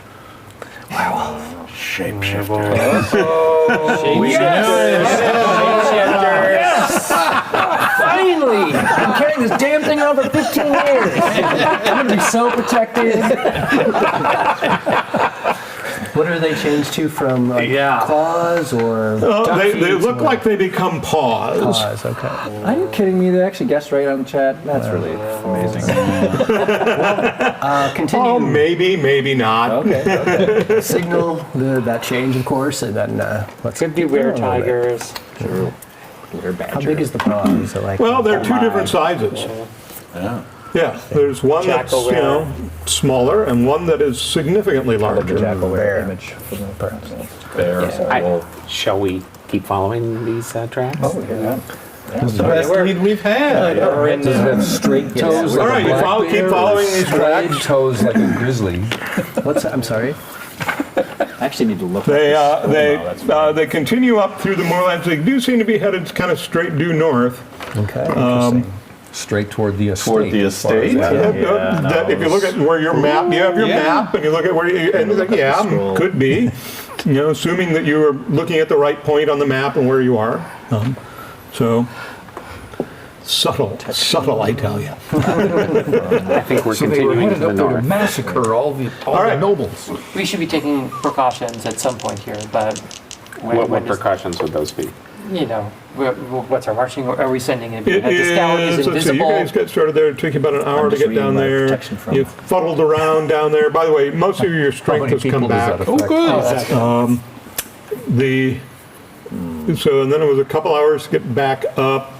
So by now it's 1-ish or so, 2-ish. Awesome. You're kind of between scene. Do you want to do a break? That would be a good idea. Pretty good. Short break. But Invisigillion, Good, that'll give me time to Go ahead. prepare. Not yet. okay. Well, I just mean if we think we're getting to it. I don't yet. So Okay. So Okay. All right, Joe. We're going to take a break. Everybody, we will be right back. Thank you for showing up and chatting and hanging out with us on Gen Con TV. Zeb Cook is DMing Second Edition Dungeons and Dragons for a Phenomenally very well. strong table. For a very strong table. Very strong We'll be back in just a few minutes.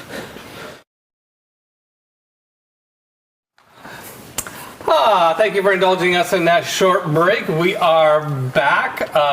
Zeb's been worrying, figuring out the rest of the adventure, so we're set there. you wrote it on the break. Players have been mongering for additional bonuses and, the typical sort of thing that happens. But I think we got it all sorted out, and Zeb just put a stop to all that, and we are back. So, to hell with all you. All right. Well, you're trekking on your way up towards the Currand Estate. And so I guess at that point, we need to find out what are you going to do?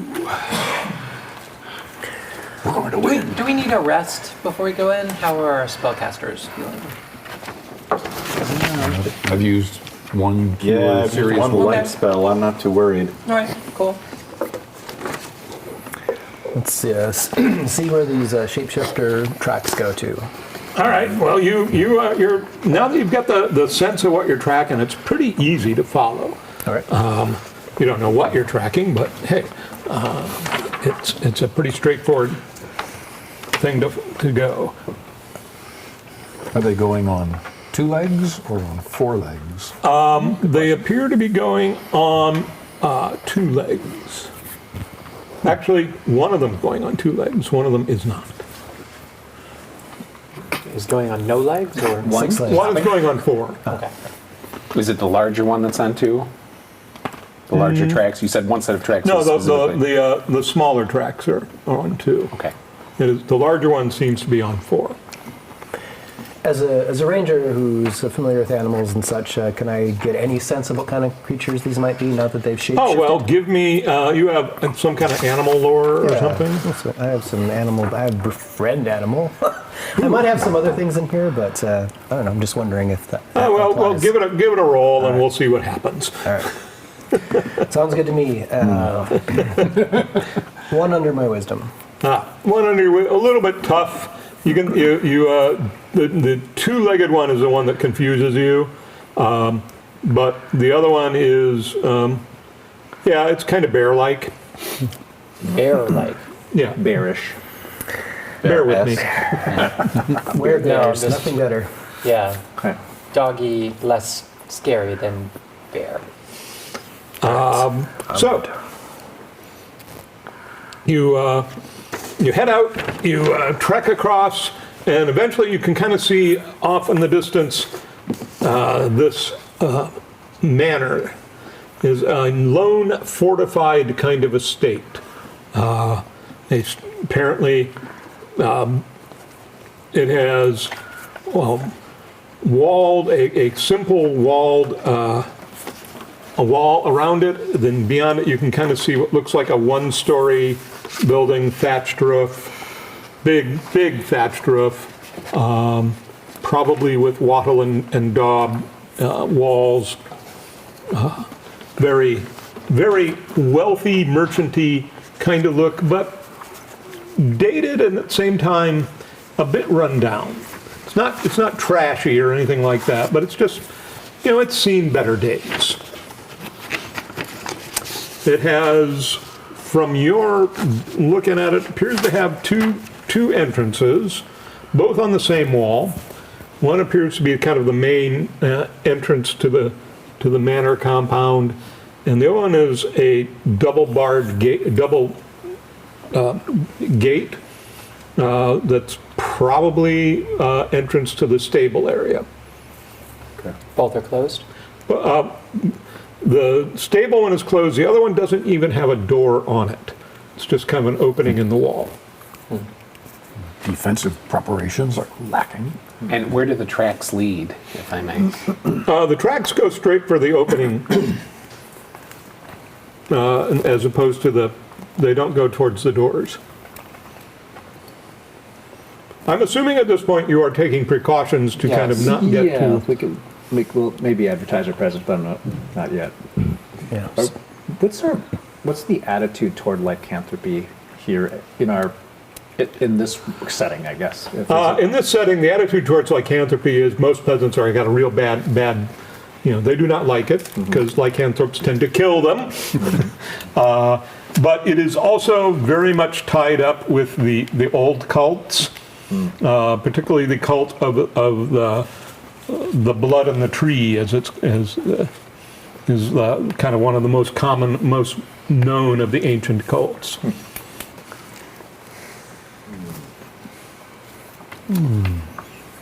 How heavy do we want to go in? Well, that's the thing, is it just an ipso facto at this point then, or not? And I don't know if that's...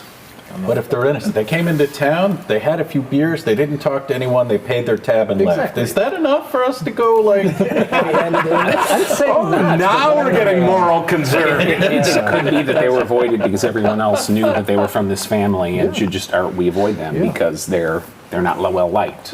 Or So maybe we want to try to talk to them first? I like that idea. That seems to be... Let's give it a shot. How do we feel about doing some preliminary reconnaissance of some fashion beforehand? Oh, I'm very interested in that. I'll be happy to. Yeah. sneak away? Yeah, I'm absolutely interested. See if you can scout out which door is the best to kick in. Okay. I would think I would be happy to cast invisibility on you. The one thing is, of course, I would think that lycanthropes might be able to smell you. So I'm not sure that it's the best use. You might just try to, if you want to sneak around. On the other hand, if you're caught sneaking around, they might be not predisposed to talking with us. Yeah, that's going to be a problem for me personally, too. I'm caught sneaking around. But I'm okay with that. Set fire to the building? That usually works. Standard approach. Old fallback. Yeah. You just want to see how a fireball works against the manor house, don't you? Well, at least I'm All under that beautiful thatch. Come on, it's just sitting there. I will attempt to sneak up to the aperture that you described and at least look in and get that amount of intelligence before. Okay, so it's still daylight. Okay.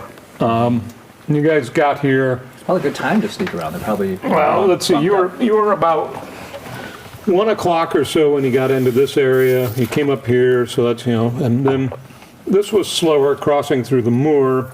So you're getting on about 5-ish or so. It is towards fall at this point. Oh.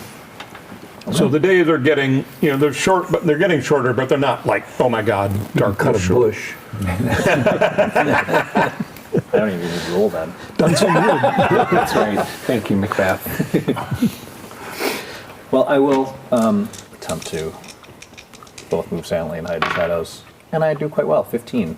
So hopefully I sneak up as well as I can with that and look into the aperture, the opening that you described. Okay, well, you look in there, and it's a big open courtyard.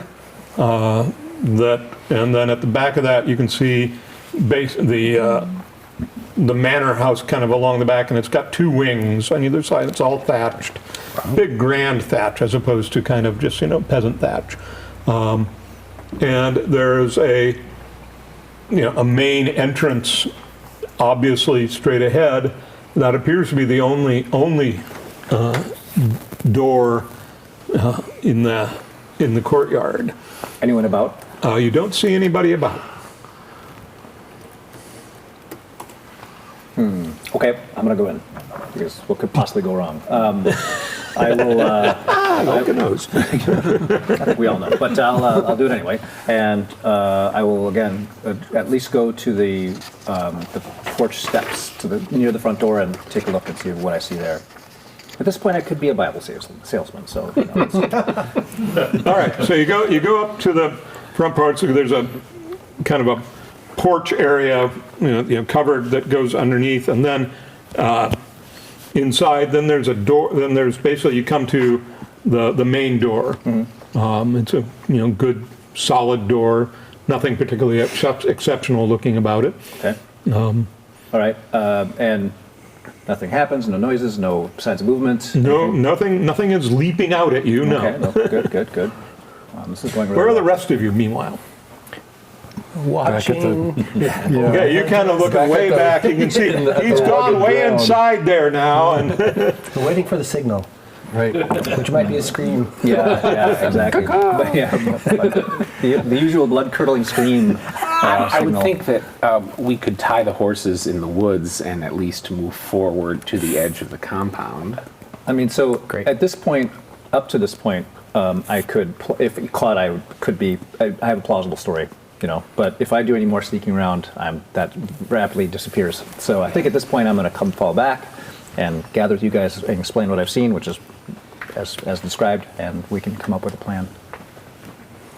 Which I'm in favor of knocking on the door and chatting with these folks and seeing what's what, but that's just me. Yeah. And if they attack Hail us, them. then we know. I agree. Well, then we could come walking up with our horses if we want to. Yeah.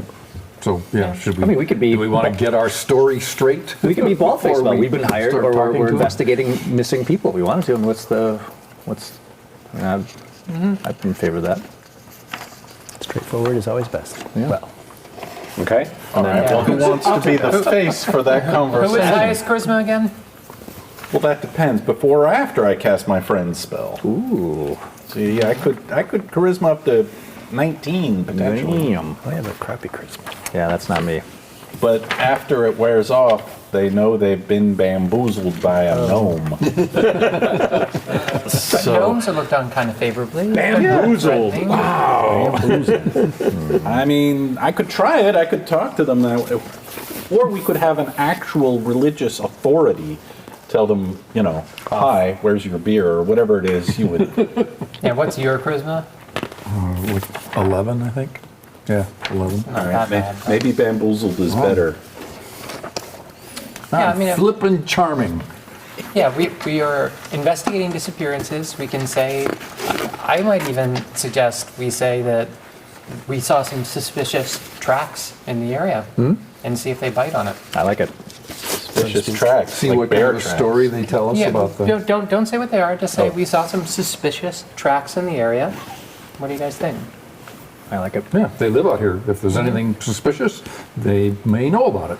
It's a perfectly natural question to ask. I think the likely result is that they'll be on the defensive, which might not be against what you're hoping for, but I think if they suddenly are like, "Whoa, there could never be I think that we will know a lot of what we need to know then. Yes. All right, and that way we can. And that follow might be a their source and fight, begin so to we heed. should be ready for a fight. Well, you can talk to him then. You're good at the fighting. I mean, I will certainly be close by, whether Okay. it's you or me. Of the 3 high charisma people here, we can pick who we want to have talk to them, but I think I probably look the most threatening, to be honest. You're right. You look I'm the least small threatening. and Yeah. harmless, mostly. but in any event, we're walking up the front Yeah. with our mounts. Yep. Okay. All right. We do it. So we're going to gather up, head into the courtyard, make our presence known. Okay, what are the rest of you doing?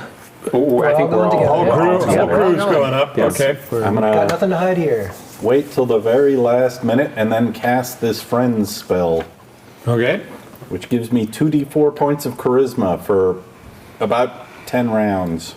10 rounds. Yeah, not long. Yeah. And then they'll know Ask they've your been... questions fast. I don't know. 10 minutes. You do it. Well, this is the You do it, and I'll be Yeah. ready to. No, I think the you should downside. talk. After Okay. 10 rounds, Okay. they're going to be mad. I I'll don't think try we like to. that Yeah. point. We'll be I'll fighting clean for our myself lives up as before best then. I can, and have All right. I would not have my sword out. Actually, I just have one alternate, if I may. Would Yeah. you like me now to cast invisibility on you so that you could take up a different position in the encampment if Yeah, necessary? since there's no temporal reason not to, so yeah. So Lay it on me. when you come back to us, I'll cast invisibility on you. Sweet, thank you. I will take your mount with me, and when we go riding up, and Okay, perfect. And keep your eyes open for any sign that there are not 2 of them here, but like half a dozen or a dozen, Yeah. because that's a whole different scenario. Yeah. Okay. And this estate is again. I'm sorry, now I've lost it. It's the Oh, this is the Kurand. Kuran, family estate. just Kurand. Okay. Yeah, Kurand, yeah. Okay. Yeah. We'll come in, let the horses make some noise, come into the courtyard, and I'll be hail. Corand, bonjour. Qu'est-ce qui se passe ici? Loup-garou. Nice, very nice. We've got a fancy fighter. I've got a 16 intelligence. I love it. All right, well, you call out hello, and it is very quiet. And nothing seems to happen. I take a look around Okay. carefully. You look around, and again, you're in this the courtyard area. We are, yep. It is, yeah, it looks like this was once, kind of a main, Arrow slits, anything? If I on may, walls around I us? don't know why we didn't do this before. I'm sorry. Would you mind checking for tracks and seeing if there's anything going on here? Something leading in more or out? tracks and more different? More different tracks. All right, yes. yes. And let's Now go, that we brought all the horses in, this should be easy. let's go, Look in a let's go different take a spot look at than the where We horses saw are them driving. come to the entrance to this courtyard. We're now standing Yeah. in. Whatever it is, it came here. Yeah. Right. So there are windows on the walls, but they're basically kind of what the mica kind of, and sheep gut window pane kind of things. And so no arrow slits. Nothing that I would think is like, nothing, you don't see anything where anybody's like waiting to, spring upon you in ambush. It's, how far is it to the stable from where we are right now? well, the stables look like they are, off the left wing here, and because the thatch kind of stops and that front of that is unroofed. So that looks like a stable yard over there Right. on the other side of the. Let me try again on this. Hello. If you're there, we fear there might be danger. Please, Come out if you're here. And after a bit, you hear, and then the sound of a wooden bar being drawn off the on the front door, and opens up, and you see basically two probably men-at-arms, who kind of look at you. And they're not, they are armed, but they're not directly hostile. And they, one of them who's, is like, who are you? You notice he's pretty, he's clearly not a trained, butler type house servant. And not the two guys from town. No. Okay. No. I'm Fittich, and these are my companions. I was once squire to the Lord Bluthenal. We have been tracking, well, what we believe might be mysterious tracks of something in this area, and we were concerned that some evil might have come to your household.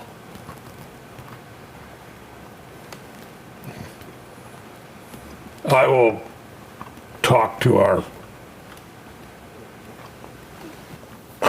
Closes the door. Oh, really? Like slams the door in our face? Well, doesn't slam it, just kind of, indicates wait here. Okay. He's clearly not the man in charge. Okay. These two. We can wait. They're barely articulate in some ways. But we don't hear the bar being shoved back in. No, you don't really hear the bar being shoved back in place, and you hear footsteps of somebody going off into the distance. It's looked like when you have the door open, you can see it looked like stone floors, which is pretty fancy for a place out here, and so after a bit, more footsteps, and door opens again, and now you see two guards and one of the guys you saw last night, and he looks at you and says, "And who would you be?" Sorry to have disturbed you, sir. My name is Fittich. I was once squire to the Lord Bluthenal, although now my companions and I, we travel the land, adventuring. We have been asked to look into some mysterious occurrences in the area here, and we noticed some tracks that were leading around the road not far from here, and we were concerned that there might have been some evil that could have visited this household, and we wanted to make sure that everything here was, well, that everything... He's, kind of glowers more and more at you as you kind of explain this. It's like, there is no evil here. The implication is most... it's only for your safety that we've come here, to make sure that, well, that nothing had entered the house and that there was no... And that's my cue to try to enter the house. Yes. I'm just telling him Invisibly? Yeah. He's going to try to sneak in. Well, they're standing. He's standing right in the doorway at the moment. Okay, you want to try and slip? No, I'm just I'll going to say, please, can we sit? Even outside, sir, if you don't feel comfortable letting us in. He will come out. He will. He's not letting you in the house, but he will come out. Are there any benches or anything here? Not really, no. But he. Can I sit on the gnome?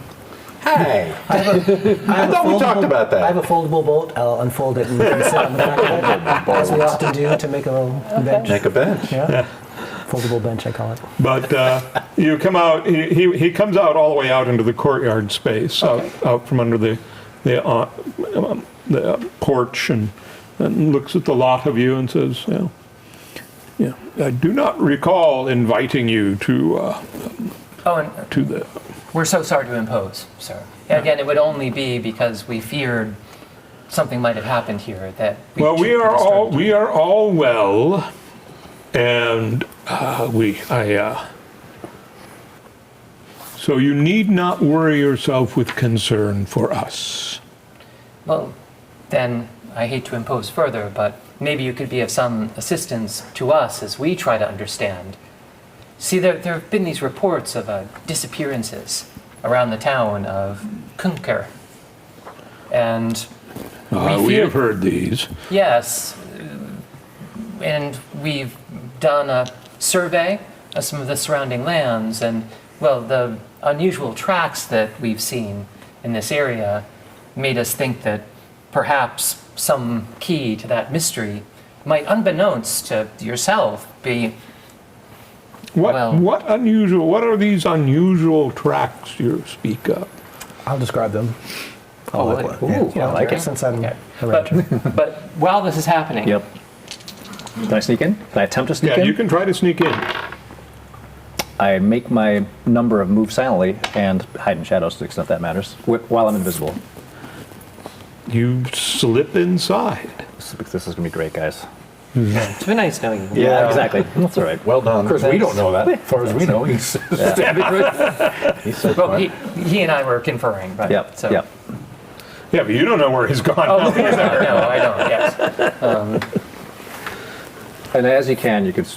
I'm Yeah, going to kind of wander around, but you tell me as you feel. We're Okay, splitting well, the party you- here, so yeah, who do you so want to do You first? come into basically some kind of entry receiving hall that has a door in the center of each wall. It's kind of just a rectangular room.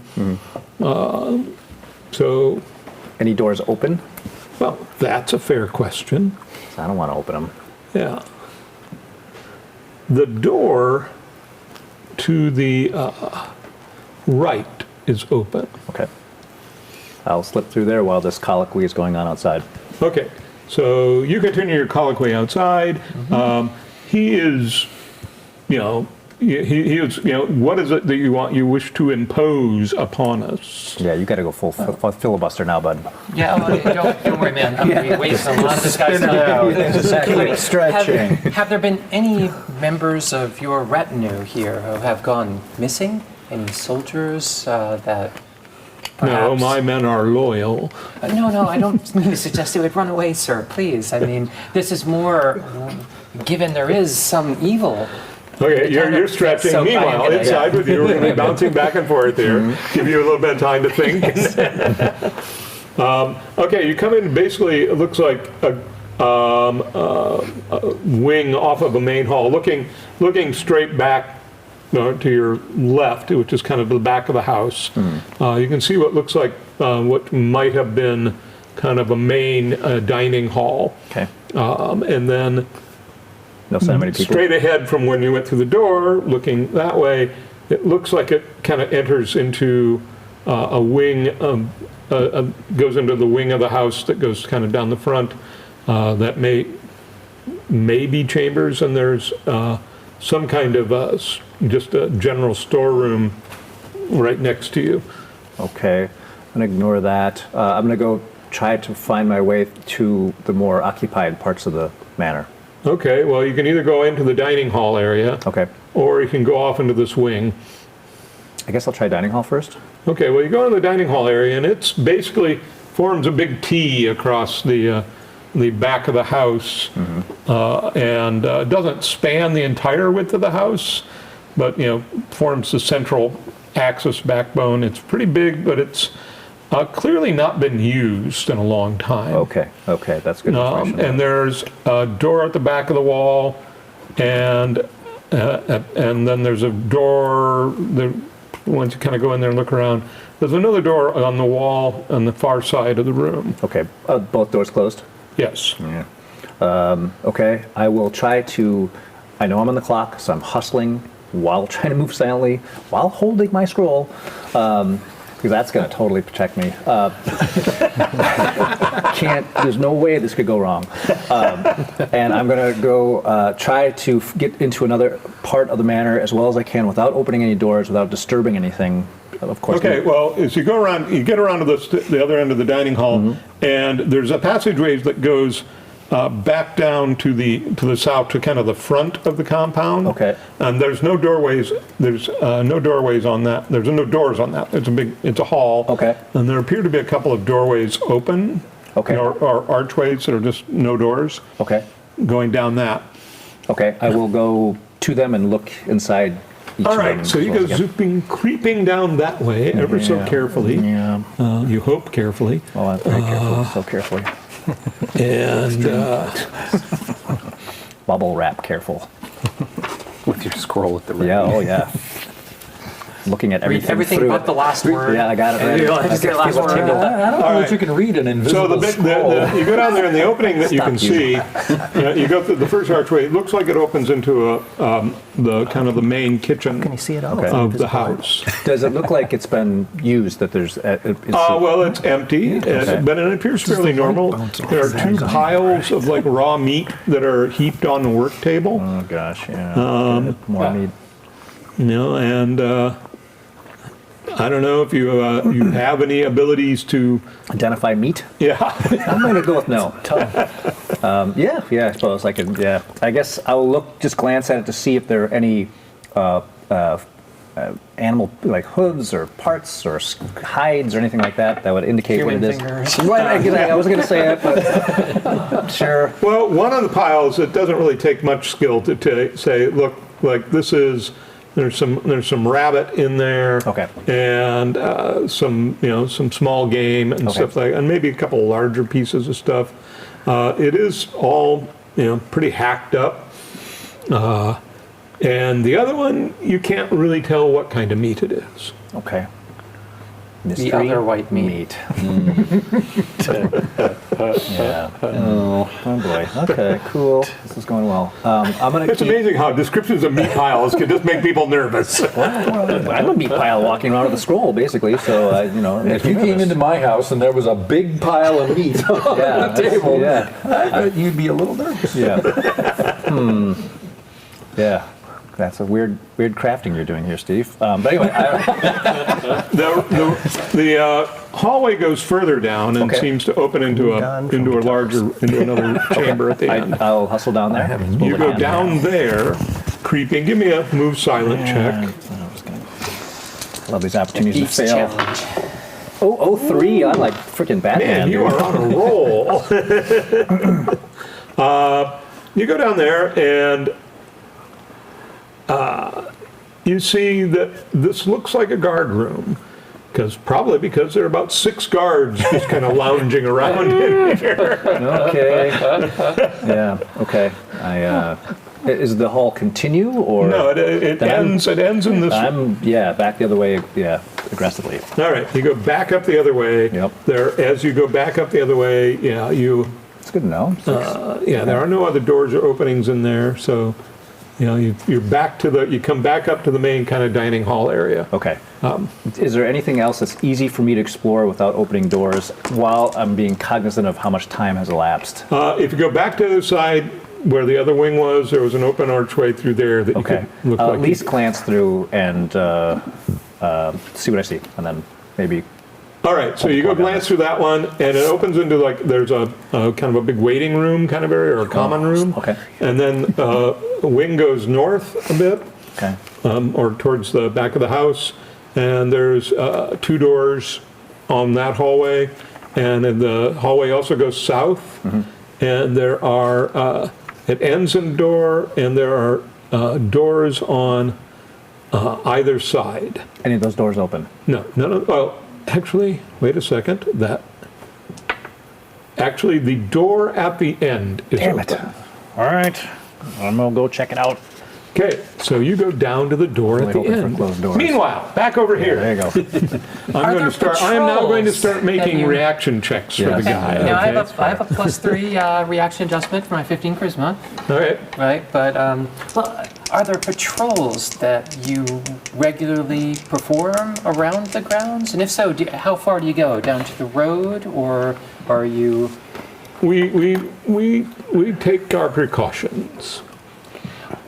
Again, I'm just curious if any of your men might have come across anything like some of these strange tracks, or If they any had, other- they would have informed me, and I have not heard anything from them.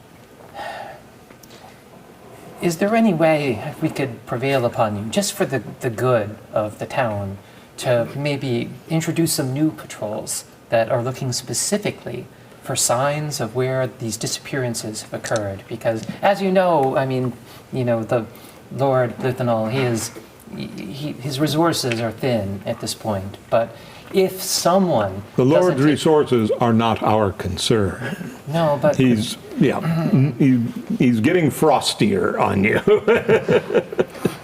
But surely we all have to provide for the safety of this whole region. Oh, say it, man. The wild tribes, they're probably coming through the woods. We're concerned. They would burn down The wild crops. tribes do not concern us. Wow. Well, you have quite a stronghold. We have lived here a long time, and we are well prepared. Do you know anything of the disappearance of this priest Milos? Why would I know anything about a disappearance of a priest? Well, are the disappearances of priests common here? We are strangers to these parts. I don't know.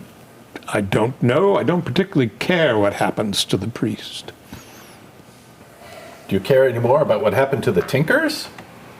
Tinkers? Tinkers? Yeah, probably not.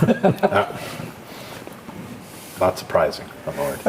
Looking around, since I am utterly bored with all of the arguing, and there's nothing to drink here, looking around this courtyard, do I see any signs, any overt signs of the old religion that would perhaps what's your give me religion? concern?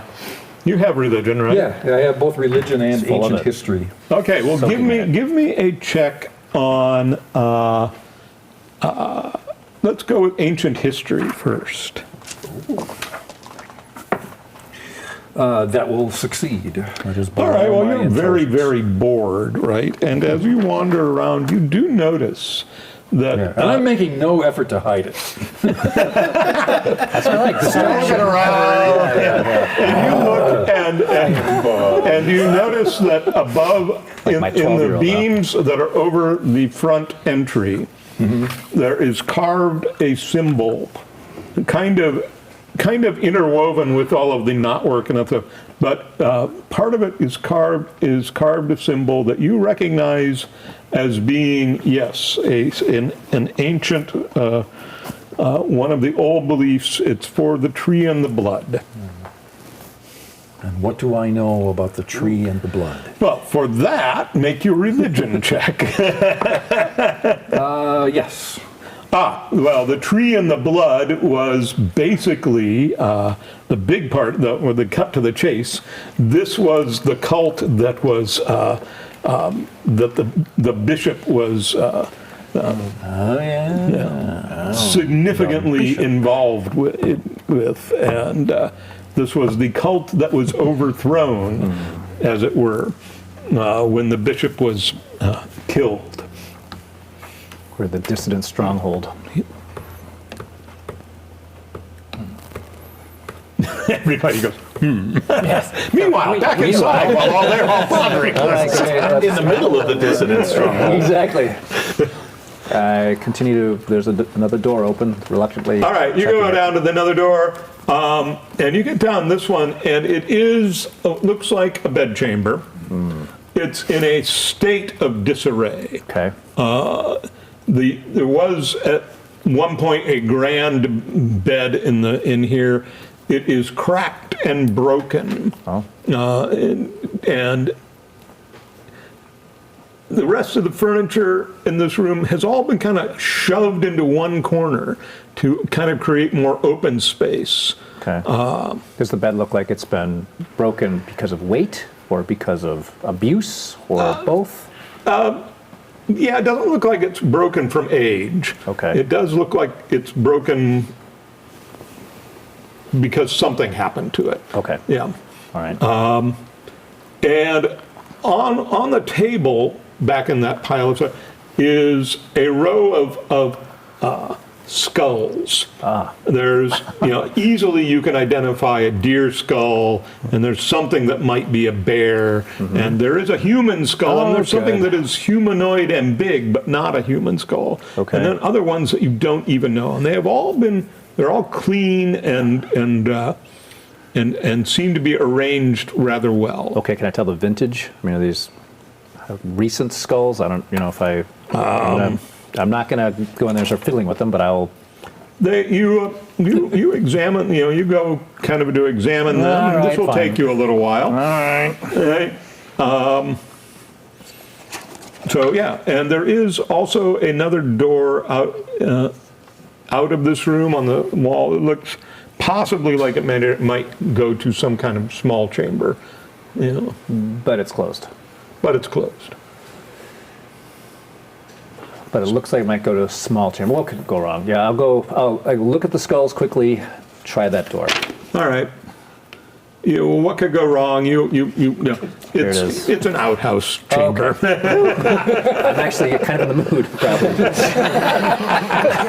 Probably a good break for me at this point. It's been a stressful half hour for Jillian. All right. Tyrion Lannister. Meanwhile, I'm sorry, my lord. I was just using your let me do bidding. a quick check. Are we still on our horses in the courtyard? Oh, no, you're not on your We horses. have our horses. I'm gonna at this point turn around and try to make my way back. All right. I will sidle up to our Say knight. something. Are you sidling up? I will sidle up to our knight and not really dropping my voice, but perhaps making it look as if I'm trying to be discreet. Just say, Hey, look up there. yeah, and point right at the symbol carved above the door. Is there a possible wisdom check I can make? Oh, you don't need to make a wisdom check. I just say, No, that's the but sign of the to recognize what it is. the blood Like, is there He's telling you. Yeah, Okay. yeah, that's the sign of the blood in the tree. Okay. Yeah, and meanwhile, We all pull our swords? the Quran is standing right there, and he looks at you and he glowers rather. What are you glowering at? I'll try this. So I'll play dumb, and I'll be like, that's lovely ornamentation there.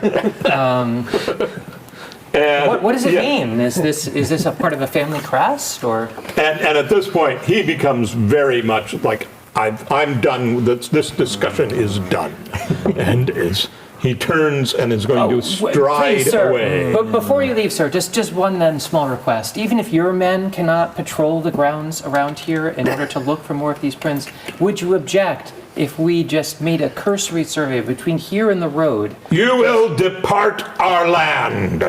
Oh. And he's very, very furious, and it's a very loud, kind of unusually loud voice. But sir, we're strangers here.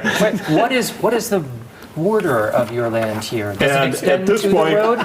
he's summoning the guards. It's time to get on the donkey and ride like the wind. Meanwhile, you... I'm trying to get out of here now. All right, you are trying to get out of there, Yeah. and as you kind of work your way back up, you see a bunch of guards coming from the guard room area over towards the same entrance that you are heading for. I'm going to try to fall in behind them and just follow them out. They'll cover my scent, I hope. I don't know. All right, so give me this is a hide and shadows, definitely. Okay. Come on, baby. 93. He is invisible. I am invisible. I'm invisible. Yeah, you are invisible, that's true. It's move silently that matters, but we'll take that for the move silently. They hear noises over there, but they can't see anything, and they got him yelling at them, so let's see so of the 6 guards, like 5 of them keep going, and 1 peels off to kind of go over here and is headed in your direction to try and I investigate. press myself against the wall and freeze. Okay, let's see. He's like, how close does he wander No into Axe you? body spray. Nothing like that. You didn't get down in that muck in the basement. Nope, I did not. No. No, he does look human. This guy, I mean, they all look human. So they don't look like weird monsters or anything like that. Good. And he comes up and he gets up there and he just Yeah, he's looking around and he just can't seem to give me a silently check. Want to make sure you don't sneeze or anything. Well, I'm really gonna. Oh my God, a 97. And the dust of this place gets to you and you sneeze. Don't sneeze in his face. That might be considered an attack. That's right. And at that point, he's like, oh my God. And he's like lunging for where he heard the noise, which is where you're at. That's not wrong. What are you going to do? I'm going to try to evade. Okay, you go ahead and make try to evade. Is that a Let's see, dexterity? how do we resolve this? You're invisible. That's a big bonus. Yeah. So roll a d20. He will try to hit where he thinks you are. -4. And he's going to have big minuses because all he can hear is there was something sneezed right over there. And he lunges for you and misses. Yay. And now I'm going to absolutely not try to move silently. I'm going to move with alacrity chase after the remaining guards and leave this dude behind, hopefully. You're going to run out the door. Run out the door. Okay, you run out the door. Okay, you sprint that way. Does he notice that does he notice the sound, or is he going to be still desperately trying to find something back here? This is like a, let's see. That was cocked here. Oh, that doesn't work. Okay, great. Doesn't work with big fat dice. So much for that. Betrayed. Yeah, 290 pluses in a row, man. Come on. He is poking around. Yeah, he's determined to find whatever made that sneeze. That's really good. I appreciate his doggedness. And so you go running toward the other way. The guards, meanwhile, have come out and have lined up more or less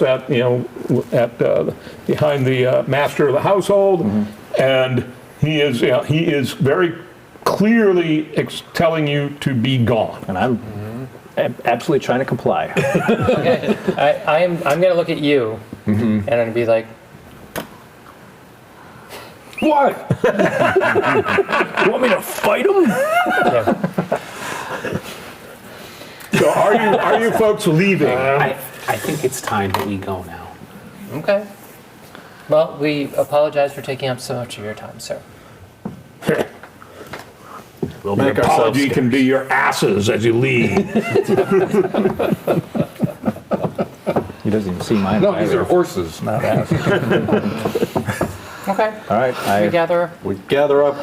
Are we mounting up and heading out slowly? Meanwhile, you are outside, but you're still behind the guards. Yeah, I'm going to try to I guess I'll parallel them closest to the gate opening and just make my way out. Okay, you'll have to wait until he and the guards they stand for a long time to make sure that these folks all leave, right? Okay. And I get then on my horse finally, and I point at the lintel and say, "You'll chisel that off if you know what's good for you."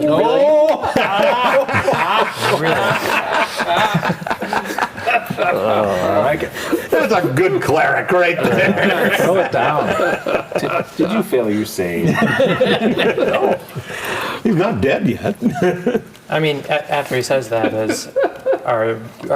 do they turn back? Are they approaching us after he says that, or are they just look determined to return? No, some of the guards are now going up to the entry gate, and are obviously have been told, okay, just make sure they don't come back, kind of a thing. Make sure E doesn't leave. Yeah. And so you can come out. You're out in the courtyard now. There's two guards at this entry. Well, I guess I'll try to move silently past them because I'm really good at it. Well, there is a wall too. Oh, I suppose, yeah. Yeah. I guess I could just, I will take the drama out of it and parallel along the wall and climb, take as many climb attempts as I have to. You can easily just climb the wall and get over. I'm good at that, at least. All right, yay.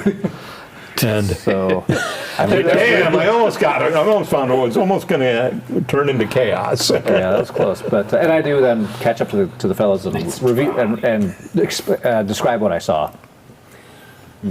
Meat, skulls, Jesus, Mr. privy. I thought they- I was a troublemaker in these things. Well, and at least they didn't get curious about Although- why we had an extra horse with us. I thought about it. We traveled the whole way up with extra horses. An extra saddled horse. Hey, don't bring it up now. Oh, we're gone now. What was up at 5? I'm sorry, Zeb. I'm trying to remember what was at number 5 on the map. Side Oh, of the the far north. Yes. That is the old ruins. Well, are we Nothing gonna, ever uninteresting happened at the Nothing Yeah, uninteresting ever happens at old are we going to ruins. stick around here like until nightfall and see Set if fire they to the come? place. Yeah. Oh, okay. You're leaping ahead. I was That just was going my to see if plan. any bears came out of the place at night. We could try to set up watchful position here. Yeah, and see if they come. But I mean, we think there's what? There's at least there's the head of the place. There's at That's least black 6 mode. men at arms. Black mode. Black mode. We could take them. Maybe. Well, especially if we set fire to the place first, and as they come out, we get them. So, what are you going to do? Oh, we're just talking about our options a bit as part of Yeah. So, You guys are But at this having point, great all we know is adventures that and they're singularly rude. not yet learning the things. I would think we want to head to black mode, personally. But I don't know that we can get there before Yeah, how much nightfall. are we, we're getting late in the day at this point, Yeah, right? yeah. Well, it's a mile or two Nightfall into is the coming. hills. If- Well, why don't we set up camp around here so we can keep watch and see if they come after us. If they come after us, that tells us Build something. a nice big If they campfire don't come within after us- sight of their place, so they know we're here. Or that. We'll burn their god in effigy all night long. close to the road and close to the river, like right like there. You know, set a fairly conspicuous location for a camp. So there? Yeah, somewhere around there. I mean, Where the road and the river cross. So this is the road from their place, and it joins up there. We're doing this because we're wishing to be agents provocateur and get a response from them. if they're going to come to kill us, we they're want up an to ambush. something. Yes. Well, my point being, we literally, because there's a road back, we could literally get back to Crookston if we wanted to, probably. Oh yeah, yeah. So I just wanted us to know what I mean, the reason if we want behind to our rest up choice was. first before we, I'm proposing we set a trap effectively. Only on thinking- chance they're coming to get us. These guys turn into, monsters, Well, the point and is- then attack tinkers, people like that. Is it that you wish to attack them? Because what I'm thinking is we don't know the answer to our conundrums yet as to what's No, no, going no. on. No. So I think we should try to bypass them until such time as we know that they are specifically what we're looking for. So that was my point. I guess what I'm We just want to proposing go is, eliminate other possibilities. yes, go back to Crookston where we have a secure night, and then we could head up first thing in the Okay. morning up We to... camp at the desolate ruins overnight. Well, we're almost. We're Or that. There will be an attack then, I think, is what's happening. Oh, So at the are we ruins. inviting an attack, is what but I'm trying look, to say. if we invite an attack, that will establish that one of the pieces of information we're looking for. That's why I would want Right, to do yeah. it, right? Because if they come to attack us after that, in which we didn't do anything other than insult their like skunks. Oh, that's all. But that might be enough, is what I'm suggesting. People don't have to be evil to be of ill intent.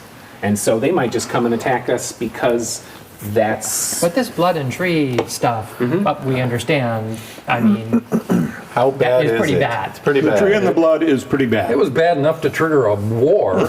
and so like Well, that to me means that's why I was like set the building on fire is my initial bit, right? Then heck, as we're riding off slightly and all 6 guards are... this is what I'll whisper to you. All 6 guards are standing there. Why don't I fireball them and we attack them right now? Yeah. While we have the tactical advantage. Why wait for them to come to us at a crossroads? Unless, this is, of course, to be at a time when I'm not trying to contemplate, should I sneak through that gate or should I climb the wall?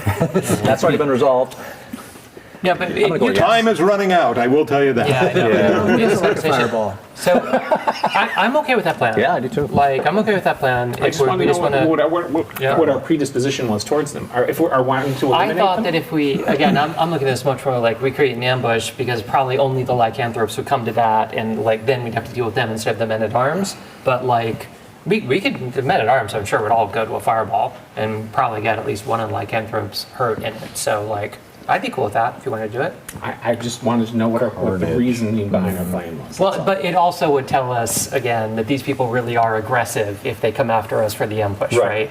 That's why I like the ambush was a better pitch than let's just set the building on fire for me. Well, okay.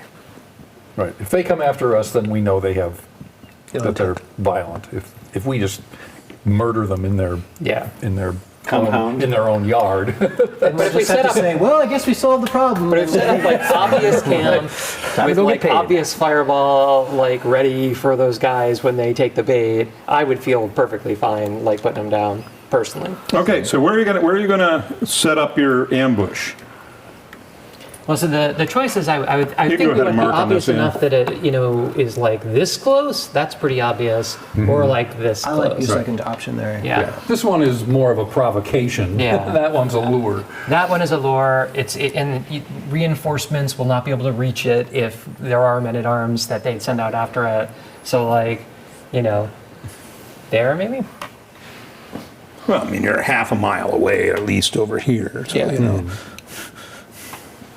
Yeah, we'd have to build a nice big fire to be seen Yeah. from We there. build a nice big fire. We, All right, well, choose your spot and let's go. yeah, Let's get this done. I know. All right. That's it. That's it. We're picking that spot further by the Ambush. forest. Back here? Back there, All right. we're building a great I mean, big Bill, you cool? bonfire. We got no better idea. fine. I'm totally fine with that. Bruce, you cool? I'm going to be a little. I'm still invisible, so I'll be a little away. Building the big fire, doing all this sort of stuff. Everybody's probably, is anybody actually going to sleep? What? No. That'd be a terrible ambush. Honestly, if we have beddings and stuff though, or we take the horse saddles, they'll trip over we me put as I'm them sleeping. down so it looks like there may be people Oh no, sleeping we're next to doing the better fire. than that. I'm going to cast Phantasmal Force of a sleeping camp or tents or. Okay, or how long does that last? Oh yeah, well there's that little problem. No, Phantasmal Force is much better on the offense than the defense. Right? Yeah. I think it. Duration special. Oh, it's concentration. Yeah, it's It's concentration. concentration, spell. basically. So as Okay. long as I'm concentrating, it'll look like a sleepy camp. Yeah, which will be pretty exhausting on you, but Yes. But you're such a magnificent little. No. It comes naturally to my people, this illusion okay, stuff, you're going so to I'm do gonna this, that's try. fine. Yep. All right, you make the sleeping camp illusion, and you spit there doing the, I got to keep concentrated, don't let my mind drift, don't let my mind drift. Eventually it'll fail, but Yeah. maybe it draws So- them in. Gets dark, you guys build a big fire, he's got this camp thing going, where's everybody else? He's somewhere away from everybody. Nobody knows exactly where you are. Yep. Perfect. Ranged people That's me. should be in trees. Yep. No one knows where you are. I'll actually stay in the camp. Okay, I will actually be in a bedding awake. I want to find hard covers. you're finding hard cover, okay. Yeah, I hope you engage someone bad so I can You finally do my backstab. go That's scramble my and plan. find some rocky outcrop and, get yourself into that. And you are, Yeah, I'll stay in camp and I'll stay awake and just sharpen my warhammer. With your head. okay, so it gets really late at night. Sometime you'd guess probably around 1 in the morning.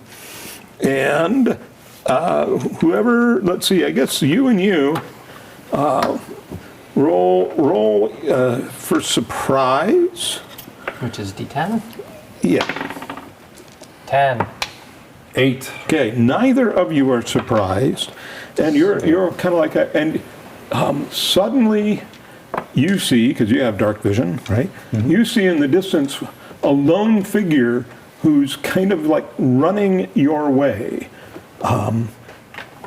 Running like this or running like this? Like this. Yeah, running your way. Okay. And what are you going to do? Notify him? Well, he can't see it, but you tell him. Oh, that. okay. Yeah. But how far away is it? Well, your infravision's what, 60, 120, something like Something that. like that. Yeah. 60 so it feet. can't be too terribly far. Yeah, so it's it's pretty close. Infravision. And- That's awesome. I get up, Yeah. I heft the warhammer. And there's a scream. Scream. Yeah. Okay. A woman's scream From. from this figure kind of who suddenly sees you. I'm rushing. Okay. Then I. Yep. All right, you're going to bring a wave her on it, and she comes running in, and it is a young woman.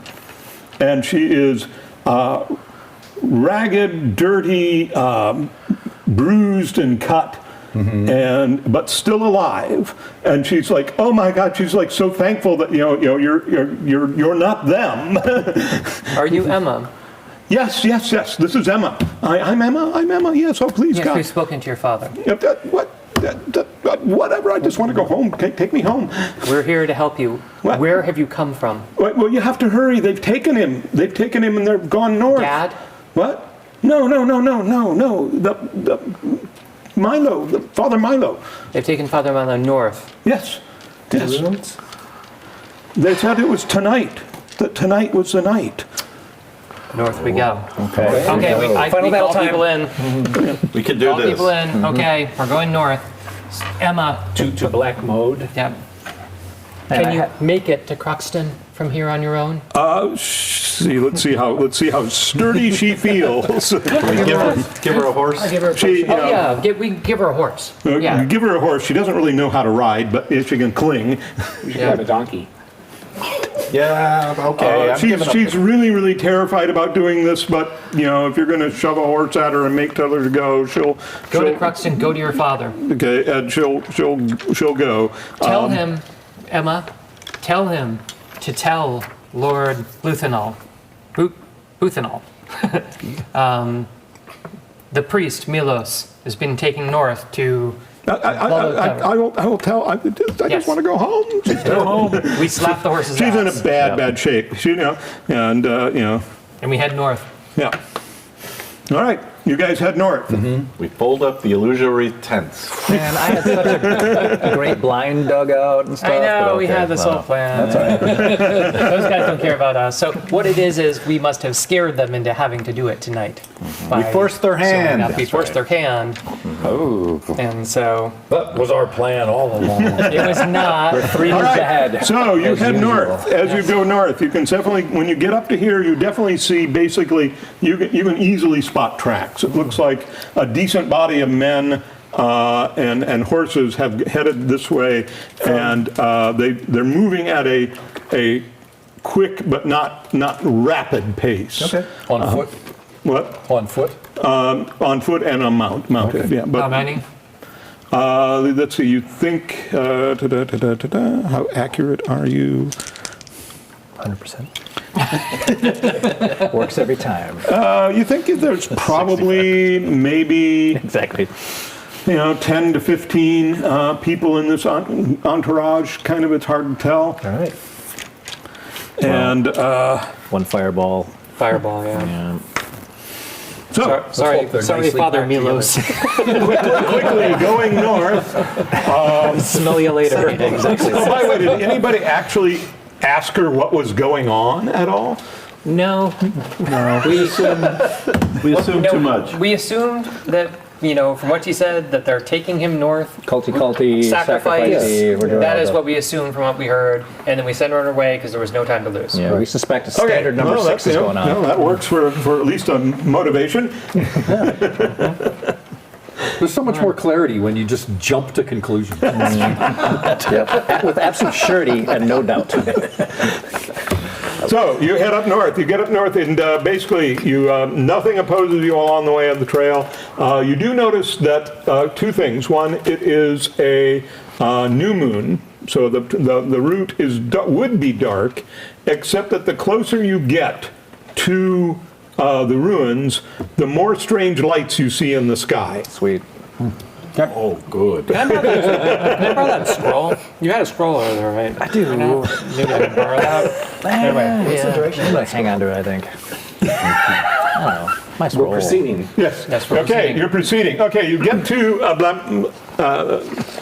Black Mode, and basically it is a large rocky tor that rises up above the kind of surrounding countryside. That at the top had been the ruins of the fortress temple that had been Termalic's last stronghold. There's lots of like lesser ruins around it.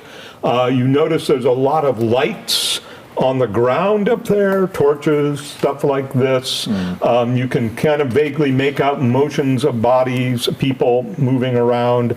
You know, you would guess from that you're looking at maybe about 24 or so people up there. And that you can hear kind of the murmuring of, you know, yay, ritual chanting. Always a good sign. Yeah, it's always chanting. Get these people. Let's stop them before we sell All right, the should we draw this out a little bit, like on a piece of paper here? Oh, Like we the back have of a, yeah, we can this? just flip that over. Actually, I can just do this. Oh, well, that'd be so nice. Yay, these, by the way, I have to thank Dyson Logos for basically making all these maps available. So, yeah. Dyson's amazing, yeah. Dyson logos. Support him on Patreon. Anyway, sorry. Casting stone skin on myself. Okay. All right, How so long yeah. does that last? Infinite. Oh God, that's like this weird, terrible thing. Yeah. All right, so what preparatories are we doing? Charge down the middle. No, wait, not that. I have a plan. Attack. Yeah, I do. It's time for me to read this scroll. All right, you read the scroll. Okay. You feel like shapeshifters. Who cares? Yep. I've never liked them. So you're on the bear, right? Yeah, sure. Luckily, my player choice enemy was. Although you could have easily, with your charisma and my low wisdom, said, "Hey, can I see your bike?" And I would have given it to you because I'm not, you know. But I appreciate that you didn't. I just want to see it. And I would have said, "Okay." Trust gets you killed. Yeah. All right, so you guys do any Shortly quick before we get there, preparations? yeah, I'll cast protection from fire on myself. Okay. And how long does that last? It'll be 8. Where did it go? Duration. Segments. It's no, it's longer than It that. is longer than that. It's right there underneath the little at the table. At the Well, it's duration special. Oh. The spell lasts no longer than 1 turn per caster level, so it'll last 80 minutes. Okay, that's probably a good amount of time. Yeah. All right. So, Bill, what do you do? What do you got for preps you're doing? I was going to tell him. Oh, okay. No, I did one already. So Yeah. I think we're probably moving to resistance, unless you want to scout and see something. But when we are in close, not engaged yet, I'm going to cast mirror image on myself. as Okay. well. Yeah. Ready to pop that off when you need it. Okay. Yes. Yep. All right. Anybody else do anything? Maximo? Wraith form doesn't last that long, so I'm saving it. Okay. Phantasmal forces could be handy in this encounter. Yeah, but I just kind of You just blew it. So, Yeah, there was I don't no have it sleep back. in this run. Right? That's right. You do have 2 unknown potions. We do. including a divination one, potentially. You want me to drink the potion? No. Okay, I could. Why wouldn't you? I mean, if it's ESP or something, it could be useful. Well, you can take a sip to find out what it does. Okay. You know, even if it kills you, whoop. Please. That's what it does. But please be ready for the potion missability table because I have a potion of neutralized poison. So in case I drop dead, give it to me and let's roll on the missability table. I'll take a sip of it. I'm over here. Which one? The not little healing vials. divination one, which is the clear one. The clear one. Okay, you take a sip of the clear one. This is actually kind of amusing. And you go, oh, this helps me see, in a sense, because let me go off to Potion Land. Off to potion land. Well, yeah, you know, it works like a clairvoyance spell. Oh, okay. Yeah. Chug it, chug it. I will. This is the time to check. I will drink it. Up to 30 yards distance is the range. Okay. So Let's get 30 yards away from something. I will drink it. And What's the duration? 1 round per level. But that potion probably lasts longer. well, let's see. potion durations unless they say. Yeah, okay.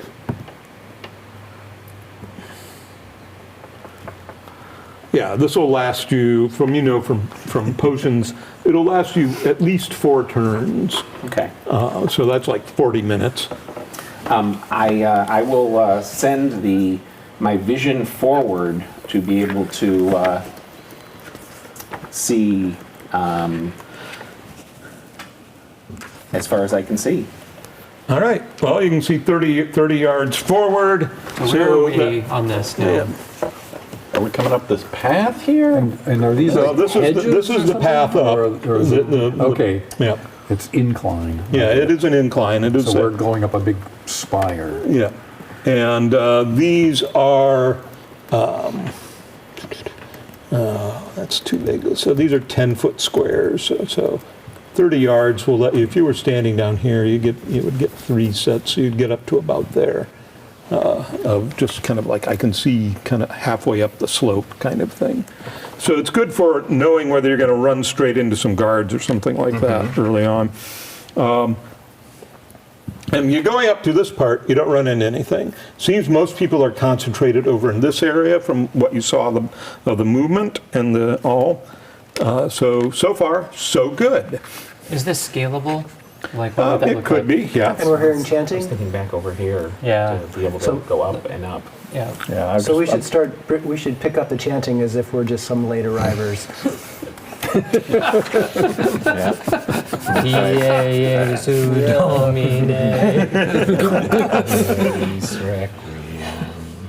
Seriously. Yeah, I like it.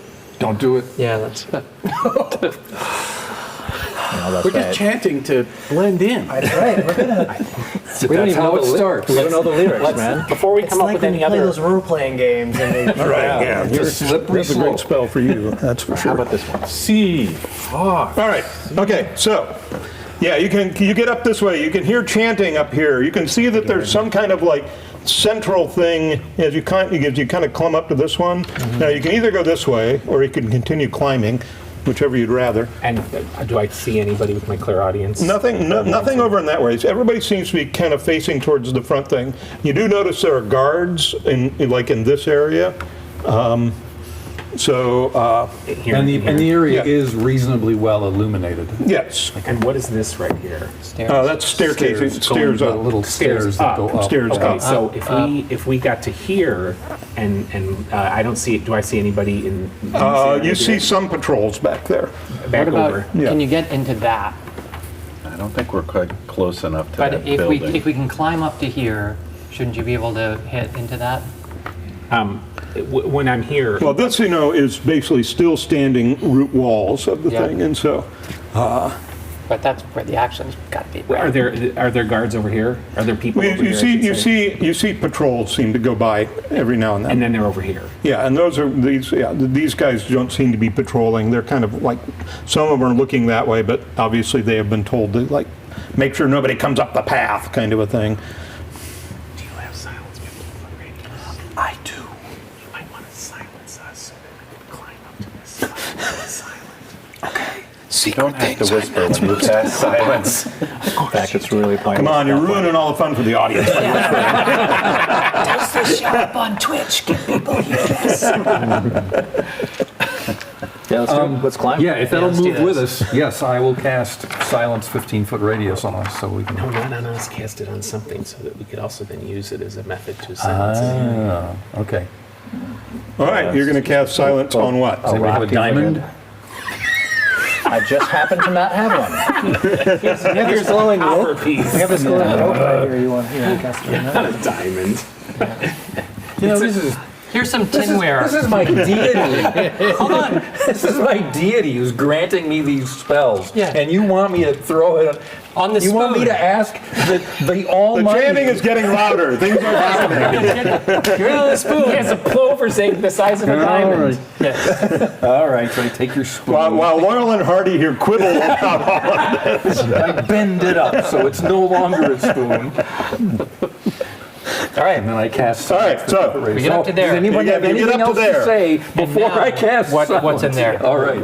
Okay, you have to kind of go up and I don't know, clairaudience will pass through a wall, yeah, so you can kind of look through the wall. You see in here that this chamber is kind of empty, it's just full of wreckage.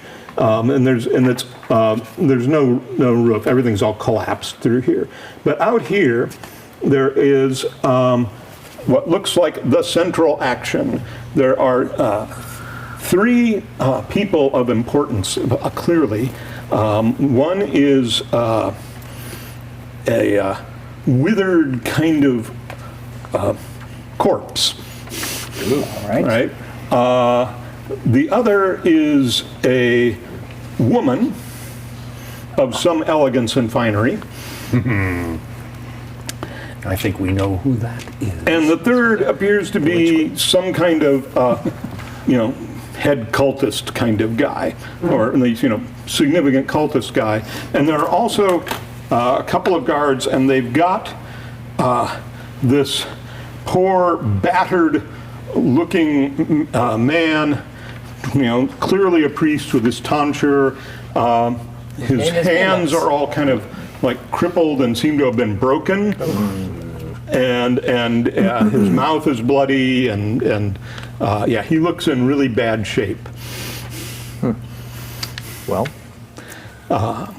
nuke the site from space, obviously. I mean, and then down below, you can kind of see a little bit down here. You can see onlookers down here. Yay, cultists. It's got to do all that chanting. Yeah, somebody's got to do the chanting after all. I'm going to turn to you and say, I'm going to get his attention, so he's looking at me, and motion to put your tin piece on the ground. Like right at the back of the wall, or just at the moment, so that we could say what we're doing and know what we're doing. Because right now we're in a silence field, so I can tell everybody so what I we need see. to put it down and move 15 feet away. Yes. Yeah. So you back up. You back up to the edge. Yeah. See All right. what we see. Back up the edge. Tell what you've seen. Yes. Okay. Make your plans, and then it's going to be go time. All right, what is our plan? Fireball? nuke it from space, rush in, chop them up, I'm done. not fireballing a priest. Oh, no, that would be bad. Well, I don't know. I mean, He's a hostage. I suppose, but he's, He is a priest of the new god. he's pretty banged up. I I don't know that he's going to survive. yeah, right. I mean, you could just. I think if we, split the party maybe and come at them from both ways, that they'll be surprised that. Well, let's hope we can get turn undead on one. If we're not going to do from space, which I agree is not a bad option, but if we can possibly turn one, we go for the Countess. So I would like to. Yeah, I'd like to move up first and take a shot at it. A backstab while I'm silent and invisible. I'll undoubtedly succeed because I'm really good The at pace is moving of the chanting is increasing. Yep, here I go. It's building to a The climax. other thing is we can toss this silence in there and end their chant. Yes. So Okay. why don't you? Well, I can do that. Why I don't can you take carry that. it up Yeah. and drop You it? carry it up. And do you want to come this way? And so we'll take the shorter. Sure. Some of us So will as take we the hear shorter it, way. the chanting stop. I'm That's when going we're to pull the in. plug out of the. Okay, of well, the the chanting PA is coming system. from all around. But at least it's chanting But we'll here. silence it Yeah. in that central area. Yeah, so Okay, you're going to try and put that will not stop the chanting, but it will stop whatever may be in Whatever there. they might stop the do. Countess from Who else is spellcasting. coming this way with Vivian? No. Jillian, thank you. Who wants to come this way? I'll come this way the short way. Who else wants to come the long way? I'll go the long way, Okay. so that I'll draw some attention charging in. Yeah. Anyone else want to come this way? If I'm going to get in there and turn that thing, I should probably take the short way because of my I'll take the short way too. 18-inch Okay. legs. I'm coming with you then. Okay. Well, that's fine. So the four. Oh, wait, I was thinking maybe 3 and 3. Oh, I'm sorry. Go the other way. Come on, we got to get to this. Okay. All right, we've got our plan. We're ready. All right, so go ahead. Number one, who goes first? I go first. I have the silent spoon of mangled item, and I throw that. I move around silently. Okay, I'm mark silent. where you are, where you are, and where you're throwing it to. I'll put it right amidst other 3 people here in those squares. Yeah, they're right in that area. I'm going to yeah. just toss it right there then. You're going to toss it right there. So you're probably. Are you coming around which side? This side. Okay, you're over. So you're over there. Okay. I am as well. I'm hiding here until he You're takes going to his hide backs there down. until he does stuff. All right. And so, I'm likewise on that side. So this side of the table is going around that side of the building. Okay, and then you guys. We're coming around over here to this side. Okay, you're coming around over there to Literally that bum rushing side. the show. First thing that happens is as you come around over here, both groups will becoming in sight of cultists. Except for me. Except for him, and he's going to. Except for him, he's invisible. Yeah, but there are still two moving bodies up there, right? Right?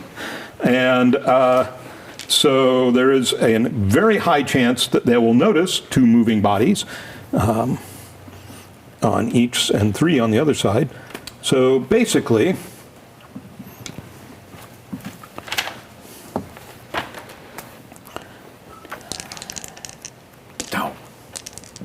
It's not too late. ooh, yeah, okay. So Never too late. you guys managed to kind of get around to your side without drawing too much attention because, you're skillful. I don't know, you're lucky. You guys are completely unlucky. As you come over here and these people start, they see you and start, shouting the alarm, right? And running up the stairs to get up there. As best as they can with their weapons out. You notice that these are cultists. These are well-armed cultists. They're not idiots in that sense.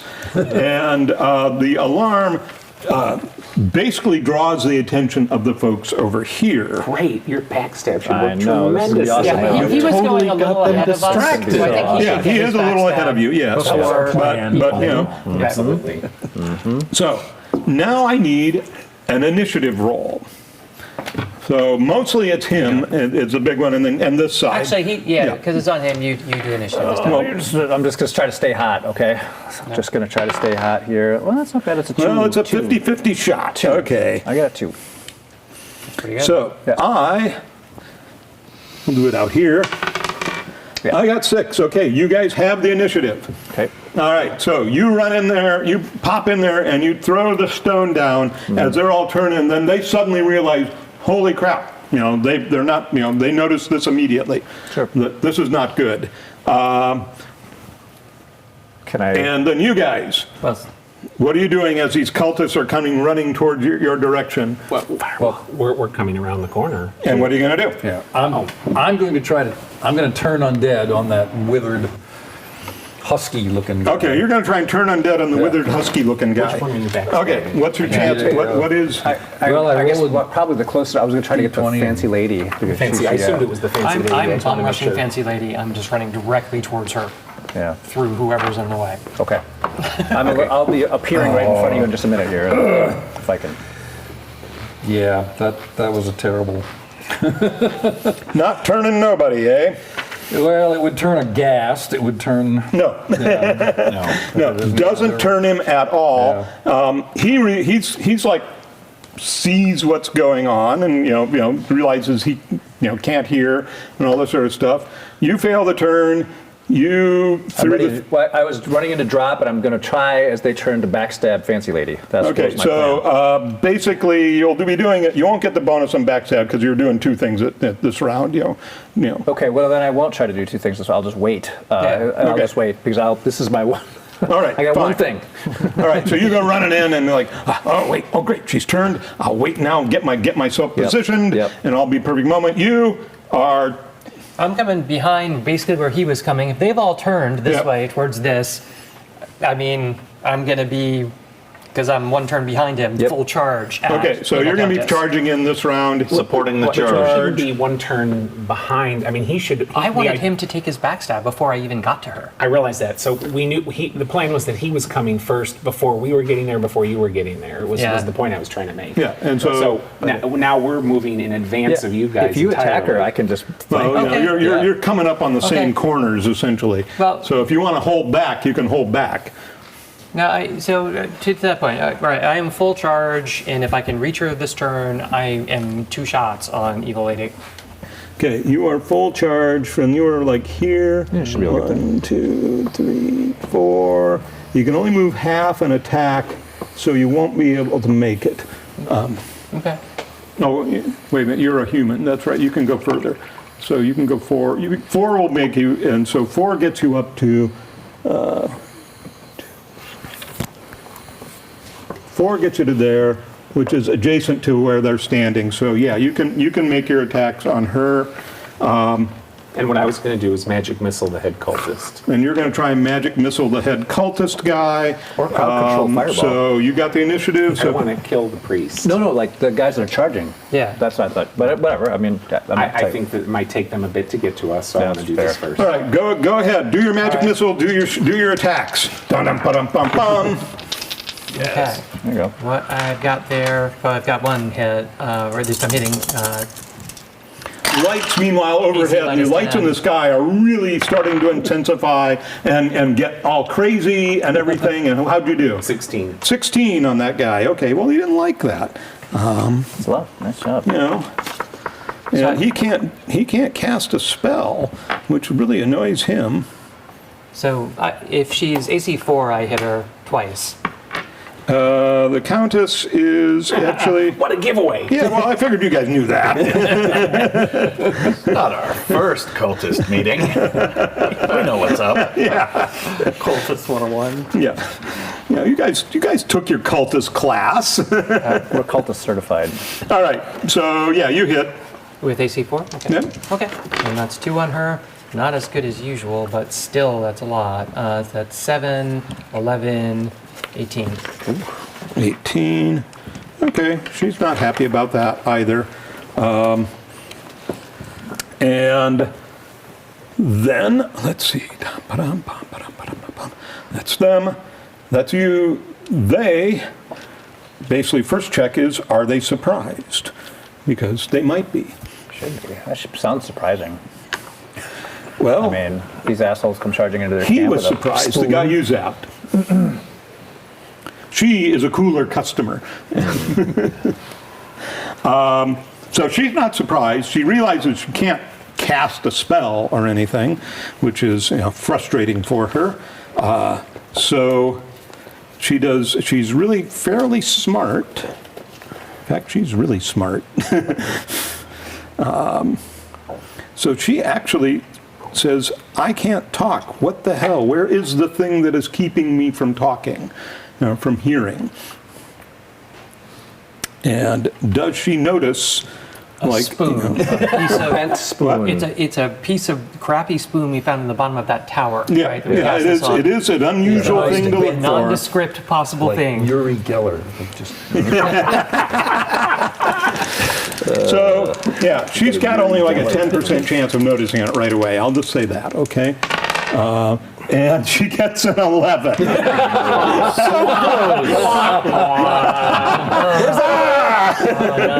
Nice. So she's looking around frantically. She knows she's trying to find something. She looked right at it, didn't connect with what it was, and is looking back. She'll have a much better chance next round. But meanwhile, while she's doing that, the withered guy that you tried to turn, who Julios? just ignored it completely, right? ooh, that makes me mad. Just very coolly and quickly steps over to the priest and kills him. See? Yeah, that's why the fireball. And at that point, initiative for the next round. Everybody now gets action. Everybody gets one group initiative. Is that what we're? Yeah, we're just doing this. We're getting, I do have -3. This is yeah, you get to modify it. So Right. Yeah. So 6 for the group. you have to be lower than a 1. Yeah. Never mind then. I rolled a 1, so I'm feeling 2 lower things than all. happen. 1, the sky overhead goes crazy at this point, and you see this, portal of power, energy, or something come funneling straight down on the withered guy. Oh, whoops. And he begins to start changing. I don't think that's Becoming less withered and more. Well, it looks like he is changing into something decidedly not human, decidedly not humanoid, and decidedly much, much bigger than what he was. Yeah. So that will take him around to to make that Not to change. stay Puff Marshmallow Man's. He's changing shape. so you're She, gonna be all right. meanwhile, is still frantically looking for that, whatever is keeping her from talking. She has a much better than 90% She just got attacked, chance. too. Yeah, and I did just slam her. And still not quite good enough, She's still like, It not. can't be that spoon. The spoon is kind of hard to pick out in the dirt now, okay? And there's blood maybe on it and stuff like that. Because it hurts more.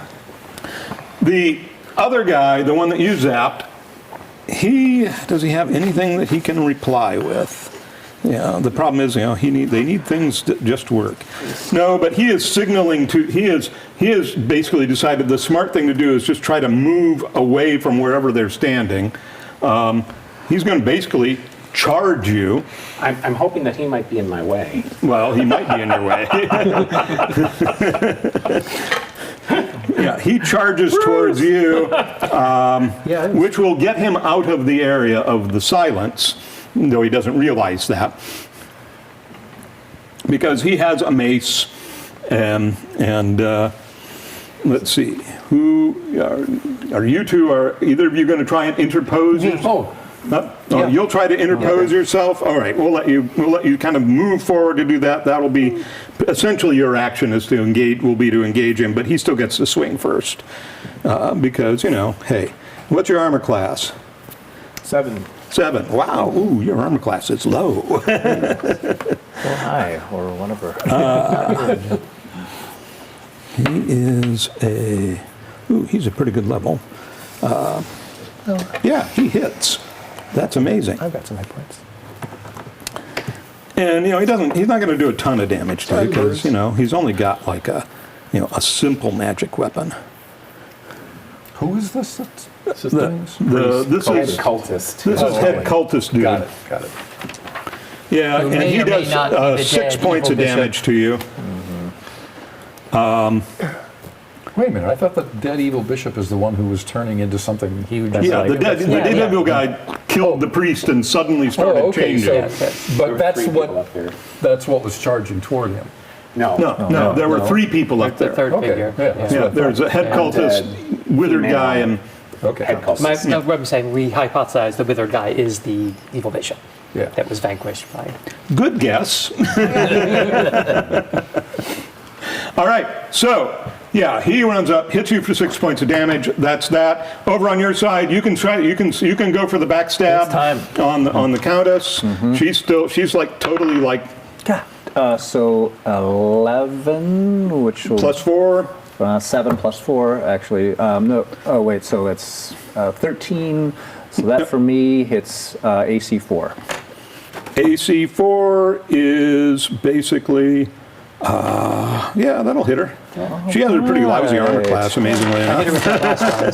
No kidding. That'd be kind of a yay. That's just get her down. I don't want her in the stew. Why not? 13, 14, 15. Just 16 points of damage. Ow! But wow, you guys are doing her. You're doing her pretty. And I'm now visible, alas. Yeah, well, you kind of blink into sight. Hey, lady, I just shanked you with this.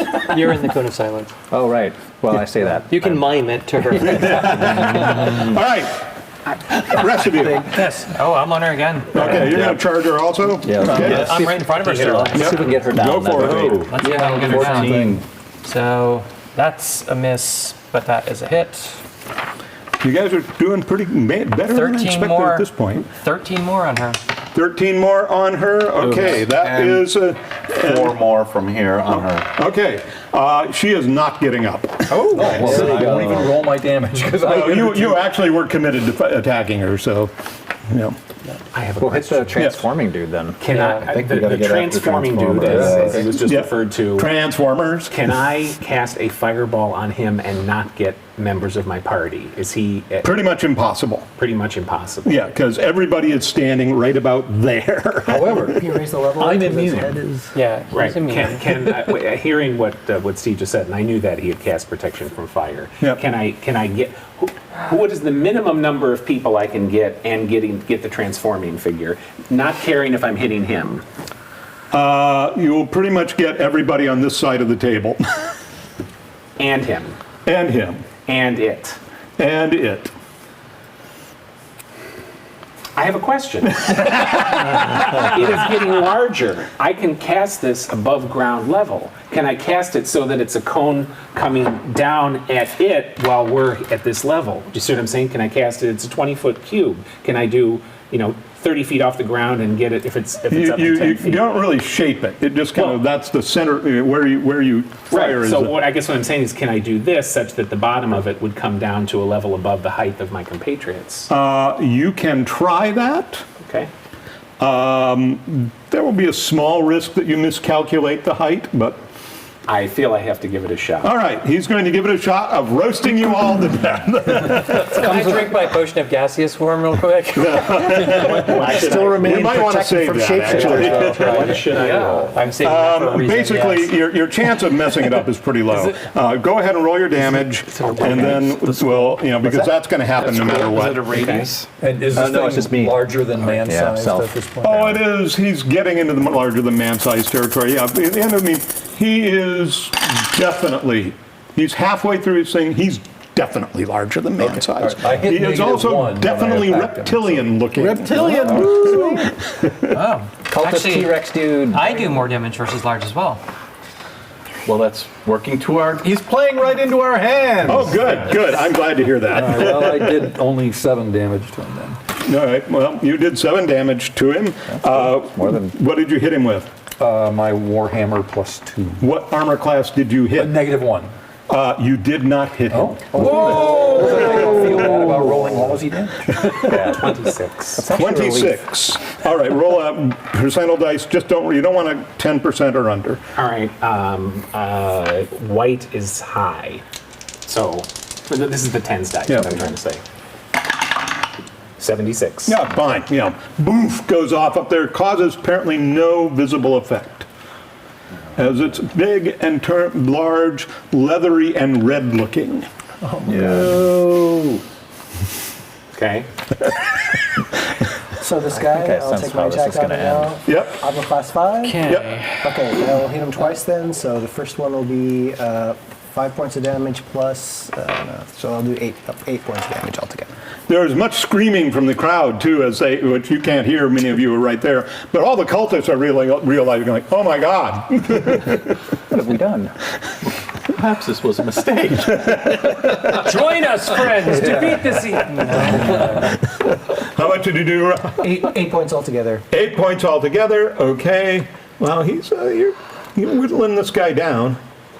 This is Mace Guy. This is whoever ran at us. This is Head cult leader. He's the one that killed the priest, right? Yeah. No. The thing that is growing right. big is the one that Oh, killed right, the right, priest. The evil bishop is So, he's becoming a I dragon. have a trick that worked once before earlier. Blindness. All right. On this large reptilian mess. It can fail Okay. safe. It's a saving throw, but fail yeah, safe. right, it could fail. blindness on large reptilian thing, which, by the way, has now become a large red dragon. Yeah. I want it to be a large blind red dragon. You would love to see a large blind red dragon. First off, you cast your spell at it, Guess I have to back out of the and silence. it goes up that way, and it just kind of goes. Yeah, thanks for pumping up the dragons, guys. That's great. Well done. Luckily, Talk about reaping what you sow. Holy cow. I think that's the addition. Meanwhile, the red dragon has formed completely. It is surveying all around it to try and see what is going on. Cultists are screaming. It sees the dead countess, and it is very enraged by that. It doesn't seem to care what happens to anybody else in the group of the cult at this point. Why would it? So, next round initiative. You've got a big red dragon out there. It's enraged. It means it won't act rationally. That's an I have a good. I have a Actually, It is very angry. oh, I have a defensive crazy adjustment, plan. so running away. No, even crazier. I'm sorry. Good time for crazy Initiative? plans. Group initiative? Yeah, please. All right. 5. All right, here we go. I will step over this. We're going to do this high drama. 1! Oh, goodness. So, yeah, the red dragon, because he is arrogant and all this sort of stuff, tends not to use his breast weapon as his first choice. Because, they're arrogant. And so he instead is going to basically do a tail slap. Because there are a lot of you right around him. And is going to try to do a tail slap. And basically, he will almost certainly hit everybody, I suspect. Ken Robinson says in chat he doesn't want to overcook his food. That's a good point. Thinking like a dragon. That's what I like. All right, so you three right there. You guys are kind of away from the tail slap area. We're in tail slap it's area? basically. What's your armor class? 1. Yeah, he hits. Oh, great. Hits. And what's your armor class? 6. Oh, hits. Okay. I thought maybe if you had a minus, he might have missed. You gave us our armor classes. You know we don't have minuses. Well, some of you actually have pretty good armor, and Not this sailor. so the tail slap counts as 2 claw attacks. So that's that's not too bad. That's 1d6, 1d10 twice. Could survive, theoretically. You take, just for simplicity, everybody will just take the same damage so we can save some time rolling. 13 plus 12, 25 points of damage. Okay. Whoa! Okay, got literally 1 hit point left. Well, I've got 6 hit points Yeah, left. that informs my decision making going forward. And everybody must save, save or be stunned. What's Versus the petrification. Petrification. Well, that's a doozy. I haven't made one of those saves. Attempted one of those saves. And there is a healthy minus on the thing. Healthy penalty. Yeah. Okay, how deep is the penalty? Because I rolled a 1. So One. wait a minute. I guess it doesn't matter, does it? It doesn't matter.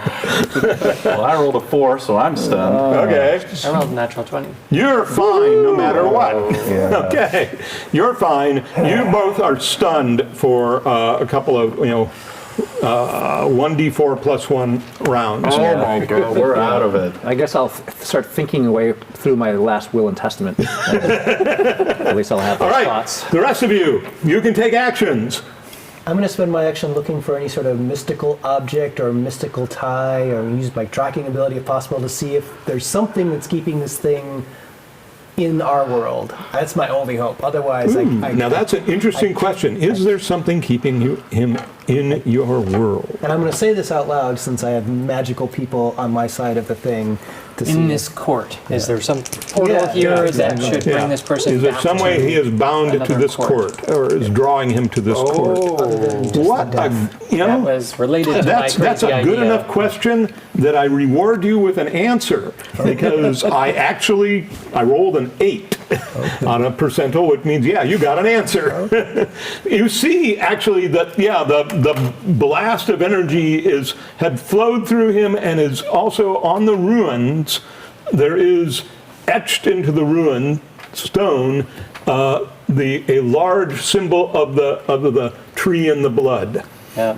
And where is this exactly? Could you show us? On this, here? it is right like there on the archway that would be over that doorway. Okay. Right Yeah. There's this temple! Okay. It's the lynch stone! And so, yes, there is that right up there. That was my... That was not an action. That was like, oh, look, hey. Yeah, I was going to say, it's probably going to take someone who's more than 3 feet tall. I'm going to shoot at it twice. Okay, he'll shoot at it twice. All right, this is going to be, it's stone. It's going to be tough to do much damage to it, but okay. What are you doing? I'm standing right in front of that dragon, so I'm going to whack it a couple times. This is my 2 attack round. Maybe I can at least. I'm going to commit suicide. Is what you're saying. And he's thinking really hard. Now I have an action. Yeah, okay. I'm I'll wait for Steve to finish. Okay. I hit like -5 or 6 there. Okay, -5 or 6. If you hit... I can narrow it down if you need me to. No, actually 5 or 6, -5 will work. Okay. And it's way bigger than man size at this point. That's tall cheddar right there, man. 10 damage. 10 damage to him. Wow, you actually hurt him. Yeah. Oh, I should. Yeah, I should definitely not eat any of the stunned characters as a result. I should probably eat So, active threat. you do that a few more times, so maybe more than a few more times. Zeb, will you allow me Yeah. to just run towards the thing rather than shoot at it? Yeah. All right, I'll run towards it and pull out that trident. Oh, okay. Is it off the right. ground? This thing It's that like he's on the referring to? arch. Yeah, How high is it from? it's over it's at the top of a tall archway, so How high off the ground? I just want to get a probably sense. it's about 15 feet up. 15 feet up. Okay, so what I'm going to do then? I'm sorry. So go ahead. Go ahead. No, it's going to take me a while to get up there, I think. Yeah, he's Okay. Well, I'm going to cast Fly on myself. You are flying. I have cast Stone Skin on myself heretofore. I am going to attempt to be a human missile and slam into this thing. That's wonderful. All right. Well, the stone skin will protect you from this. It's this will count as one of the attacks. How fast does fly move? I could have cast Stone Shape on you. And you could have just gone up there and gone. You could cast stone shape. Yeah, but I can't fly. Fly is horizontal movement at a rate of 18, twice that in a dive. So 18 is pretty fast. So basically, you're going to go in there and slam against this thing. F equals MA. And, Moreover, I mean, if I can probably get up and then come straight down at it. So I can give it a little increase bit my of speed. plummeting speed. Yes. Okay, we'll give you some Falcon plummeting speed. And, you do that. I'm a missile. And you like it. chip it a little bit. You do a little bit of damage to it, but not enough to destroy the pattern. But it's the first bit. Structural damage to stone, and boy, does that hurt! But it didn't. There's nothing that says that stone shape doesn't mean it doesn't hurt when you get here. Just doesn't mean you don't take any damage. Okay, so I've smashed through a portion of this, or something. You hit some part of it, and some chips flew off of it. It was only some chips, though. What I'm trying to sense is do I think I need to do this 20 more times, to appreciably damage it? Is what I was trying to figure out from my attempt here at doing this. Or did I just literally flake off some stone and this thing is largely You think unhurt? that it will take you several more attempts, and if you had anything else that you could do to boost your capabilities, that would probably be good too. You should do the throwing gravity out that slingshot challenge. thing around the dragon. Yeah. So how dilapidated are these ruins around this arch with his tail? They were blasted and burned and stuff, and so you've got a lot of cracked stone and stuff in here. So And that arch supports over this? yeah. All right. No, I didn't give anybody a horn of blasting. Sorry. But you did give me a potion of gaseous form, which I'm going to take, and I'm going to attempt to get into the cracks of the stone of that. All right. All right. You're going to try and slide it, and you will be able to do that. That's not particularly difficult. I mean, as soon as I feel like I've managed to get enough of this that I'm like, Well and I'm in wedged chainmail inside? and I'm well wedged inside, I'll end the effect. All right. This may be the messiest.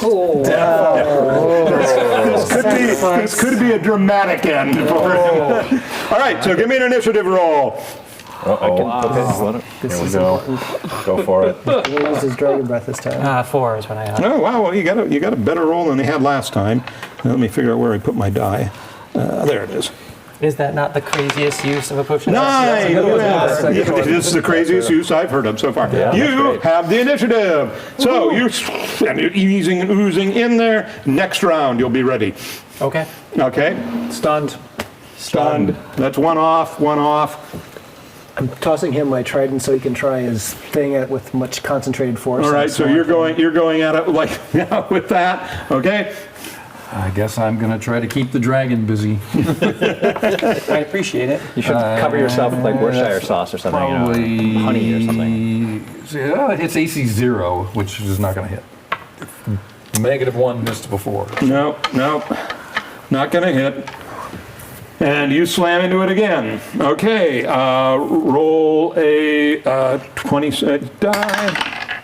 I got a 2. Okay, well, you're chipping points off of it, okay?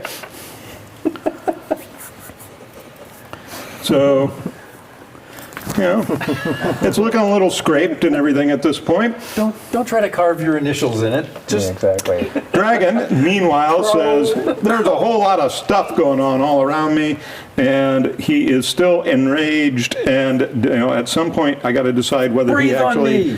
Breathe on me, you stupid dragon. Okay. You guys are such old friends. If he asks you nicely for something like that, you have to oblige him. Leans down, just looks straight down at you. You're like right at his feet, right? So he unleashes this blast. So, save versus, for petrification, breath, save versus breath weapon to try and get yourself to half.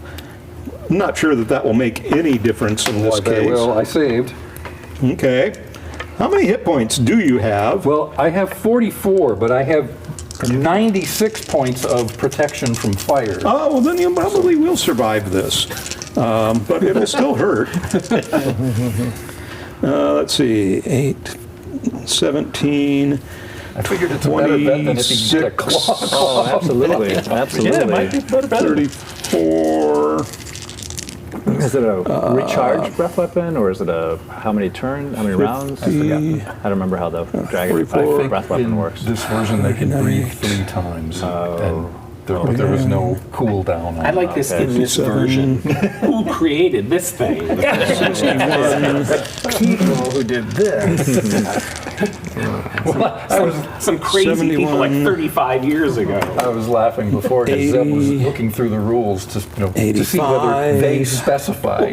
He's an 85, by the way. 93 plus 6 plus 6 takes it to 99 points of damage. All right, but I saved. He made a save, so he takes half, right? So I take 50. Yeah.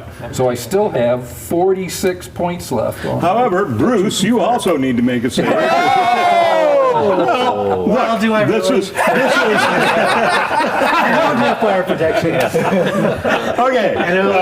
It comes down and it hits in a blast and it just kind of spreads out like that because it's hit any cultists?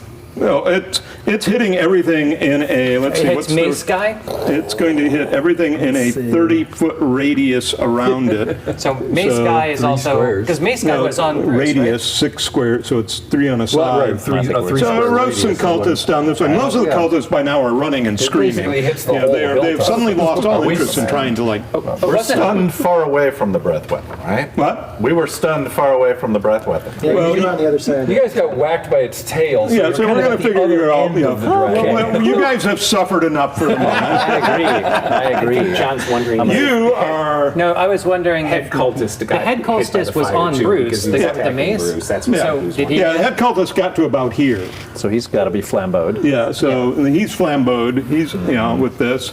Bruce is flambeaued. Yeah. You're flying, so you're actually out of the area of it. Sorry. But this turn, my effect goes off. And where are you at? My gaseous form Oh, your has gaseous inserted form. myself into the pores of the arches. The Okay, you are right. and as soon as I think I'm embedded in it, in the best right. structural place, So- I reverse it. That's amazing. Love it. That was the end of, you guys took all your actions, that was mine, and now we go to the last initiative, which basically is you start forming into whatever, you whack this thing a little bit more. Oh yeah, you well, it's nice knowing you. Oh, no, I'm sure. I'd like a save for it. Yeah.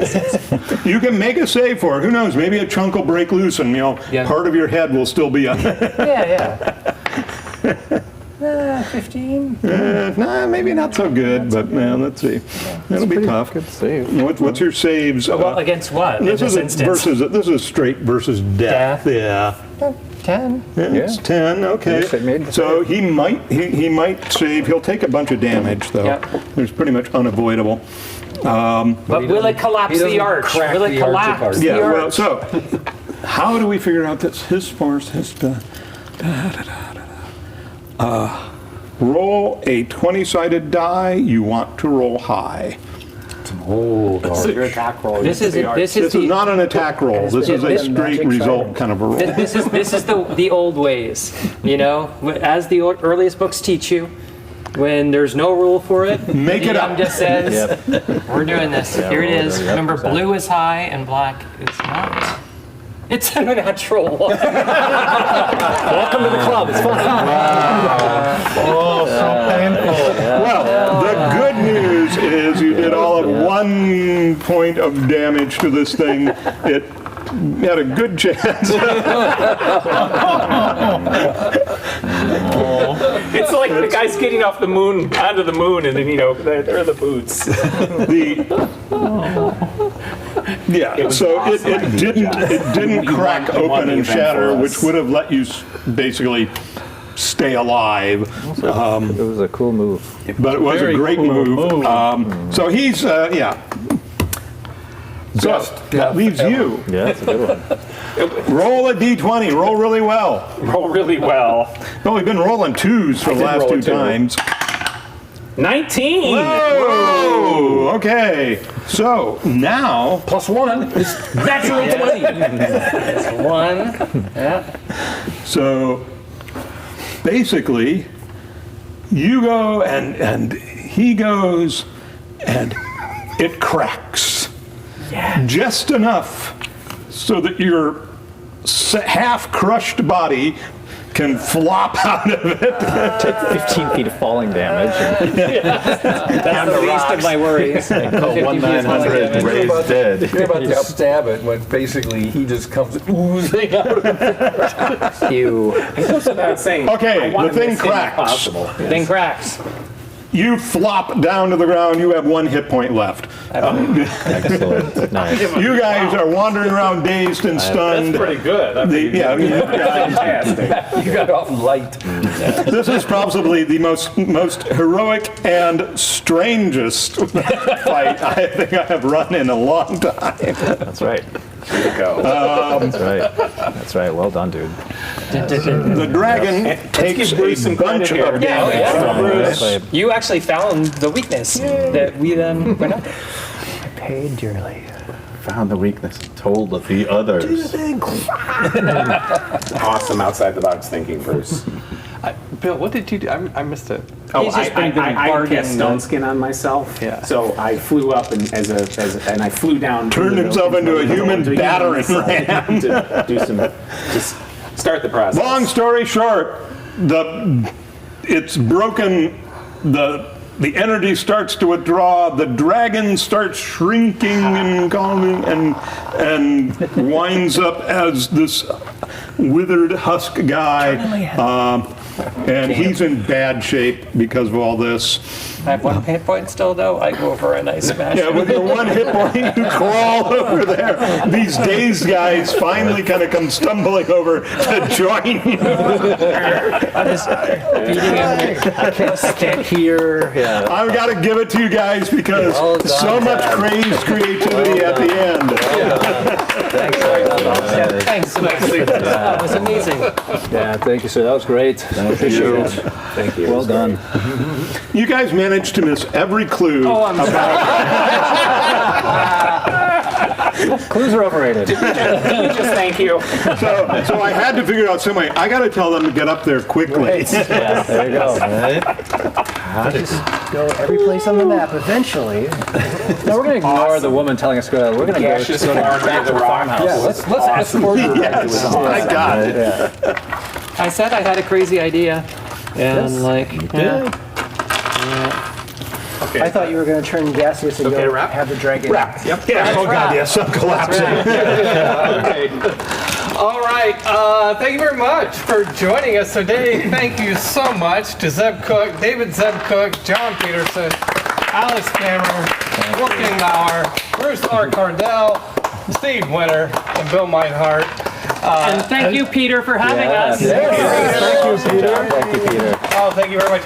Hey, but this ends episode 3 of our 6-part series.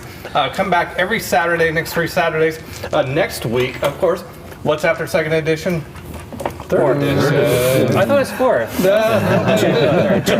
edition. So yes, next week and every week from here on out, we will have the lead designer of each edition here to DM that edition and also to help us talk about that edition, what happens. So next week, third edition, Jonathan Tweet will be here to run a game. And since my name is also in the credits of third edition, I'm going to play instead of sitting here on social media the whole time.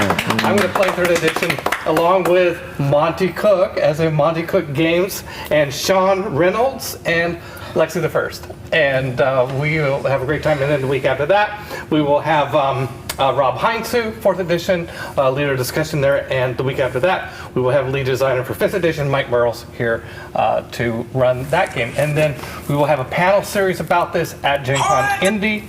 And what? Huh? What? Something about Gen Con? Is it like every time I say Gen Con? Yes. You're like, yeah. It's not my phone. From All right. Thank you very much. We'll see you next week. And our other shows throughout the week.